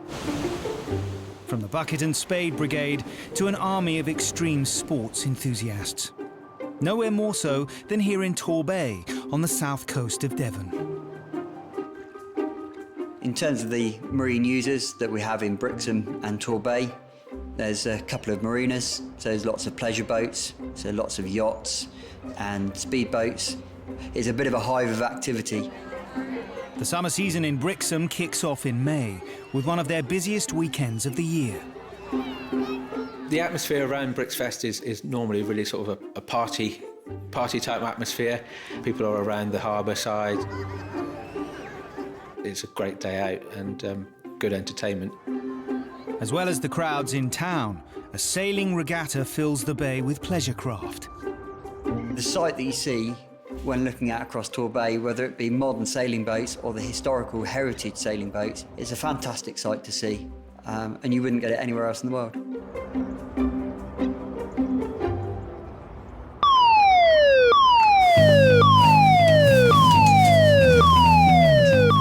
I'd gone down with my family to look at the heritage boats. We popped into the lifeboat station and I heard over the VHF radio a female voice say the word mayday. You pick me up, I'll get the anti-locks, mate. A mayday distress call means a life-threatening emergency at sea. The D-class lifeboat is on the water in 3 minutes. Got it, okay. The only information the crew have is that someone somewhere in the bay needs urgent medical attention. I knew that we needed to get out there quickly. The problem was I didn't know where there was. As we round the end of breakwater, keep an eye out for any boats, anybody waving. All right, because they're not quite sure where they are at the moment, all right? The problem is the Casualty's boat could be anywhere in the 3 square miles of the bay. It was a very busy day on the water. Lots of boats, lots of people taking part in the sailing regatta, so actually pinpointing the individual casualty was quite difficult. It's tour bait inshore lifeboats, channel 16, over. As we were making way, I was on the radio trying to extract any more information that we could. 2 yachts collided. It was apparent that there'd been some sort of collision. 2 boats over there.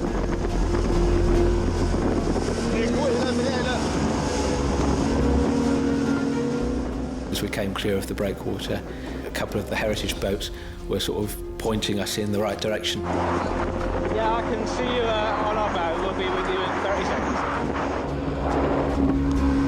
seconds. 5 minutes after launching, they spot one of the boats involved in the collision.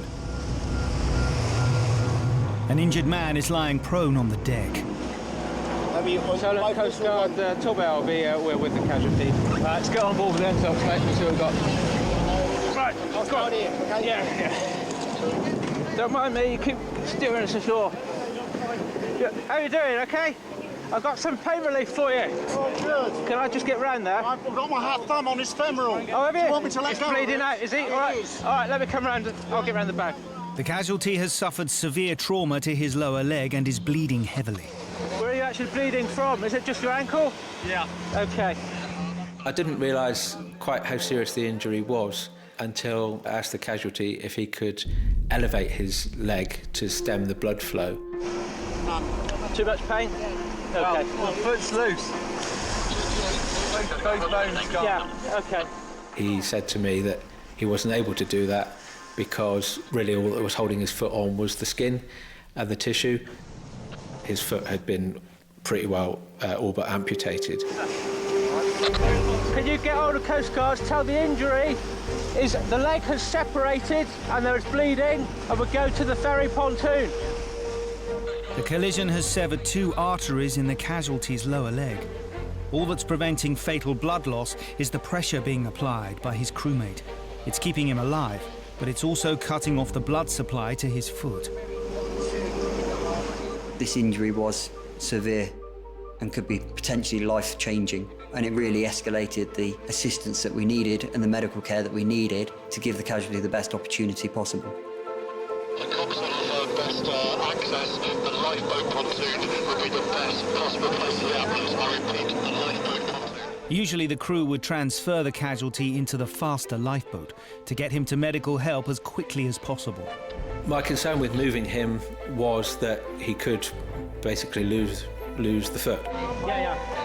His foot was barely still attached. So that was part of my decision making to leave him where he was, and the boat would motor in with him on board. Unwilling to risk moving him, Ray must keep the Casualty stable for the journey back to shore on the slower yacht.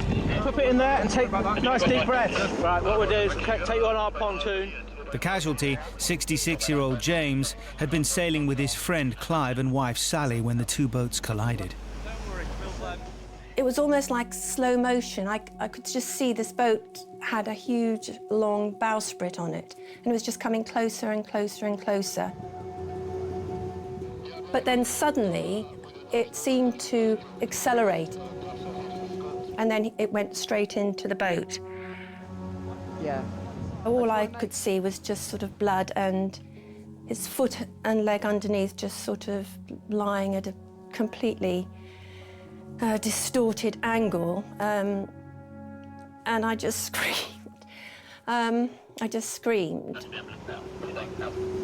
Right, what we'll do is... I screamed from Clive because I knew that Clive, with his naval training, would know what to do. And it'll be very easy to get you off there. Control,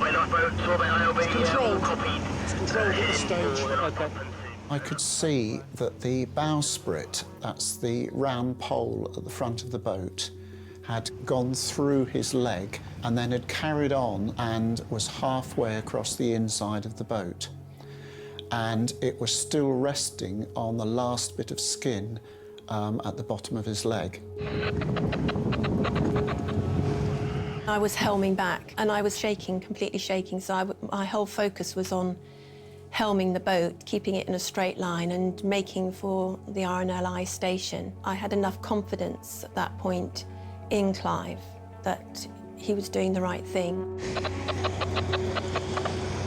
I knew that I had two things to do. One was to put a bandage round his foot to stop it falling off. And I knew I had to stop the bleeding, otherwise we wouldn't make it back to the lifeboat station in time.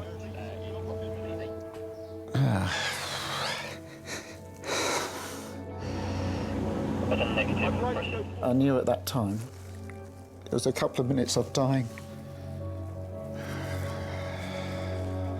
If you can, Rob, aim to get the boat alongside that black fender there, yeah?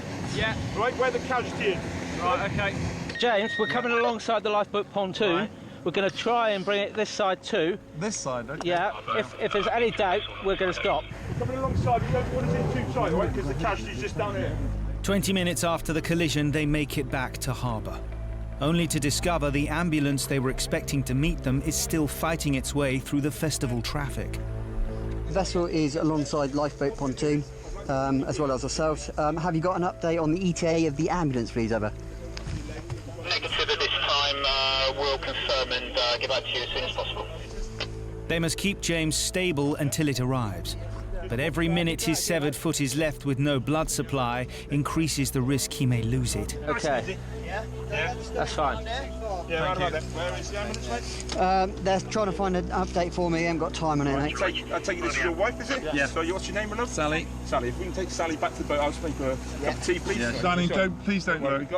Danny, I love you too. Don't worry. I'm fine. I'm in good hands. He won't be going anywhere without you, don't worry. I was led to go to the RNLI house, but I was still shaking and still in shock. And then they said that they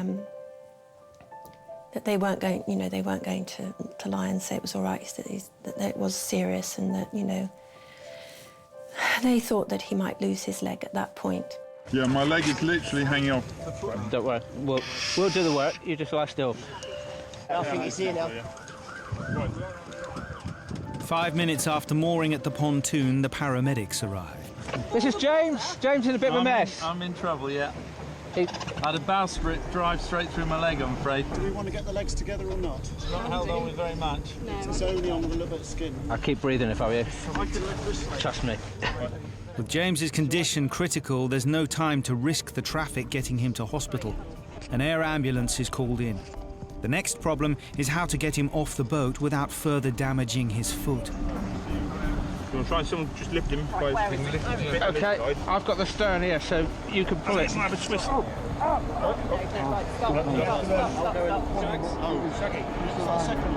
The adrenaline was wearing off. I think the bit of the shock was wearing off, and he realised that he was now in pain.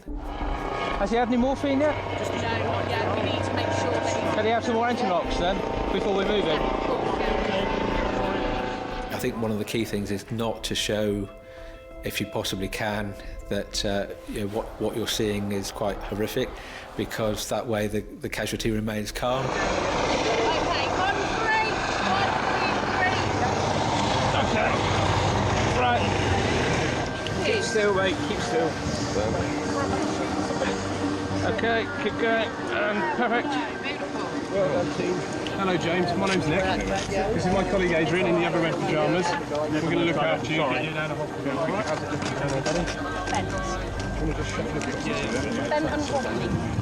Has it bled lots? Yeah, bled lots, hasn't it? Well, let these two guys have a little look if there's any sort of pulse. It looks a bit dusky, mate, is all I'm looking at. The fact that they couldn't find any blood supply at the top of his foot, coupled with the fact that both his bones had been smashed, the worst case for this casualty was still losing his foot.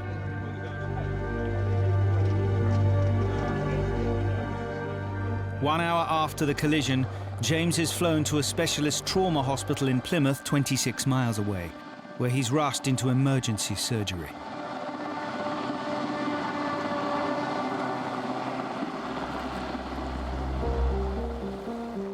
I looked down and could see something I don't really like to remember, which was broken bones, my leg all at an angle, 2 arteries spurting blood and bits of, skin and bone all over the place, and thought, not good. It's a bit like your leg being blown off by a cannonball, in fact, and that's what the naval doctors in Derriford Hospital said, we got a Nelson chop here. I was in pain, but I was able to think past the pain to survival, essentially. I think survival comes top of your thinking. Having never done this before, it's super rational, super sort of, let's get this sorted. Well, that was not quite what we bargained for this afternoon. No.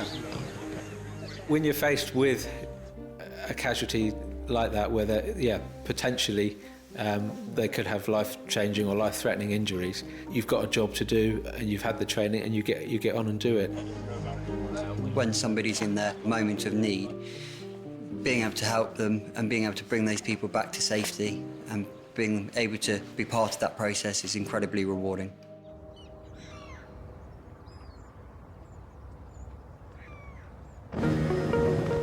Today, the lion's share of call-outs are to leisure users.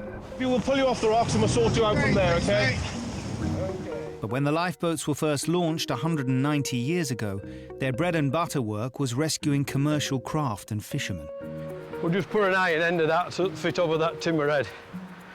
OK? Flamborough in North Yorkshire has had a fishing fleet since the 13th century, with open-top fishing cobbles launching from 2 bays either side of a huge weather-beaten bluff, Flamborough Head. One side of the headland can be rough seas, unpredictable waves, complete carnage, where the other side will be flat calm and there'll be no waves at all. It's really, really strange. Since 2009, an Atlantic-class inshore lifeboat has been based on the sheltered South Landing, nearly 2 miles from the rugged North Bay. We have a big difference between the South Bay and the North Bay. Because we're so well protected by the headland to the north, we don't really get a lot of big seas within the bay. Working these seas is a risky business. The seabed is littered with the wrecks of thousands of boats lost off this stretch of coast over the years. One incident in the early 20th century affected the local community more than most. In 1909, the fishing fleet of Flamborough set sail. It was a relatively fine morning when they left. North Landing was the main fishing beach, really, of Flamborough at that time. So they set their lines to the west of North Landing and to the east of North Landing. The weather changed suddenly.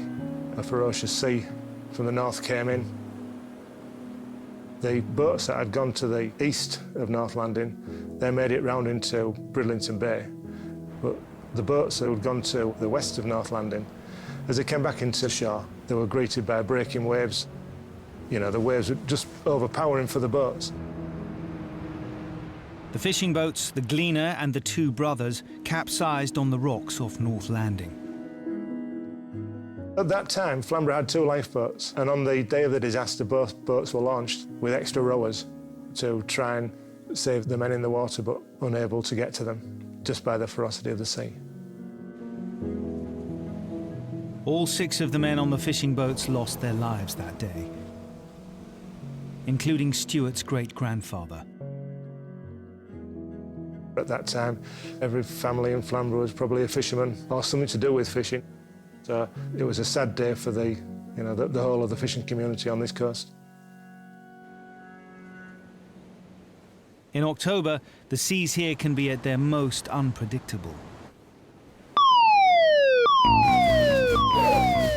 I'd finished work early. I knew there was some surf up the coast. I was going to pick up my gear and go for a surf. But obviously, that took a back seat and I diverted to South Landing. The lifeboat crew have been paged. Someone's in trouble in the sea at the foot of the cliffs at North Landing. This was the first time I'd attended a person in the water. It wasn't until I actually turned up at the boathouse that Tom was already on the boat and he said person in the water, and I started to panic a bit. When called to North Landing, the Flamborough disaster can be subconsciously at the back of your mind, knowing that the conditions can change. We're after this one. All right, we're all right. For this person to be in North Landing in a northerly sea that time of year was not a good scenario to be going to.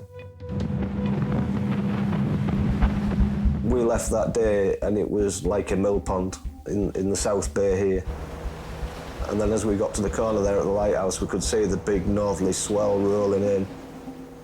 The waves were very different in both frequency, power and height.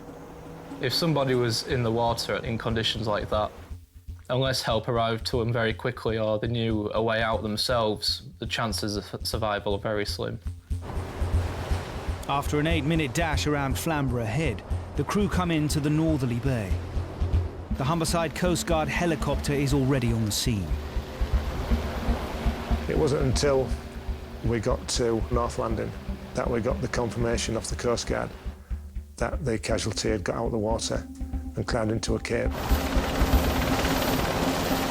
Although he's out of the water, the man is far from safe and could still be swept out by the waves.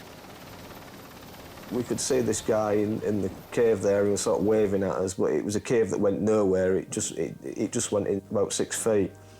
And we went in, had a look, and we saw it was all overhung from above. The cave is only just above sea level, and the overhanging cliff means the helicopter can't winch him out. When the Coast Guard helicopter told us they couldn't reach Casualty, it definitely upped the ante. The tide was ever rising, and that just meant more water reaching into the cove, which would eventually swill in and out of the cave, pulling him into the water as well. There is a slight temptation to just think, right, we'll just put the head of the boat to the cliff, get a jump on, and we'll be out of here. But as the tide was pushing in, just got to reflect and stand back for a couple of seconds, actually look at the environment, look at the sea conditions, and think, no, this needs a little bit more planning.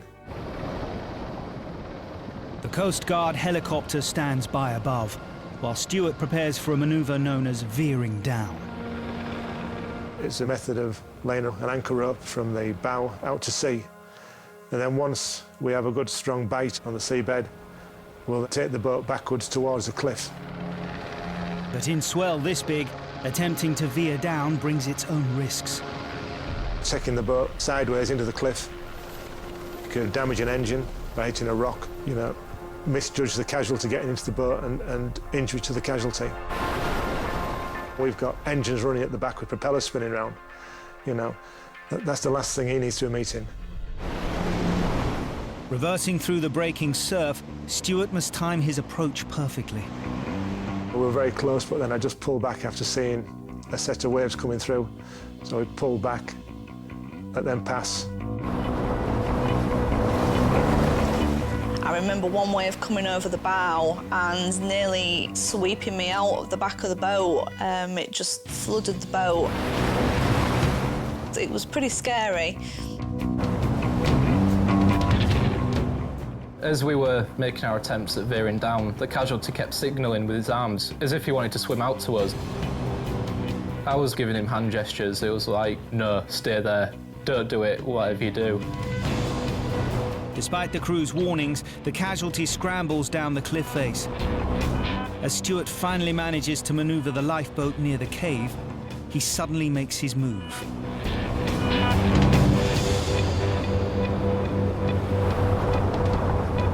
Casualty signalled to his mates on the beach with a bit of a cocky fist pump, and it was like, mate, sit down. You're not in any position to be bursting. Get sat down now.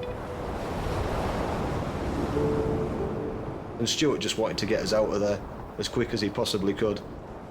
So it gave me the order to cut the anchor warp. Just got the knife, cut the warp front of the bow, and then as soon as that was cut, he could motor us out there as quickly as he possibly could. On the way back to shore, the Casualty reveals he'd been visiting the area for the day and was dared to jump off the 100-foot cliff by his friends. I really do think that they just didn't realise, looking from above, how dangerous that was. And then when he realised, I can't get out of this, I can't swim against this, no one could swim against that. Yeah, he was lucky to get to where he got to. This shout could have ended badly. If the guy that had jumped in hit a rock or it had been smashed up against the cliff, you know, the outcome could have been very, very different. I think some people don't realise the position that they've been in. They just see that they've got lucky. You know, they've made it that day, but they haven't taken into consideration that, you know, these 4 people have actually risked their life, and what effort has actually gone into recovering somebody who's done such a stupid act. He was taken upstairs in the boathouse where he was warmed up, and I think he was told in there a few times of how not to behave on the coast.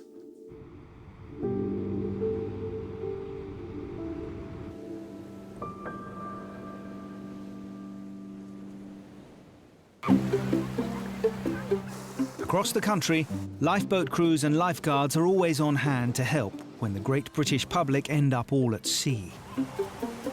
I mean, there are some crazy people out there doing some crazy things. Whoa! I think people see it as a bit of a playground. Do you want to pass the kids up? I think it's just the general British public, isn't it? It's who we are as people. We like a good time and don't think of the risks before we do it, usually. Hey, old fella! What are you doing out here? They sort of buy these boats off eBay or whatever, and they go out there with having no clue whatsoever. We have the Casualty safely on board in a small £10 dinghy, no safety equipment. And it's not just the tourists. We get things from broken down boats, boats that haven't been serviced through the winter or stood through the winter. It's still got the same petrol in it from last year. Unbeknownst to a lot of people, petrol does go off. We try to be non-judgmental when we come across people. Yeah, people get into trouble, but we tend to give people advice rather than judge their mistakes. Sorry, guys. That's all right, it's not a problem. I feel like such a prat. Some people are quite embarrassed coming in, getting to the pride, but at the end of the day, someone has to do it. They were in trouble, so we're more than happy to help.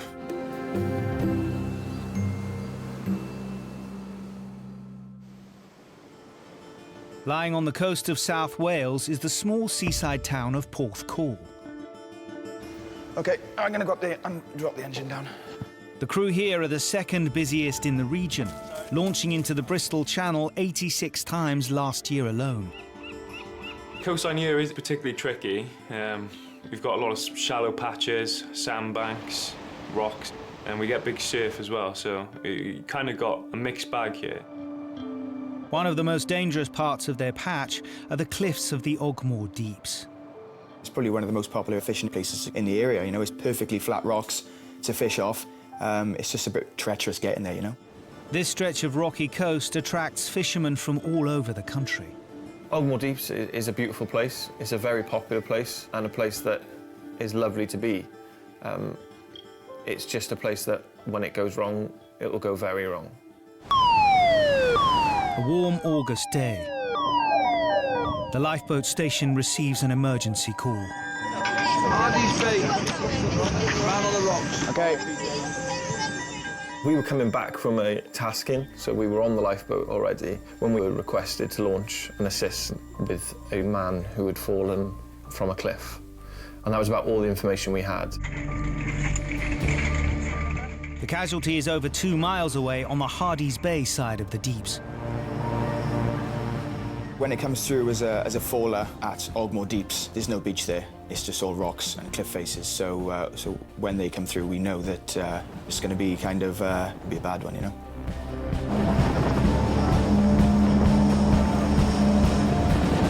The terrain there is particularly tricky. It's needle-sharp rocks, and then they're leading up to cliff face.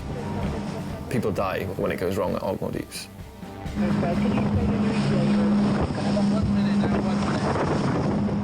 The crew have been told that the man fell while fishing and has a possible spinal injury. Ready? As soon as you hear the words spinal injury, you know that's potentially life-changing. And that's when you know that every decision that you make could have a lasting effect on that person. That really, really, really piles on the pressure. Yeah. Land main to 06, portable light, whatever.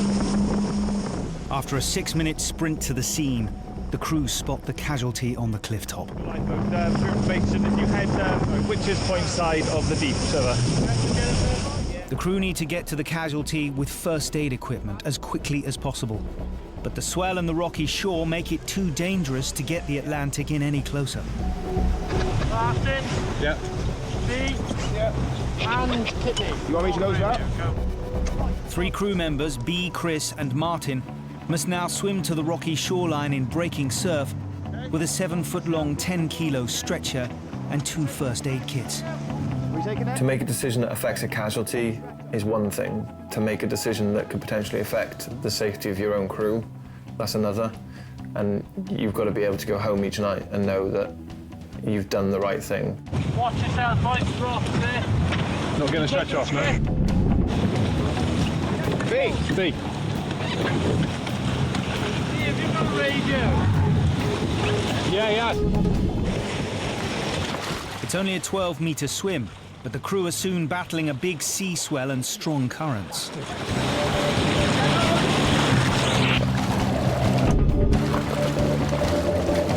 It's not easy at all. It's a lot of kit. Even the life jacket when you're trying to swim can be pretty restrictive, so trying to swim in the surf with a first aid kit and a stretcher is pretty hard work, yeah.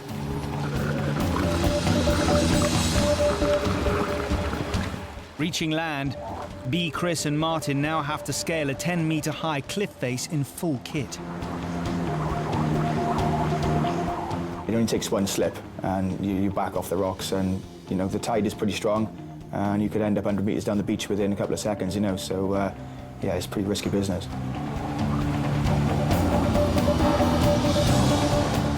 Reaching the top of the cliff face, they find the casualty. Hello, sir. How are you? My name's Martin. What's that? Pain. Whereabouts the pain? Top of me back. Top of his back. He's had a fall, landed on his head. Okay. The casualty has fallen backwards down a rocky escarpment and can't move his back or neck. Okay. No problem, just keep nice and still, Thrush. Just stay nice and still, okay? We'll sort the rest out now. It was clear that he'd fallen from a distance. He's an elderly chap, and to fall the distance he'd fallen, in the area he'd fallen, was quite clearly going to do damage. Can you get the first aid kit and the casualty check card? Porthcawl lifeboat, Porthcawl lifeboat mobile. Lifeboat mobile, lifeboat, go ahead. Yeah, casualty has head injury and suspect spinal. When we arrive at a situation where you've got a casualty with potentially life-changing injuries, and it's just you and your crew, it can be a lonely place. He's fallen approximately 40 feet. We're just going to start casualty care. You can look left, you can look right. There's no help coming for a little while, so you've got to make do with what you've got. Is the pain getting worse or is it staying the same? Getting worse. It's getting worse. Okay. Roger, confirm that the casualty had fallen 40 feet. With an injury like this, the crew can't risk stretchering the casualty down the rocks to the lifeboat. An ambulance is on its way to the top of the cliffs. I can't turn my head. Oh, well, don't do it then. For us now, all right? That's it. There you go. The crew believe he may have broken his neck. Chris's role was to hold the head, which is essentially the most important job at that time. This was my first spinal injury, shall we, so yeah, there's a fair amount of pressure with a casualty like that, you know. I mean, it's kind of on us, you know. If you only got to move them half an inch, you know, and you can cause some serious damage, you know. So yeah, we just got to keep them really still until we can extract them. Ambulances are directly above. Real Chris, do you need to know about? 10 minutes after the lifeboat arrives, the Coast Guard and ambulance make it to the cliff top. But there's no road access down to the rocks. Yeah, they're not going to find us, so I'm going to go up to the road. Roger. Paramedics are at the top there, coming down. Just to reassure you, they're on their way now, okay? Oh! Oh! After a 15-minute search, B finally locates the paramedics and the Coast Guard. So he's fallen around about 30 to 40 feet. He's complaining of excruciating pain down his neck, towards his back. Where's it? Don't move. Try and keep as still as you can, mate. Rest, your breaths. You doing alright? How far we got? Right. Just my shoulders, my arms. Okay, just nice and still. And Ow! Oh, pain there. Yeah. It's going down. Yeah. Ow! That's it there. Okay, yeah, he's got central pain, yes. We've got a copper collar on him, guys. Assessing the casualty, the paramedics decide his injuries are too serious to stretcher him up the cliffs to the road. Every time he moved, he was screaming in agony. Yeah, so yeah, he was the potential of too much risk of injury. So it was at that point we called for medical evacuation via the chopper. The Coast Guard helicopter has been scrambled and soon arrives on the scene. To get him safely to hospital, the casualty must be winched up to the helicopter while moving him as little as possible. To minimize the movement, the pilot hovers low above the rocks and the emergency crews.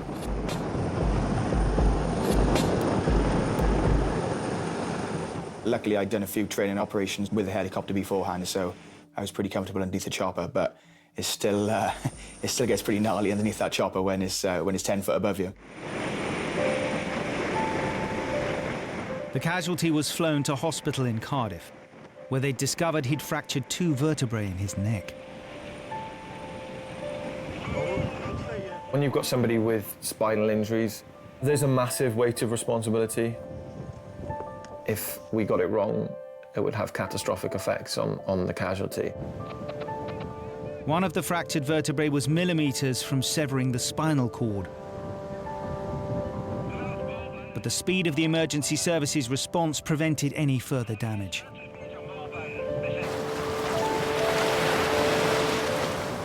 You can be having the worst day, the worst work day, the worst whatever day. You go out there, help a casualty, get them extracted away, and get them into safety. You've got a buzz for a good 12, 24 hours. Yeah, there's no other feeling like it. We're behind. We're going. And you're holding it. No, you're meant to hold it. Keep going. To know that you've made a difference to somebody, to know that you've helped and done the best you can, really does give a sense of satisfaction. Get on, get on, get on, get on. All of us, we just all want to help people, basically. We all absolutely love the water, and we're kind of not happy unless we're out at sea helping people out.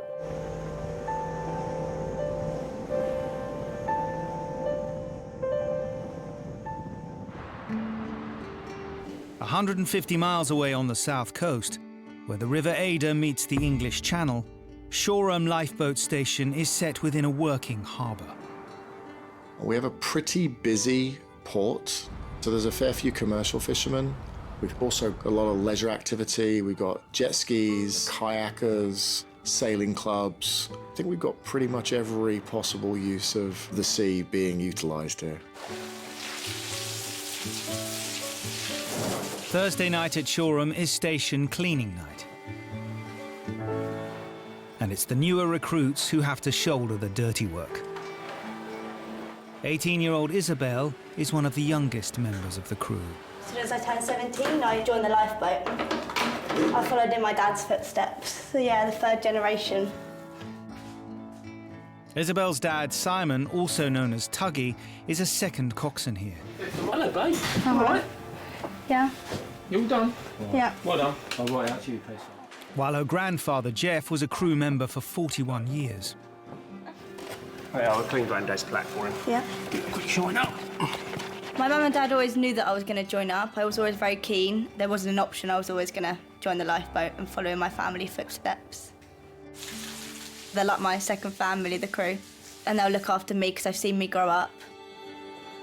When not on cleaning duty, Isabel is studying for her A-levels. This is the staff car park that I'm allowed to park in. I'm the only student allowed to park here because if my pager goes off, it allows me to leave quicker. As well as her parking privileges, Isabel's also allowed to have certain mobile devices out in class. I genuinely do love it when you go off. You literally look like a superhero. When we were in the common room, you literally like took your pager out, looked at it, grabbed your stuff and was like, I have to go, and you like ran.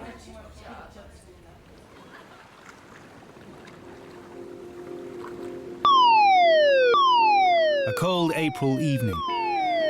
A call comes in. A man has been sighted struggling in the water in the mouth of the River Ada. Isabel is one of the first volunteers to arrive.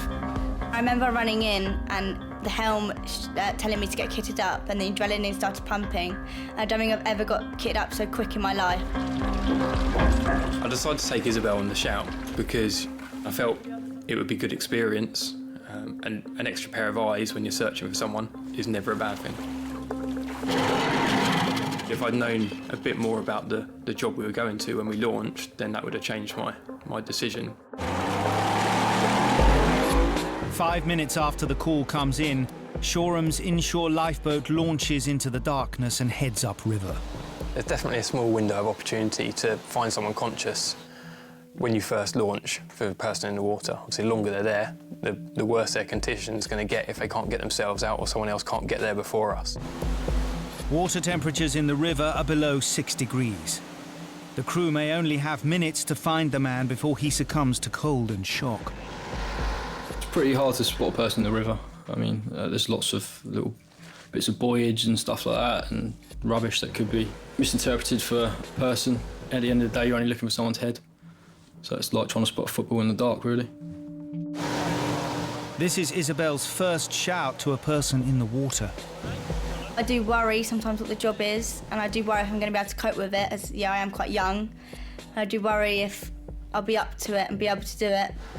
There is a lot of questions running through my head. When you've got a fairly young crew member, you kind of have to sort of keep one eye on them. Not to make sure they're doing their right job, because they are most of the time, but just to be a little bit more concerned about their well-being. 3 minutes after launching, they spot a struggling figure clinging to the riverbank. Okay, mate. All right, mate. You okay? It's all right. Don't worry. Calm. Be calm. It's cool. Yeah, but just give us a second. We'll come and get you. Where have you come from, mate? Go round from there. Okay. When we came up to him, he was pretty incoherent. He was moaning, clearly drunk. And when we got close, we could see he had blood all over his face. Jack, we're here to help you. I just need to make Gloves out here, please. put my own mind up. How have you ended up in here? Have you got anything on you that could harm us in any way? He didn't speak particularly fluent English, so it was quite difficult to establish communication with him. My main concern was how he'd ended up in the water and why he was covered in blood. I was trying to ask whether he posed a threat to us or whether he had anything that might hurt us on his person, but he didn't really understand, so he didn't answer. Yeah, okay, mate. Deciding the risks to the man is greater than the danger he may pose to them. The crew attempt to get him on board. How long have you been in the water, chap? You speak Russian, maybe? Don't speak Russian. No. I remember trying to talk to him and trying to keep him calm.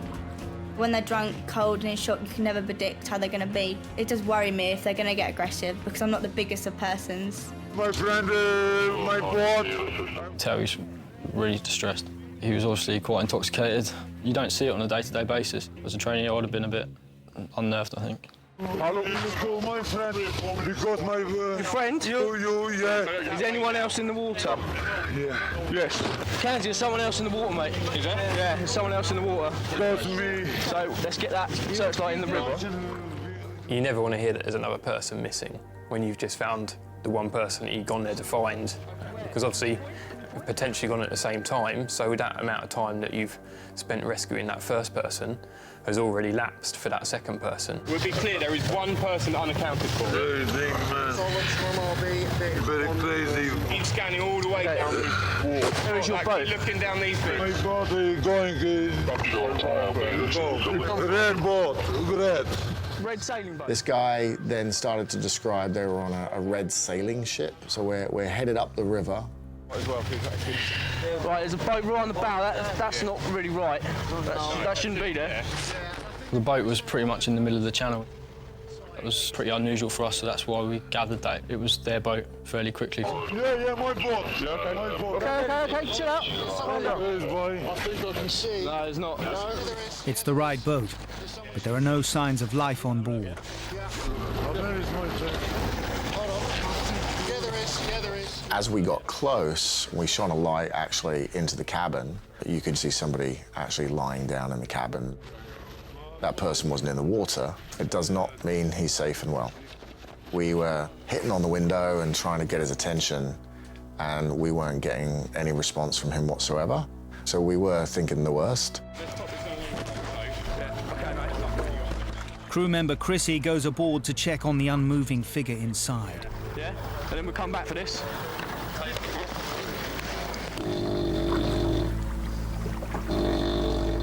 When I opened the door, I could smell there was a lot of alcohol involved.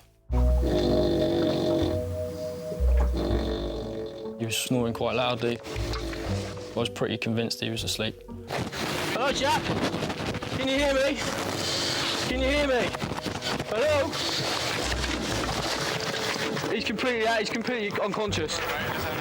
He's completely unconscious. The deck was awash with alcohol. There was a few tinnies lying about. There was scotch, vodka, that sort of thing. They'd obviously had a good pie. Wakey, wakey! Wakey, wakey, come on! I was doing my best to wake him up, but it wasn't really happening. I was tempted to chuck a bucket of water over him, but I don't think that would have done a lot of good anyway. I need you to wake up, mate. Come on. Let's go. We'd heard afterwards that after having an all-day drinking session whilst out on the boat, these guys had come back up the river and the engine stopped, and they then proceeded to have an argument about who was meant to put the fuel in the engine. That argument turned into fisticuffs, and apparently the guy that we'd found in the river had actually jumped to try and get away from his mate. Yeah, apparently that's what happened. Turned out they didn't run out of fuel. They had a line around the prop, and, but they were not in a state to recognise that. Let's go, mate. Wake up. Can you hear me? Hello. Hello. You all right? Can you hear me? You okay? You okay? Your friend? We just pulled your friend out of the water. Drinking boats is always a bit of a recipe for disaster. It happens time and time again. People are normally quite grateful when you go to them. But this chap was enjoying his sleep, and he was a bit annoyed that I woke him up. The two casualties were handed over to the police and Coast Guard. They retrieved their boat from the lifeboat station the next day. It's quite comical in how it unfolded and how we found the people and the guy on the boat and the fact he didn't want to get woken up. I knew that crew was looking out for me and looking after me, and I think it was a good experience for me, and this will be one that I always remember and never forget as I go through my career on the lifeboat. I think for one of your first shouts, that was definitely an interesting and slightly challenging situation to be in. She seemed pretty unfazed by everything, really. I think she thought it was quite funny.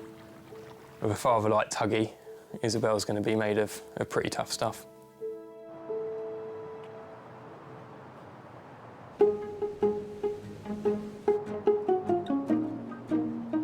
In Porthcawl, the summer holidays are well underway, with over 100,000 holidaymakers flocking to the town.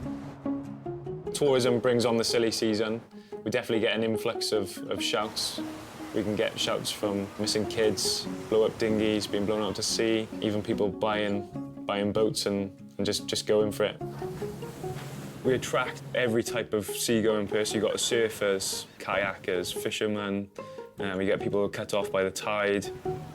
People go out on a sunny day, walk into areas that aren't covered with water, and within 10-15 minutes the tide comes in and you're not getting back where you came from because there's water there where it wasn't before.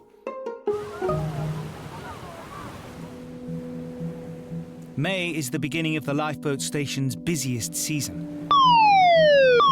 Multiple 999 calls have come into the Coast Guard. 2 teenage boys are in trouble.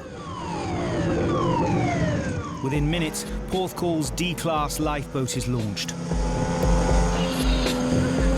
Once we got headed out across the bay, we got onto contact with the Coast Guard, asked for any more information.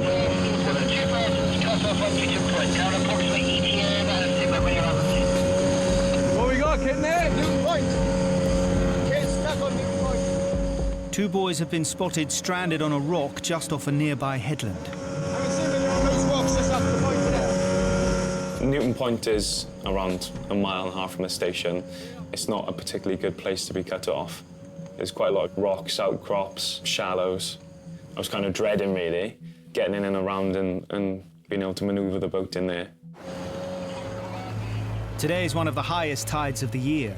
The sea is set to rise nearly 10 metres in 6 hours. Go around and come in between the rocks, got it? In these conditions, vicious rip currents will sweep anyone trying to swim ashore straight out to sea. There's probably around 4 to 5 knots of tide that day. If the tide comes in and sweeps them off a rock, the potential then is for them to drown, be washed out to sea. If on the rock, I'll try and pick them up on this. If they're in the water, just go straight in, right? We need to get in there and get the job done sooner rather than later. Do you reckon it went round this way, did you, Kitty? Just over 3 minutes after launching, the D-class arrives at Newton Point. Milford, Porthcawl LB, Sitreps currently on scene. Found the 2 teenagers cut off. Just assessing now the best evacuation system. Over. We saw the 2 casualties perched on top of the rock. We could see that it was completely surrounded by water, but there's actually rocks on the south end of where they were, so there's no way of us getting in that way, so we had to go into the bay. I'm not happy about that swell in there. That's one by one. The 2 boys are only 25 metres from shore, but the rising tide has brought big surf, which is breaking over submerged rocks all around them. Right, boys, I want one of you to get the oar out, just to get ready with depth, yeah? To make matters worse, the water's only around half a metre deep on this side of the rock. The pressure of being a helm really is obviously you don't want to stick yourself or your crew in more danger. The main potential for us was capsize of the vessel. This would put us 3 crew members in the water then. Just keep my depth going. They're only 10 metres from the boys, but large waves are now breaking all around them. I had a chat with the crew, told them what we were going to do. We were going to head in. It was going to be a little bit dangerous. See a second through sledge. Dan must wait for a gap in the set and time his approach perfectly. Hold on then, boys, hold on.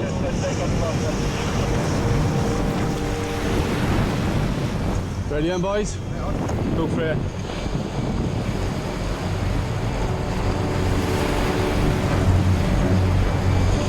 All right then, boys?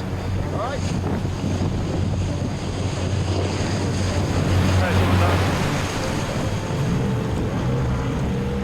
As soon as we got that bow onto the rock, a wave come from the side and knocked us off the rock. Hold on, boys. That put us in a not the best situation.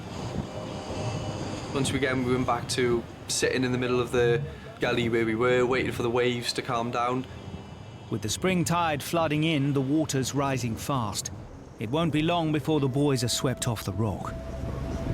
The worst case scenario is you can't get the casualties. You may be able to see the casualties, but you physically can't do anything for them because it means putting yourself and your crew at risk. They were very challenging conditions. It wasn't a big swell, but it was the kind of swell that if you weren't looking, it would catch you out.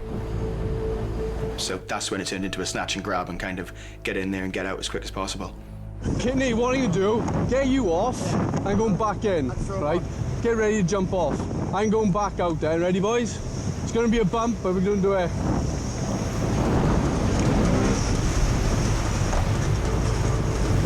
Go! Keep it there. Colin, come on, let's go. Colin, mate, quick. Sit Sit down. There was no time for messing about. I jumped off the boat onto the rock, got hold of the boys, spun the boat around and got back out of there within probably 30 seconds. Hold on. There was no more time than that.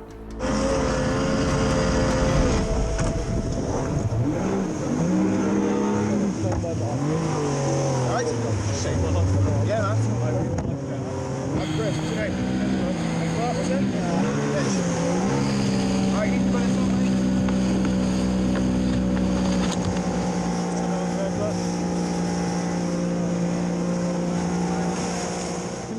18-year-olds Mitchell and Christian had come from Newport for the weekend. Me and Chris went to the beach and we seen a rock. So we just thought, well, we needed a place to sit down and relax for a bit, and we thought that'd be the nicest place to be. You alright, mate? We were just there trying to have a good time. We didn't really think anything too much about the weather and the water, especially not a tide coming in and trapping us on a rock. Who ran the Coast Guard? Did you ring them or? Do you want Newton Downs, eh? Yeah, we're gonna go show you Newton, yeah? It was really far out, like not close to us at all, so we thought we was all right. And then it come up to our feet within like 45 minutes. We like, oh, it's too close now. Didn't realise how quick a tide comes in. It's quick, isn't it? We sat on one side of the rock and like we thought that one side was going to pick up like one and then like we looked and it was all fast, isn't it? His mum rang, and this is the point where we're actually trapped on the rock, and he was like, oh no, we're fine, no trouble at all. We'll be back soon, thinking that the tide was going to go out. And then he messages his mum, I can't remember exactly what he said, but it's something on the lines of, I love you, we're going to die, we're trapped on a rock. What we're going to do, guys, we're going to put you on the beach. There's like a Coast Guard team come. They'll just have a little chat with you and probably take you back to the caravan and or wherever you want to go. Like, they'll sort you out. Before they was going to go mad at us when we got on the boat, and but they were actually really nice. Like, they just asked if we're okay. Like, they didn't seem the slightest bit angry about it. Like, so it was a relief. I was like, yes, like, whew, I'm not going to die. I'm not going to get wet. I'm good. Like. No, I'll try and get you on the beach now, mate. I'll try and keep it dry, yeah? They dropped us to shore, and they asked us to walk. And me and Chris said that there could be a problem with that. I was wearing my Versace jacket at the time, and I was thinking, it's not going to be a good thing for us to go out there in the water and get drenched. Jump on the back, is it? Hi, mate. They had their top-of-the-range trainers on, so they didn't want to get them wet, so Sam and Chris gave them piggybacks. Part of the service we provide, yeah. Try and help out as much as we can. Yeah, the Coast Guard are coming down, they literally just going to... And literally just give you a lift back, Even if you do get yourself into a sticky situation, you know, that they could have helped, we're still not there to judge them. We're there to offer a helping hand, you know? Nice little shelter, huh? Yeah, that's good.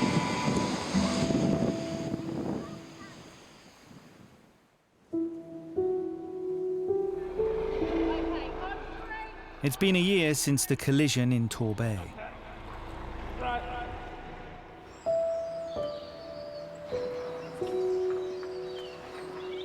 After 3 operations and over 10 hours of surgery, James is now back on his feet.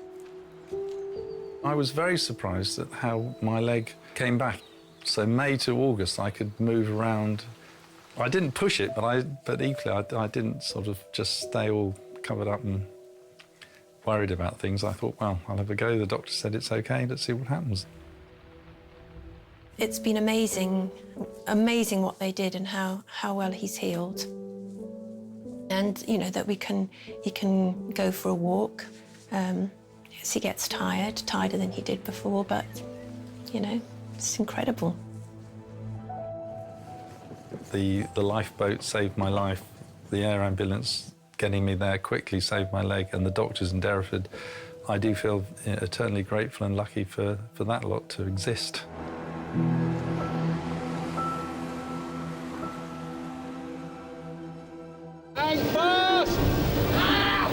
It was awful to hear. They were so scared. They couldn't hear us shouting to them.